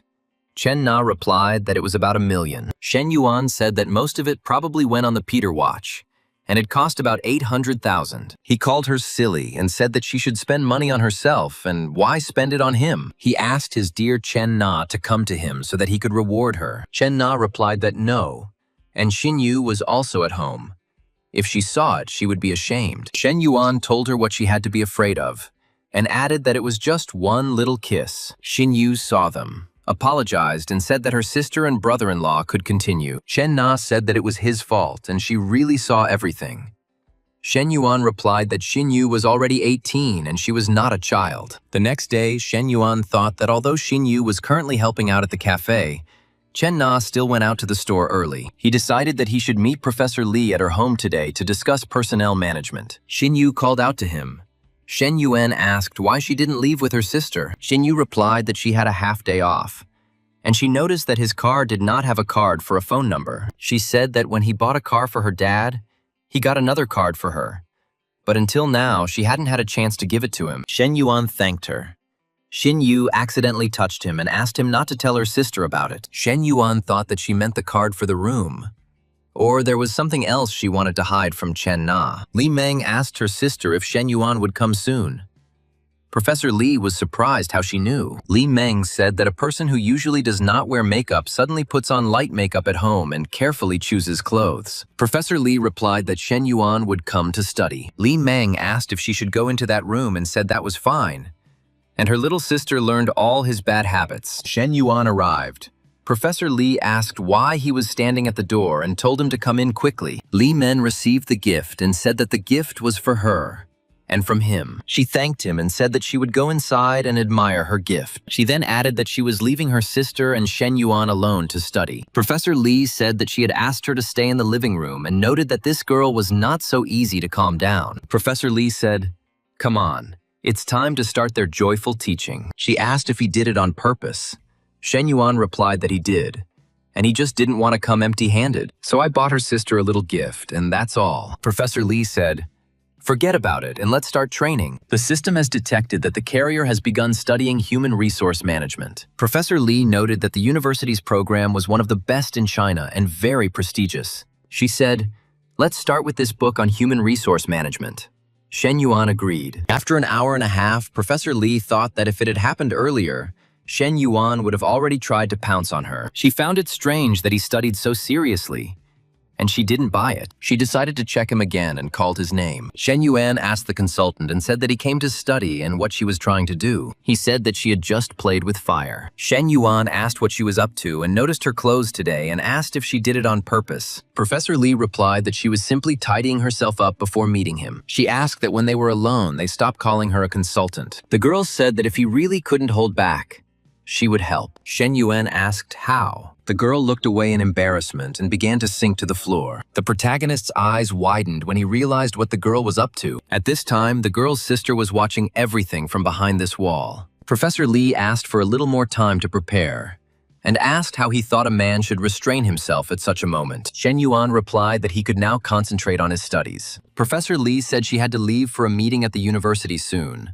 so she could stay with him for about an hour. Shen Yuan used the effective learning map, and the system congratulated him on mastering all the key management skills. Shen Yuan thought that he didn't think it would take so much effort, and next time, using the training card, he will no longer be able to do anything else at the same time. Shen Yuan said that he was tired from studying and a little sweaty, and asked if he could take a shower with her.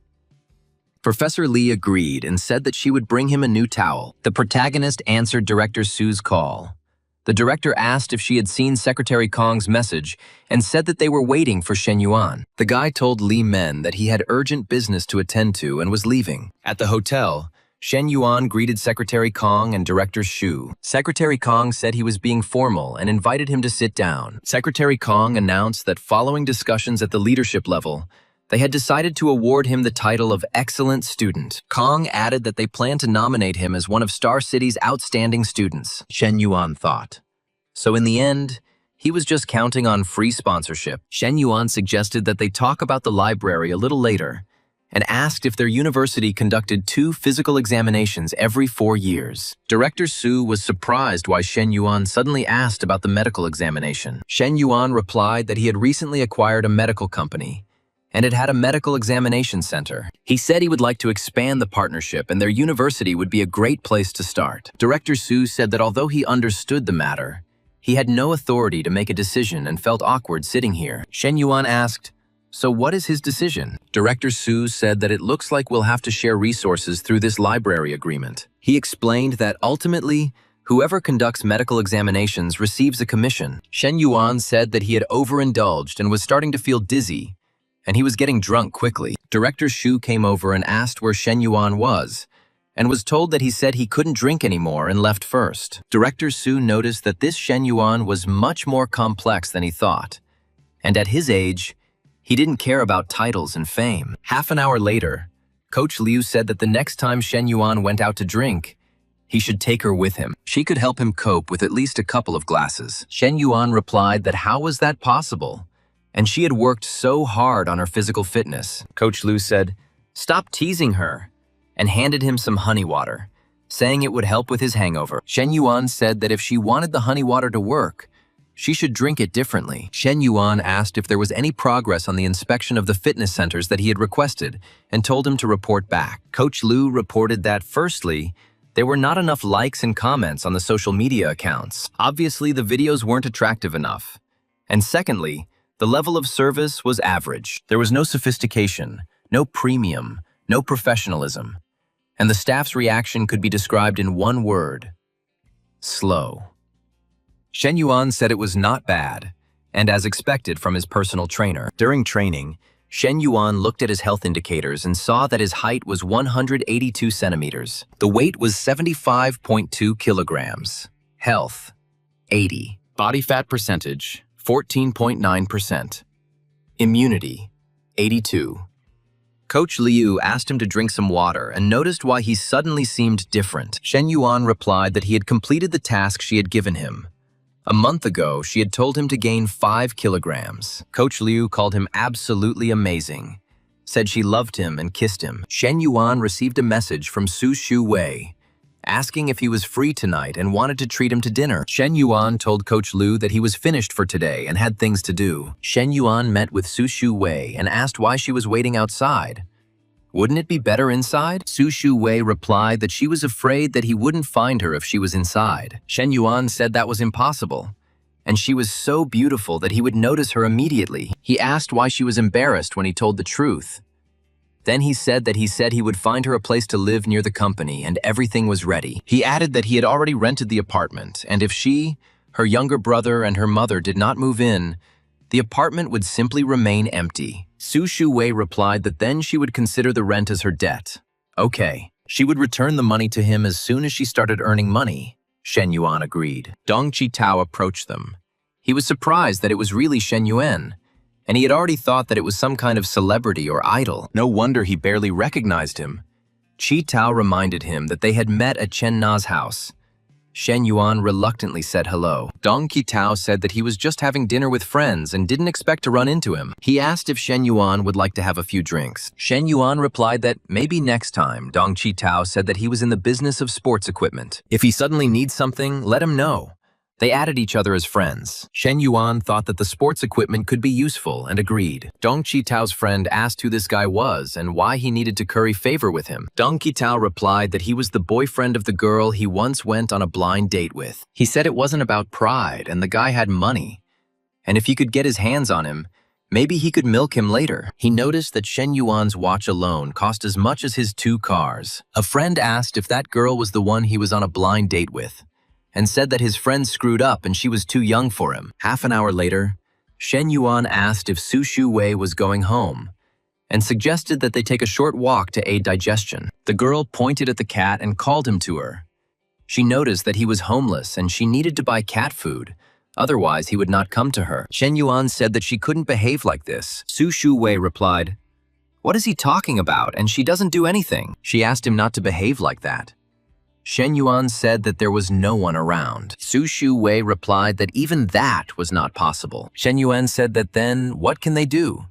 And every time he thinks about it, his head explodes. Su Shu Wei thought that he really thought about this kind of thing all the time. She noted that although he acted like a playful prankster, when he was serious, he surprisingly turned out to be responsible and even reliable. She thought he was so complex and hard to read, and yet he made people want to understand him better. Her affection level jumped to 67. Shen Yuan was surprised why her affection level suddenly jumped to 67. He thought that with other girls he would have to spend a few hours in the hotel to increase affection. Later, Su Shu Wei told her mother that they would move in a couple of days.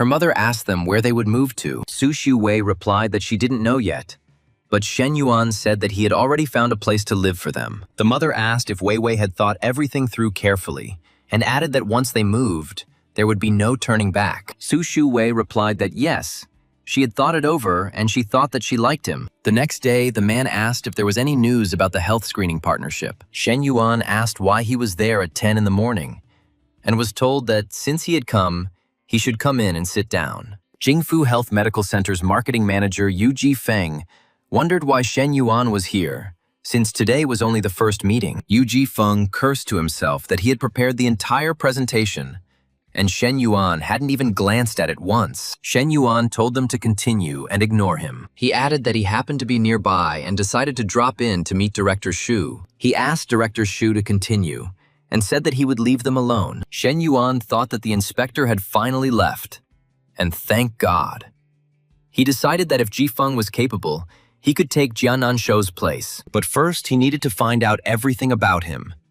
He thought that if Yu Jifeng turned out to be the same as Jia, it would be unpleasant. Shen Yuan decided it was time to go to Jingfu Health, and he still had a lot to do. At Jingfu Health, Shen Yuan asked Manager Chen why online marketing was so bad and TikTok videos were so disgusting. Manager Chen replied that good promotional videos usually featured attractive female trainers. Shen Yuan asked why they needed models and couldn't their trainers appear in the videos. Manager Chen responded that some were camera shy and others did not want to be filmed. She explained that since online clients were distributed equally between the trainers, Shen Yuan asked if they hadn't addressed this issue before. And Manager Chen replied that the fitness club still received plenty of casual clients. Shen Yuan asked Manager Song what his opinion as the general manager was, and why the online traffic was low. Shen Yuan asked if he was wrong. Manager Song replied that he was not, but Shen Yuan said no buts, and ordered him to draw up an improvement plan and submit it tomorrow. Manager Song obediently agreed. Shen Yuan thought that their fitness center had always been the best in both scale and profit. Shen Yuan spent the day studying the documents, then returned to Chen Na's home. Xin Yu said that her son-in-law had returned. Shen Yuan asked why Xin Yu was there and where her sister was.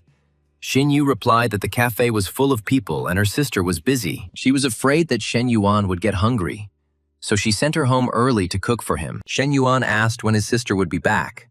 Xin Yu replied that it would not be soon, and his sister had just written that they should not expect her for dinner. Xin Yu added that it might not be as tasty as her sister's and asked her to ignore it. Shen Yuan replied that as long as it was her or her sister, he would be happy with it. However, he immediately corrected himself and clarified that he meant the food they were preparing. Shen Yuan said it tasted good. Xin Yu said it was true, and she noticed that he liked these dishes, so she cooked them. The girl said that she needed to go to the bathroom for a minute. Xin Yu then asked if she could call him Shen Yuan, but then she got scared that she almost said what she wanted. She told herself, "No, no, no," and those words must never, ever leave her mouth. Xin Yu thought that she needed to explain herself to her son-in-law. Otherwise, something bad would happen. Xin Yu said that son-in-law. In fact, she didn't mean that.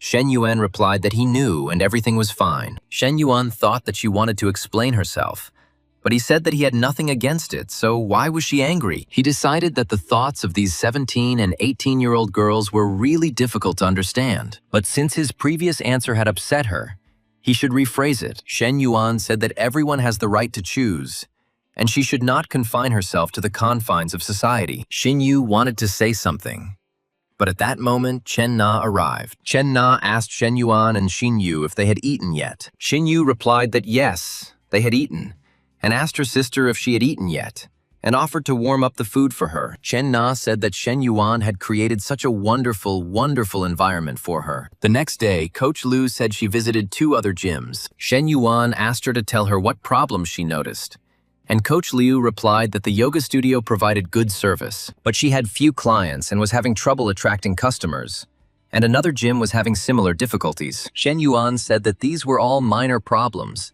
and it all depended on whether the managers were willing to solve them. He asked who she thought he was and said that he was free that afternoon and suggested going on a date. But he added that in addition to reporting the problems, she should provide him with a plan to solve them in the evening. They spent 230,000 yuan. And after triple cashback, the net profit was 460,000 yuan. Coach Lu said that today was probably, perhaps, the happiest day of her life. Her affection level reached 93. Shen Yuan thought that the cashback wasn't that important. The next day, the fitness center's general manager, Song Zheng, said she had conducted a self-analysis and provided improvement measures. She admitted that they might not be enough yet, and he was more experienced and asked him to take a look. Shen Yuan replied that there was no need for introspection and told her to sit down and give him a summary of the new measures. Song Zheng began reporting that if staff were late or sloppy in public places, they would be fined. The same was true for subsequent checks, which required constant monitoring, and any omission would lead to a reduction in work results. Shen Yuan stopped her and asked if these were all just punishments and no rewards. Song Zheng responded that the punishments created a sense of urgency, making employees take their work more seriously. Shen Yuan said that punishments are acceptable, but there should also be rewards. He ordered the use of rewards as the primary tool and punishment as an auxiliary one, and emphasized that the main thing is motivation. Song Zheng said she understood. She thought their new boss was incredibly capable and assertive. With such a determined attitude, and is only 21 years old, she realized that the company's phrase, The company doesn't need slackers meant that if she messed up, she would be finished. And Shen Yuan scared her to death. Fu Yingzi thought about it and said that she wanted to tell him some inside gossip. Shen Yuan said they were alone and asked not to call him Mr. Shen because it sounded strange. Fu Yingzi revealed that the real person in charge of the university's work is Yu Feng, and he used to work in marketing. Fu Yingzi added that she checked his background and he was the deputy general manager at another medical center until his wife cheated on him with his ex-boss and he beat that man up and had to quit his job. Shen Yuan said that she was even able to dig up such rumors, and his little secretary turned out to be incredible. He said she was so capable and asked if she had a boyfriend. Song Jiang was at a loss, wondering why he suddenly asked her about this. He already had a bunch of girls. She assumed he was tired of the big ones and now wanted to try her baby. Fu Yingzi thought that the boss already had enough mistresses and he didn't need her, and it was better for her to just remain a hard-working bee next to him. She saw Ming Hui's daily posts and realized that she was completely in relationship mode. Ming Hui asked if he wanted her to bring him lunch, but Shen Yuan said that it was not necessary and that he would come to her after lunch. She asked him not to come to her house because she was already scared. He admired her thin waist and the perfectly curved line of her hips. The ratio was just insane. But she was wearing a mask and he couldn't see her face. The man told her to finish registering the client and call home to check. Then he asked why she was sneaking around like a thief. The girl told the main character that she was not him, and he had no idea how much she was risking. He asked if it wouldn't be better if everyone knew, but she replied that it was not time yet. And first, she needed to change. 5 minutes later, he said she knew her clothes were making it difficult for him to concentrate on his work. The hero told her to turn around. When she asked what, he said she should make it up to him. And when she asked how, he said on her knees. The girl cursed when she saw how they called her and said, "Oh shit." It was Zheng Xiang. He called Chen Na and asked if she was home now. She replied that yes, she was at home, and asked what, and he asked what she was doing. She replied that she was making dumplings, and he said that it was nothing important, and that he just missed her and wanted to call. She thought she couldn't stay any longer and needed to go back, and knowing him, he would definitely come home to check on her. Her partner told her to just get through this period and everything would be fine. An hour later, my husband asked if she was still cooking and what the occasion was for dumplings today. And she replied that there was no reason. She just wanted some. I asked if he had said that he would be at a meeting with a client and why he suddenly returned. He replied that he heard she was making dumplings and wanted to go home to try them fresh. The protagonist thought that Yu Feng was supposed to report to him about work today. But due to what happened, the conversation would have to be postponed. He thought that the longer he worked, the more acutely he felt his lack of knowledge, and it was worth asking Professor Li for lessons. He asked when she would be back home, and she replied that summer holidays were coming soon, and she had a lot of work, and in at least an hour and a half, and asked. The hero said he wanted to study with her, and asked if she had highlighted the key points in the International Economics textbook. She replied that yes, she had finished everything, and asked if he wanted to start memorizing the new chapters today. He said that what he really wanted to see most was her, and that he missed her. A colleague asked if she was dating someone, and she replied that the meeting was starting soon and to stop fooling around. The colleague said that she understood everything and smiled meaningfully. The girl remembered how the main character harassed her right at her workplace and thought that they could have been seen. The woman did not calm down and said that dating her student was not such a bad thing. The girl couldn't hide her embarrassment, so she couldn't answer. Her colleague wished her happiness and left, saying that she needed to get ready. The protagonist came to pick up the study materials, and Li Meng said that she knew. Her sister sent her a message, and the books are on the shelf in her room, and let her look for herself. He cursed that this was what he was most afraid of. And Li Meng said, okay, it was none of her business. The main thing is not to irritate this daughter-in-law, God bless her. And she added that she needed to tell him something. The guy asked what. The girl continued and told him to do it with her once. The hero was confused and did not understand what was happening. Li Meng told Shen Yuan not to think too much and only suggested it once. He could see it as searching for a partner to satisfy certain needs. Li Meng added that she would not say anything and let him consider it their secret. When Shen Yuan asked why, she replied that there was no why. She just asked him to answer yes or no. Shen Yuan replied that he could control himself. Li Meng asked him to wait and asked if he was worried about something. And if he had even thought about his sister's feelings, Shen Yuan cursed and thought that she was testing him in this way and was not at all afraid of being punished. She called him a nasty guy who pretended to be a noble gentleman and a guy she would never get. She added, ugh, and she gave him a chance, but he chickened out. Half an hour later, Professor Lee thanked the hero for picking her up from work. The hero replied that he was worried that she might run into bad people. Professor Lee replied that he was the worst person here and called him a terrible pervert. Shen Yuan asked how she could say that and when he was a pervert, and asked her to elaborate. Professor Lee repeated, pervert. Shen Yuan laughed and asked, so he passed the test perfectly? Professor Lee asked, testing? And what kind of testing? Shen Yuan replied, the one that was in the evening. Shen Yuan thought that Li didn't know about Li Men's inspection, which meant Li Men was serious. He thought, great, and another pair of sisters. So he bought one and received the second as a gift. This is a huge profit. Shen Yuan smiled. Professor Lee asked why he was smiling. Shen Yuan replied, just thinking about something good. Li Men said that her sister had returned and asked why Shen Yuan had come with her. Shen Yuan thought that he had never looked closely before. But although Li Meng was 172 centimeters tall, his legs were longer. He thought that Professor Lee, at 168 centimeters, was not so tall, but her breasts were larger. Professor Lee told him to ignore Li Meng and that she was just trying to show off. She noticed that Shen Yuan didn't seem to tell his elder sister anything. Li Meng said that it was okay and she would not disturb them and would go to her room, and asked Shen Yuan not to misbehave. Shen Yuan said that this was not an outrage, and he got straight to the point. Professor Lee asked to spare her today because she had been busy all day and was tired. Professor Lee called him a scoundrel and asked if that was why he was smiling in the car. After 20 minutes, Professor Lee asked if he was now satisfied and if he could go home. Shen Yuan replied that it was almost midnight and he would stay here today and sleep on the sofa. It was all decided. He was tired. He thought that Professor Lee had already fallen asleep and she must be very tired. Li Meng thought it was interesting that her daughter-in-law really didn't lock the door. Li Men exclaimed and asked what he was doing. Shen Yuan asked not to talk. Li Men asked if he really came. Shen Yuan replied that she left the door unlocked. And why should he not come? Li Meng said that what she said earlier was nonsense and a momentary madness, and asked not to take it seriously. Shen Yuan replied that he had already taken it seriously. Li Men groaned. Shen Yuan thought that she was already so loud, and he hadn't even inserted anything. Li Men tried not to make a sound. Shen Yuan asked if she was satisfied now that 2 hours had passed. Li Meng said that it had been a long, long time since she had been so satisfied.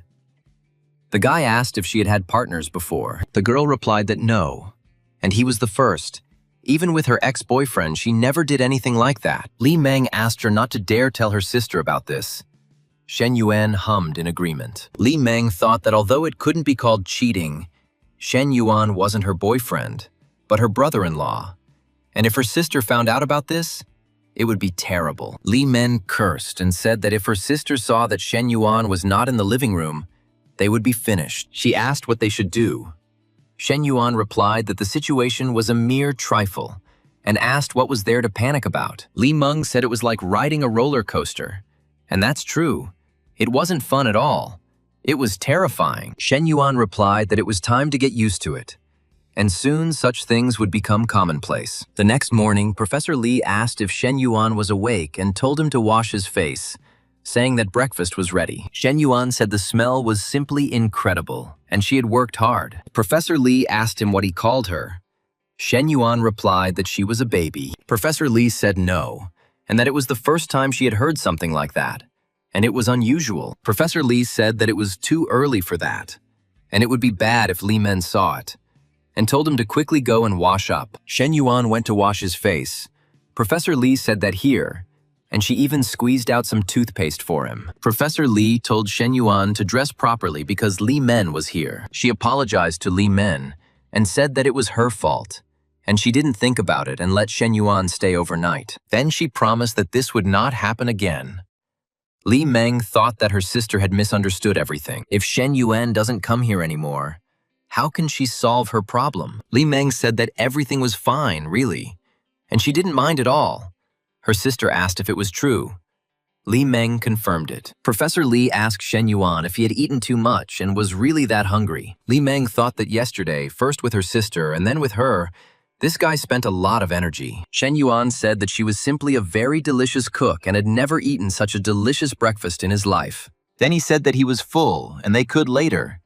But then he changed his mind and said that he would return to his place. At the office, Shen Yuan showed Manager Jia the documents and said that this was only part of it, and that these numbers alone were enough to put him away. Manager Jia pleaded with President Shen that it wasn't that serious. Shen Yuan replied that it was his company, and he had stolen the company's money, and asked whether it was serious or not, and whether he should take it seriously. Manager Jia asked what he should do to get Shen Yuan to spare him. Shen Yuan said that he and his people should leave the company and tell him everything they knew. Manager Jia said that he would tell everything and leave the company. This is how Jianan Shu revealed all the inside secrets of Jingfu Health. Shen Yuan thought that after he took over the company, he didn't fire Manager Jia right away for 2 reasons. Fu Yingzi said that last time Shen Yuan told her to rent a place closer to Guanting and suggested looking at the option for 2,500. Shen Yuan said okay. Fu Yingzi replied that she would contact the owner and sign the contract. Coach Liu called and cried.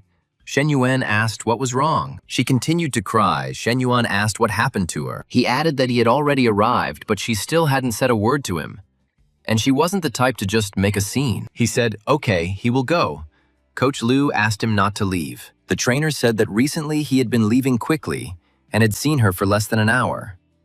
And nothing had happened at the fitness center either. She asked if he didn't need her anymore and began to cry again. Shen Yuan asked if she cried so much because of this.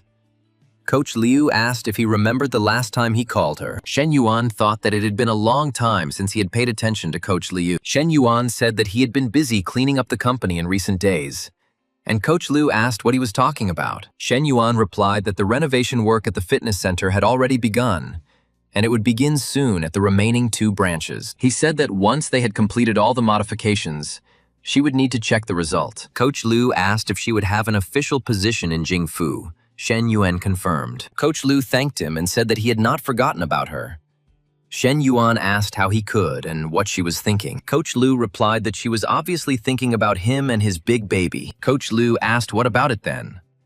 Shen Yuan said that if she continued like this, she would regret it. 2 hours later, Li Yuhan said that their bar would open in test mode today, and he gathered his classmates and as a co-owner. At the bar, the hero noticed that there were quite a lot of people, and most of them were probably friends whom Li Yuhan had invited. Someone called out to Shen Yuan and they greeted each other, saying that it had been a long time since they had seen each other. Shen Yuan replied that they hadn't seen each other for a long time, and his interlocutor became even more handsome. He told Shen Yuan not to think that he would end up being the most handsome guy in the class. The hero asked where Li Yuhan was, and they replied that Li Yuhan said he had something to do and would be back later. The interlocutor said that it seemed like they were the only ones who came without a partner, and he heard that there were a lot of beauties in the Faculty of Foreign Languages. He asked why he didn't invite a couple. Shen Yuan replied that there was no need, and there were plenty of beautiful girls here too. If he liked someone, let him just go and talk to her. He asked to help him choose which of them is better. Shen Yuan noticed that it was Xiao Lei, the cosplay girl, and wondered why she was here. He suggested that she was probably helping that streamer. One of the guys said that the girls in places like that knew a thing or two about quality, and with a pilot watch costing 300,000, he would have no problem winning them over. One girl said she would come over for a drink after she finished streaming. Another said her WeChat was blocked, but she also agreed to come when her friend finished the stream. Half an hour later, Xiao Lei approached Shen Yuan and said hello. Shen Yuan asked Xiao Lei what she was doing here. Xiao Lei asked what he was talking about and said that she didn't even know he was here. She added that if he had noticed, he would have called her a long time ago and would never have given another guy a chance. She asked when she approached them how she should behave, as acquaintances or strangers. Shen Yuan replied that he could do whatever he wanted and it made no difference to him. Shen Yuan thought that this girl was complex, straightforward, and had a strong character, and it was interesting. She was introduced as an influential girl in Xingchen with about 800,000 fans in Klauen. Xiao Lei said that he was too kind and that she was just a small blogger and was glad to meet them. She was invited to sit down. The guy asked the name of the beautiful lady next to her. Xiao Lei introduced her friend Lei. They raised a toast to their new friends, and Layla thanked them. Xiao Lei told the hero that she would drink a glass with him, but only one, and it tasted like soda. She was told it was champagne and had almost no alcohol in it. The girl asked if he had seen her startup proposal and when he planned to invest in it.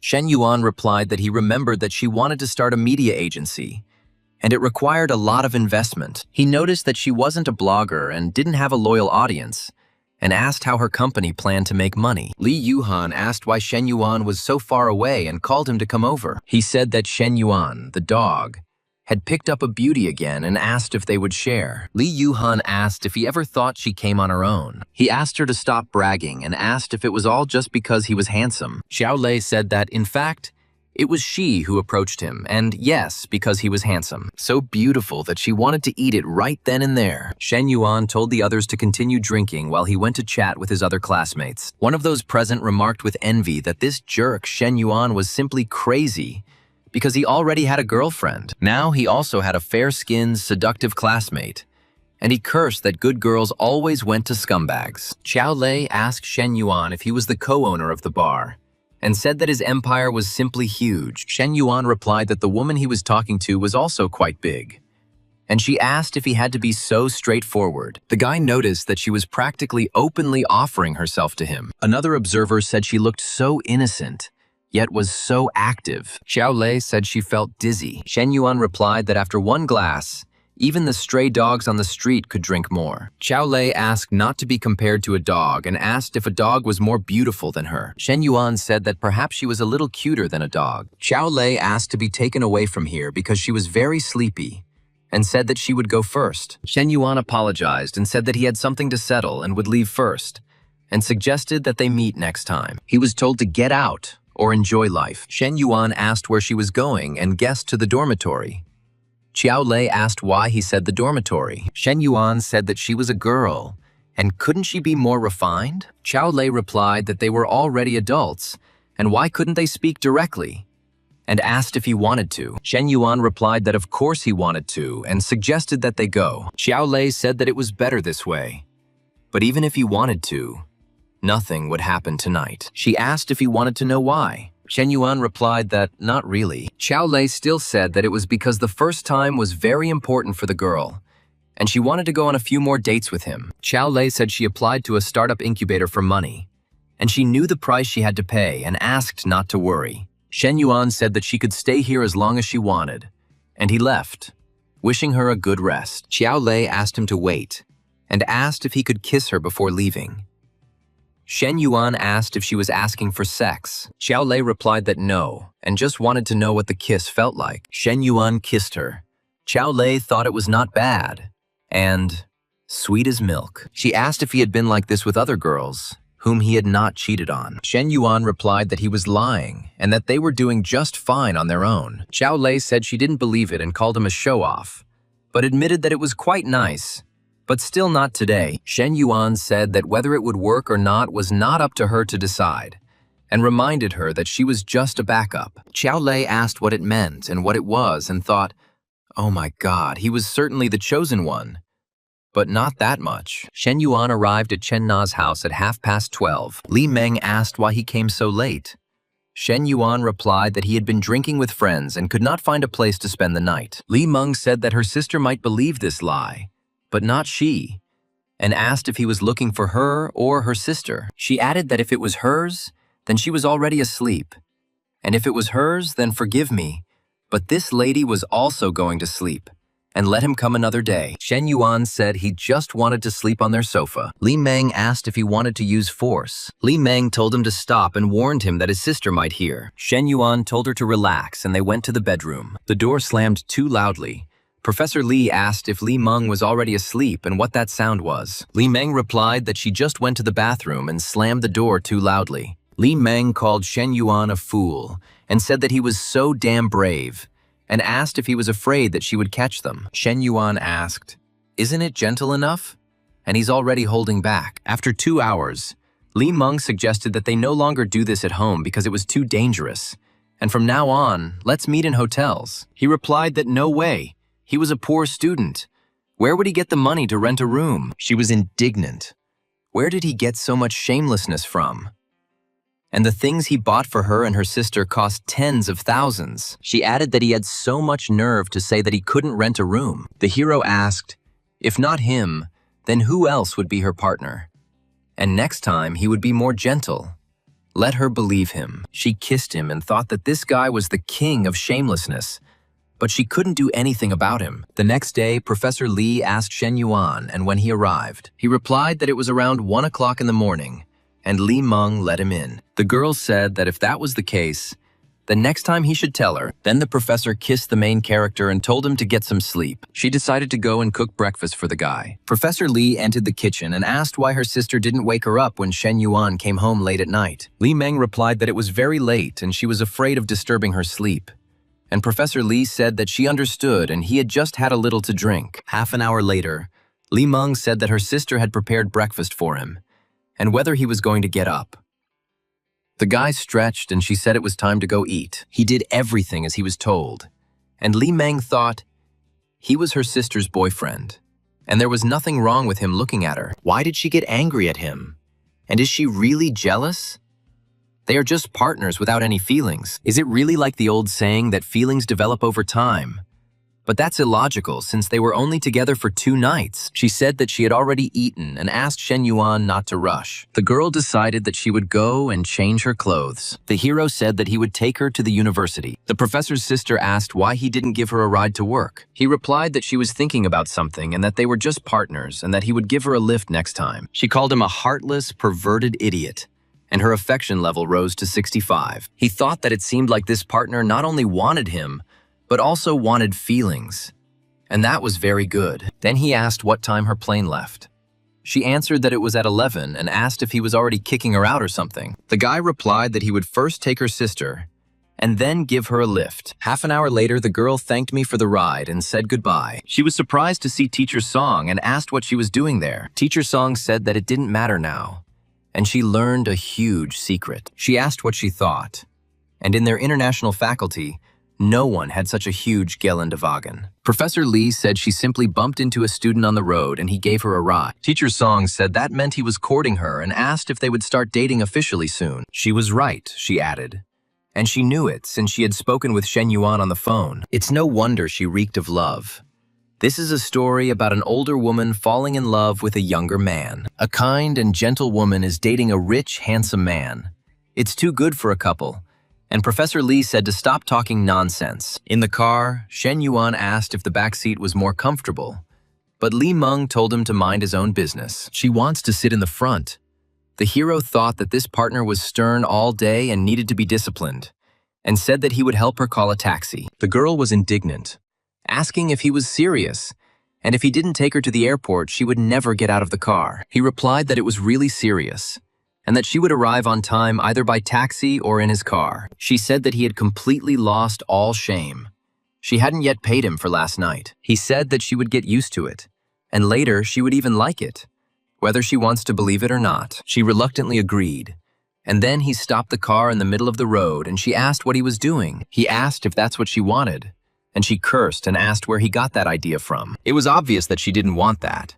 So he asked what she wanted then. Shen Yuan told Li Meng to behave normally and asked her to watch her words and not say anything that sounded absurd. Li Meng asked, so it was her fault, and allowed herself to ask something. She noticed that he looked quite rich and asked him how he made so much money. Shen Yuan replied that he had started trading cryptocurrency and forex in his first year of college and was now running his own company.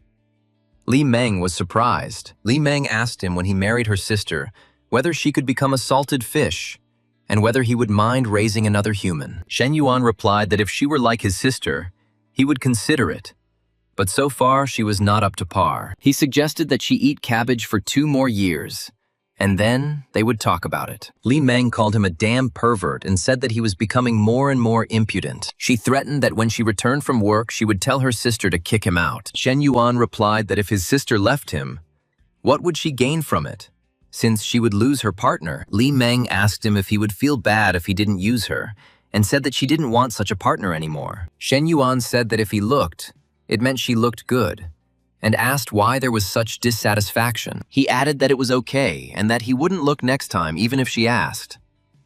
Li Meng asked again if it was true. Passers-by remarked that it was cool to be rich, and that he would have such a beautiful flight attendant by his side. They cursed that damn capitalism was taking all the best things for itself. Li Meng said what he was doing, and it was not the road to the airport. Shen Yuan replied, "Who said they were going to the airport?"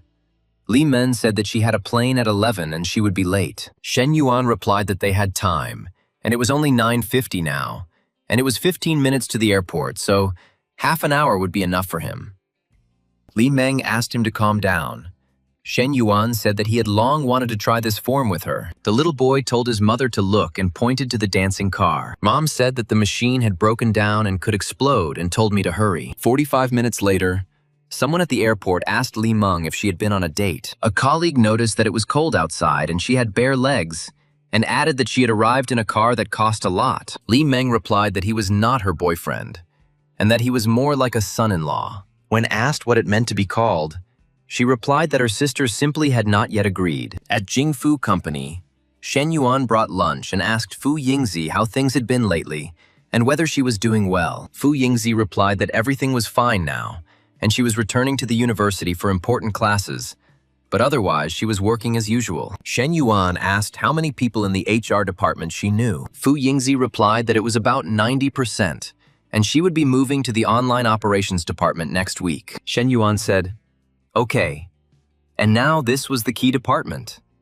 And the previous online traffic results were terrible. He added that in a couple of days he would hire a special consultant to check, and she would check the details and Fu Yingzi would assist her. Fu Yingzi said she understood.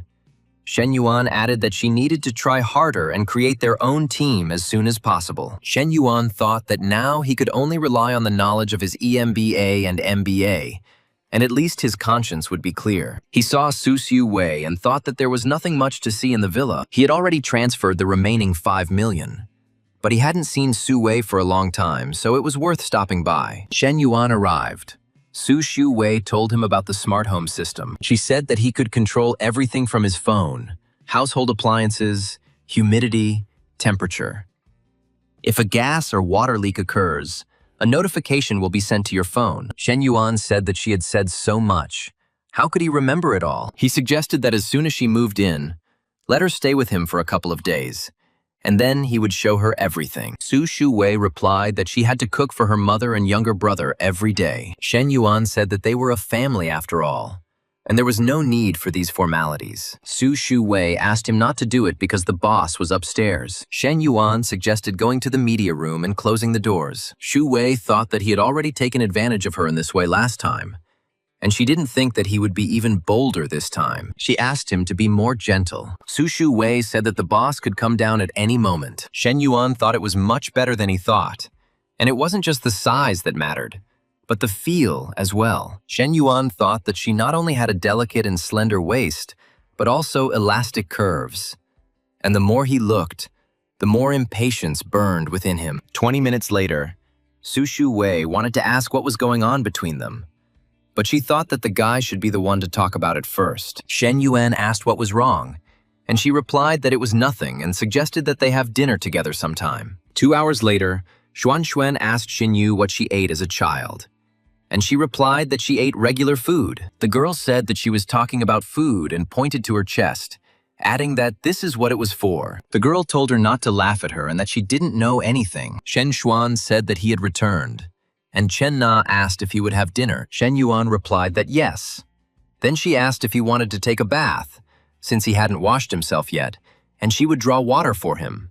He agreed. Xin Yu noticed that her sister-in-law had spoiled her brother terribly, and said that she even drew a bath for him. Shen Xuan said that she came to take care of her daughter-in-law and Xin Yu, and of course she would sleep with Xin Yu. 2 charming girls will sleep together. They told her that, considering how lazy she was and suddenly taking care of her daughter-in-law, it was enough that she would not have to take care of her. Shen Xuan asked her brother to leave her some chips. Xin Yu said that if he wanted more, then she would come down and buy them. Shen Xuan was indignant that Xin Yu, what she would buy, and even she spoiled him. Shen Yuan noticed that Xin Yu's affection was 60, and now it is 63. And it seems to be making steady progress. Shen Na said that the bath is ready. Xin Yu thought that it must be nice to be able to do something for her brother-in-law, since he had done so much for her sister and her family. Shen Xuan said that was right. They just made him into a giant baby. Xin Yu replied that these were just small things and they were worth nothing. Shen Xuan thought that if she were in her place, she noticed that Xin Yu. Why did she suddenly blush? She asked if it was true and said her face was just burning. Doesn't she feel anything? Xin Yu replied that she didn't know. The main character breathed a sigh of relief and said how good it was. Shen Yuan said that he felt every cell in his body relax. Chen Na said that was great and she would give him a massage. Shen Yuan asked if she knew how to massage and when she learned it. Chen Na replied that she was online and had done it to Xin Yu twice in the past few days. And Xin Yu said it was working out well. If he wants to do something more, let him tell her.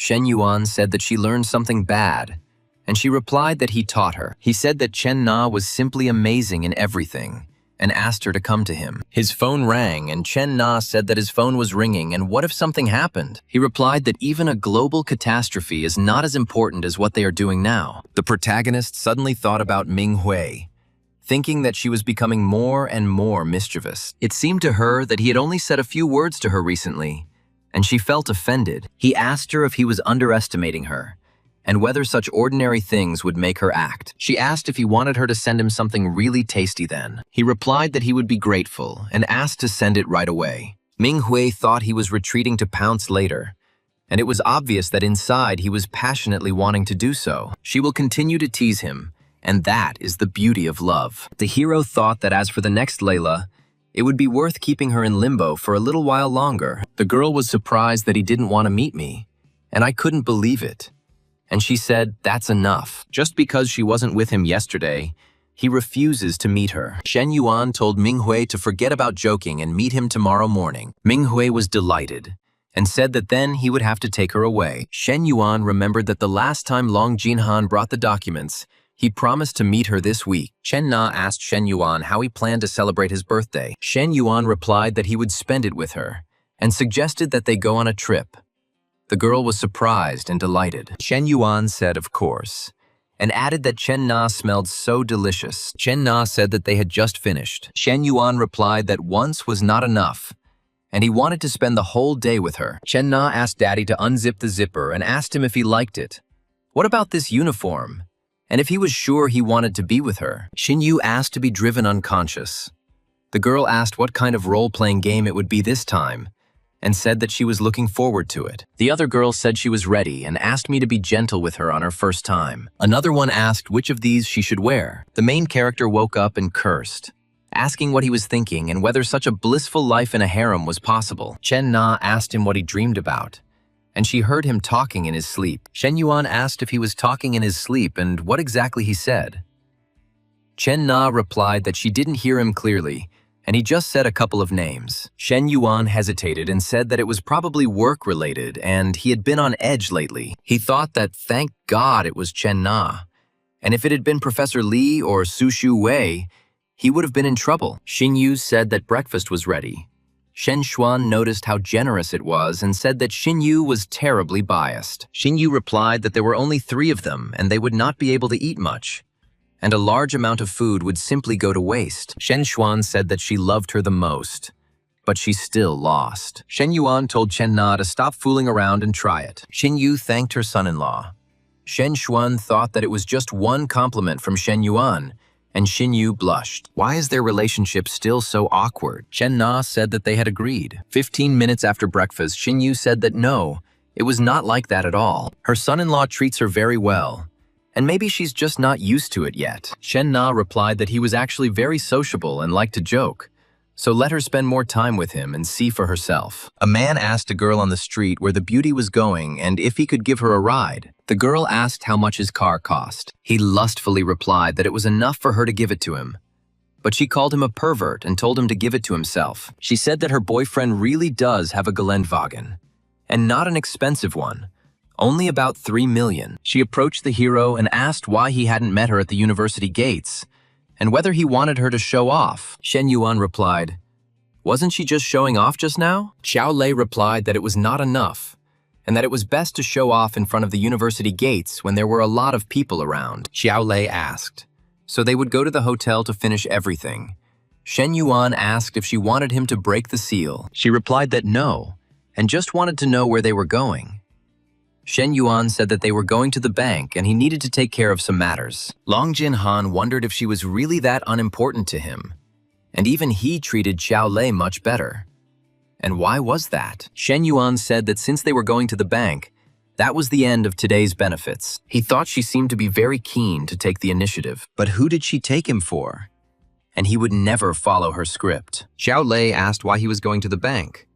Shen Yuan replied that it was to open a personal account. Xiao Lei asked about his personal account and how much money he had. Shen Yuan replied that, just like Xiaomi's boss Lei, Xiao Lei said he was a liar, and that she was not a child and would not believe such nonsense. Shen Yuan asked if he was not as rich as him, she would not go with him, and put his hand on her knee. Xiao Lei said that Shen Yuan was groping her again. The hero replied that to grope her, you had to spend a lot of nerves, and he would pay her for a lunch of 300 yuan, and let her consider that they were even. Passers-by noticed that, looking at his clothes and the first-class beauty next to him, it was immediately obvious that he was rich. They said they were pushing each other in line at 2 counters, and he was pacing like a boss during an inspection, with everyone running after him. A bank employee told Mr. Shen that the amount of his deposit in their bank had long met the criteria for opening private banking. He explained that their terms were the best in the industry, and all transactions would be conducted online. Large expenses or receipts are processed instantly. Plus, this package includes business lounges at airports around the world. The employees noticed, what a day, and only 21 years old, and already 30 million on deposit. And this is not counting other banks. Then they added that, yes, and he has even more real estate and businesses. And the money, the looks, the natural presence, he has it all. The girl noticed that he had not spent a penny, but was receiving such incredible service. Then she asked who he was dating later. Shen Yuan replied that she didn't know her. She asked if she was just accompanying him on business and then going home, or if they were alone. Shen Yuan replied that she would stay with him for the whole day, including the night. The girl asked if this meant that he would sleep with her tonight. Shen Yuan said that sleeping with him was such a loss. Xiao Lei thought that it was not a matter of gain or loss, and the easier it was for a man to get something, the less he valued it. She's not that stupid, and besides, she still needs to find out how many women are hanging around Shen Yuan and whether she has a chance to become the leader. At the restaurant, she said, wow. And she only saw this restaurant on the internet. Shen Yuan said the main courses would be foie gras and pike perch with lobster sauce, and he also ordered the beef bourguignon stew. She asked where they would go after lunch. Shen Yuan replied that they would go home to their mothers. She was surprised and said that she thought he was hers for the whole day. Shen Yuan replied that, of course not, and he had meetings scheduled for the afternoon and evening. Shen Yuan was looking at his phone, and she said why he was always on his phone. At this time, another girl sent him photos of herself in different underwear. Xiao Lei told him not to sit on the phone and to talk to her. The guy asked what to talk about. She replied that conversations arise naturally, and not because they are forcibly sought. And if someone wants to talk, they will talk. She said that if he didn't want to talk to her, he would say so, and there was no need to come up with these stupid excuses. Shen Yuan said, "It's time to go then," and asked the waiter to bring the bill. The waiter said the total amount was 2,492 yuan, and he could scan it here. The guy said what she asked, and he did, and she muttered, "Okay." 30 minutes later, she asked if he was seriously taking her to the dorm, and he replied, "Where else?" And he had things to do. She was upset. He saw the girl, stopped next to her, and, after dropping Xiao Lei off, asked her to get in. Xiao Lei cursed, and when she asked what was going on, he told Long Jinhan to buckle up, and she agreed. Lei was indignant that this was supposedly a seamless replacement, and she had just gotten out of the car and he was already putting another girl in. The hero replied that he had already said that he had serious business. She thought that other women were his serious business. The girl angrily asked what he was going to do, and he replied, "Isn't it obvious?"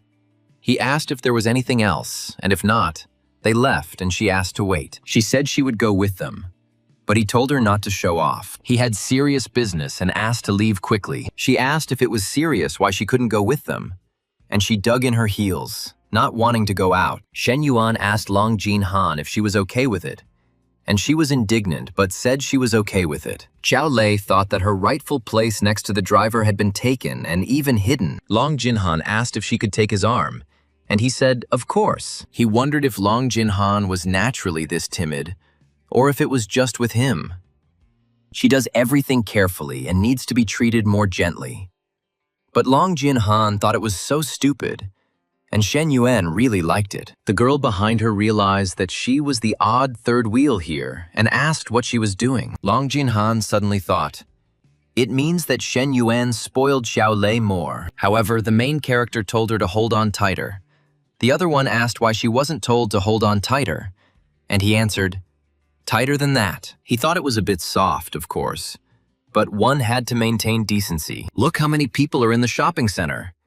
And he asked to be more modest. Passers-by were outraged. What the hell is this? Are they filming a drama or something? And all they could say was that he is rich. They were wondering where the cool girls had gone.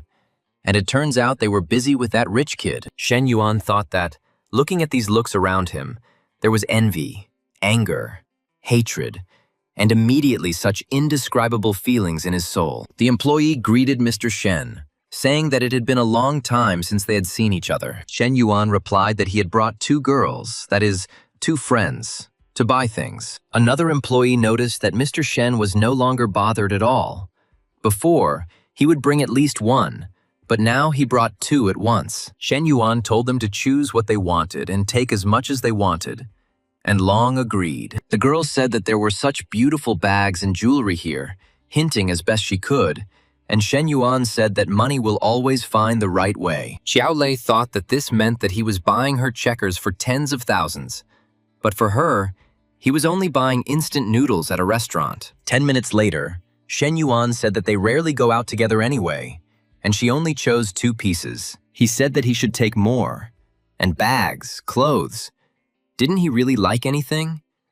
But the girl replied that it wasn't necessary, and he had already bought her a lot of things. She added that 2 would be enough today, and he said that today they would have to collect at least 100,000, and if they didn't like anything here, they would go to another store. Shen Yuan thought that although she tried to save his money, he only spent a little more than 10,000. Xiao Lei thought that she had 100 pieces, and she had 2,000, and she wasn't even the main one. After another 20 minutes, Long Jinhan said that was enough, and he agreed. Then he told Xiao Lei to choose something for herself too, and she was surprised. Shen Yuan thought that although Xiao Lei had not yet acquired sympathy glasses on her head, she still needed to give hers. Xiao Lei was self-confident and assertive, and she also clearly had a stubborn streak in her character. After 15 minutes, he calculated that he had spent 120,000 on Long Jinhan and 50,000 on Xiao Lei, but Xiao Lei's sympathy points never activated, and the system only returned the tripled amount.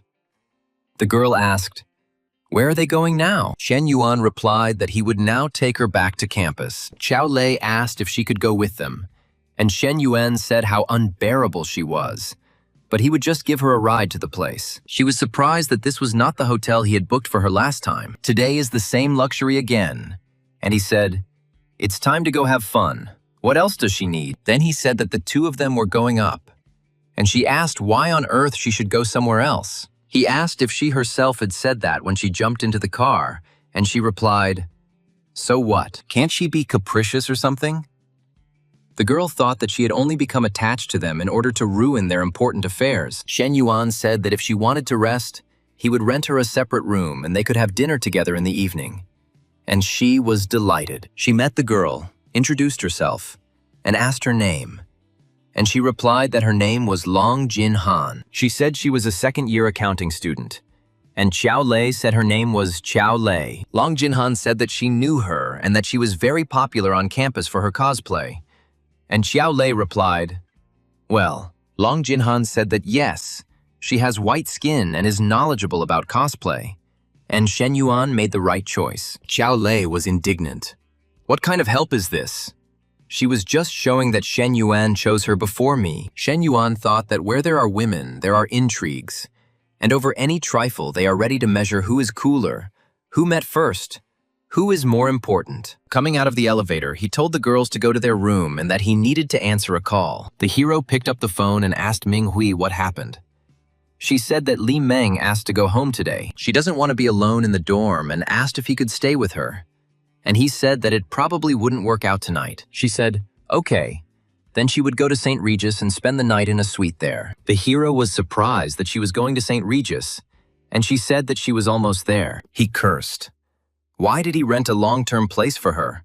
And while she was gone, he dragged Long Jin Han and Xiao Lei here. He thought that he shouldn't have rented everything in one hotel to make it more convenient. And the only luck in complete bad luck was that the rooms were different. Long Jin Han was asked if she knew who Shen Yuan was talking to on the phone in the hallway. She replied that she had no idea, and was asked if she had slept with Shen Yuan many times already. Then the girl corrected herself and asked him not to think anything like that, and she just wanted to understand why he treated her completely differently than he did her. Long Jin Han replied that she thought it was a big difference, and she would like to see how he behaved with another girl. She was asked what she was like and who this girl was. She replied that it didn't make any difference to her. Then she added that she didn't watch Nihua, and since there was someone cooler, it was better for them to stick together. That's the only way they could get to the top.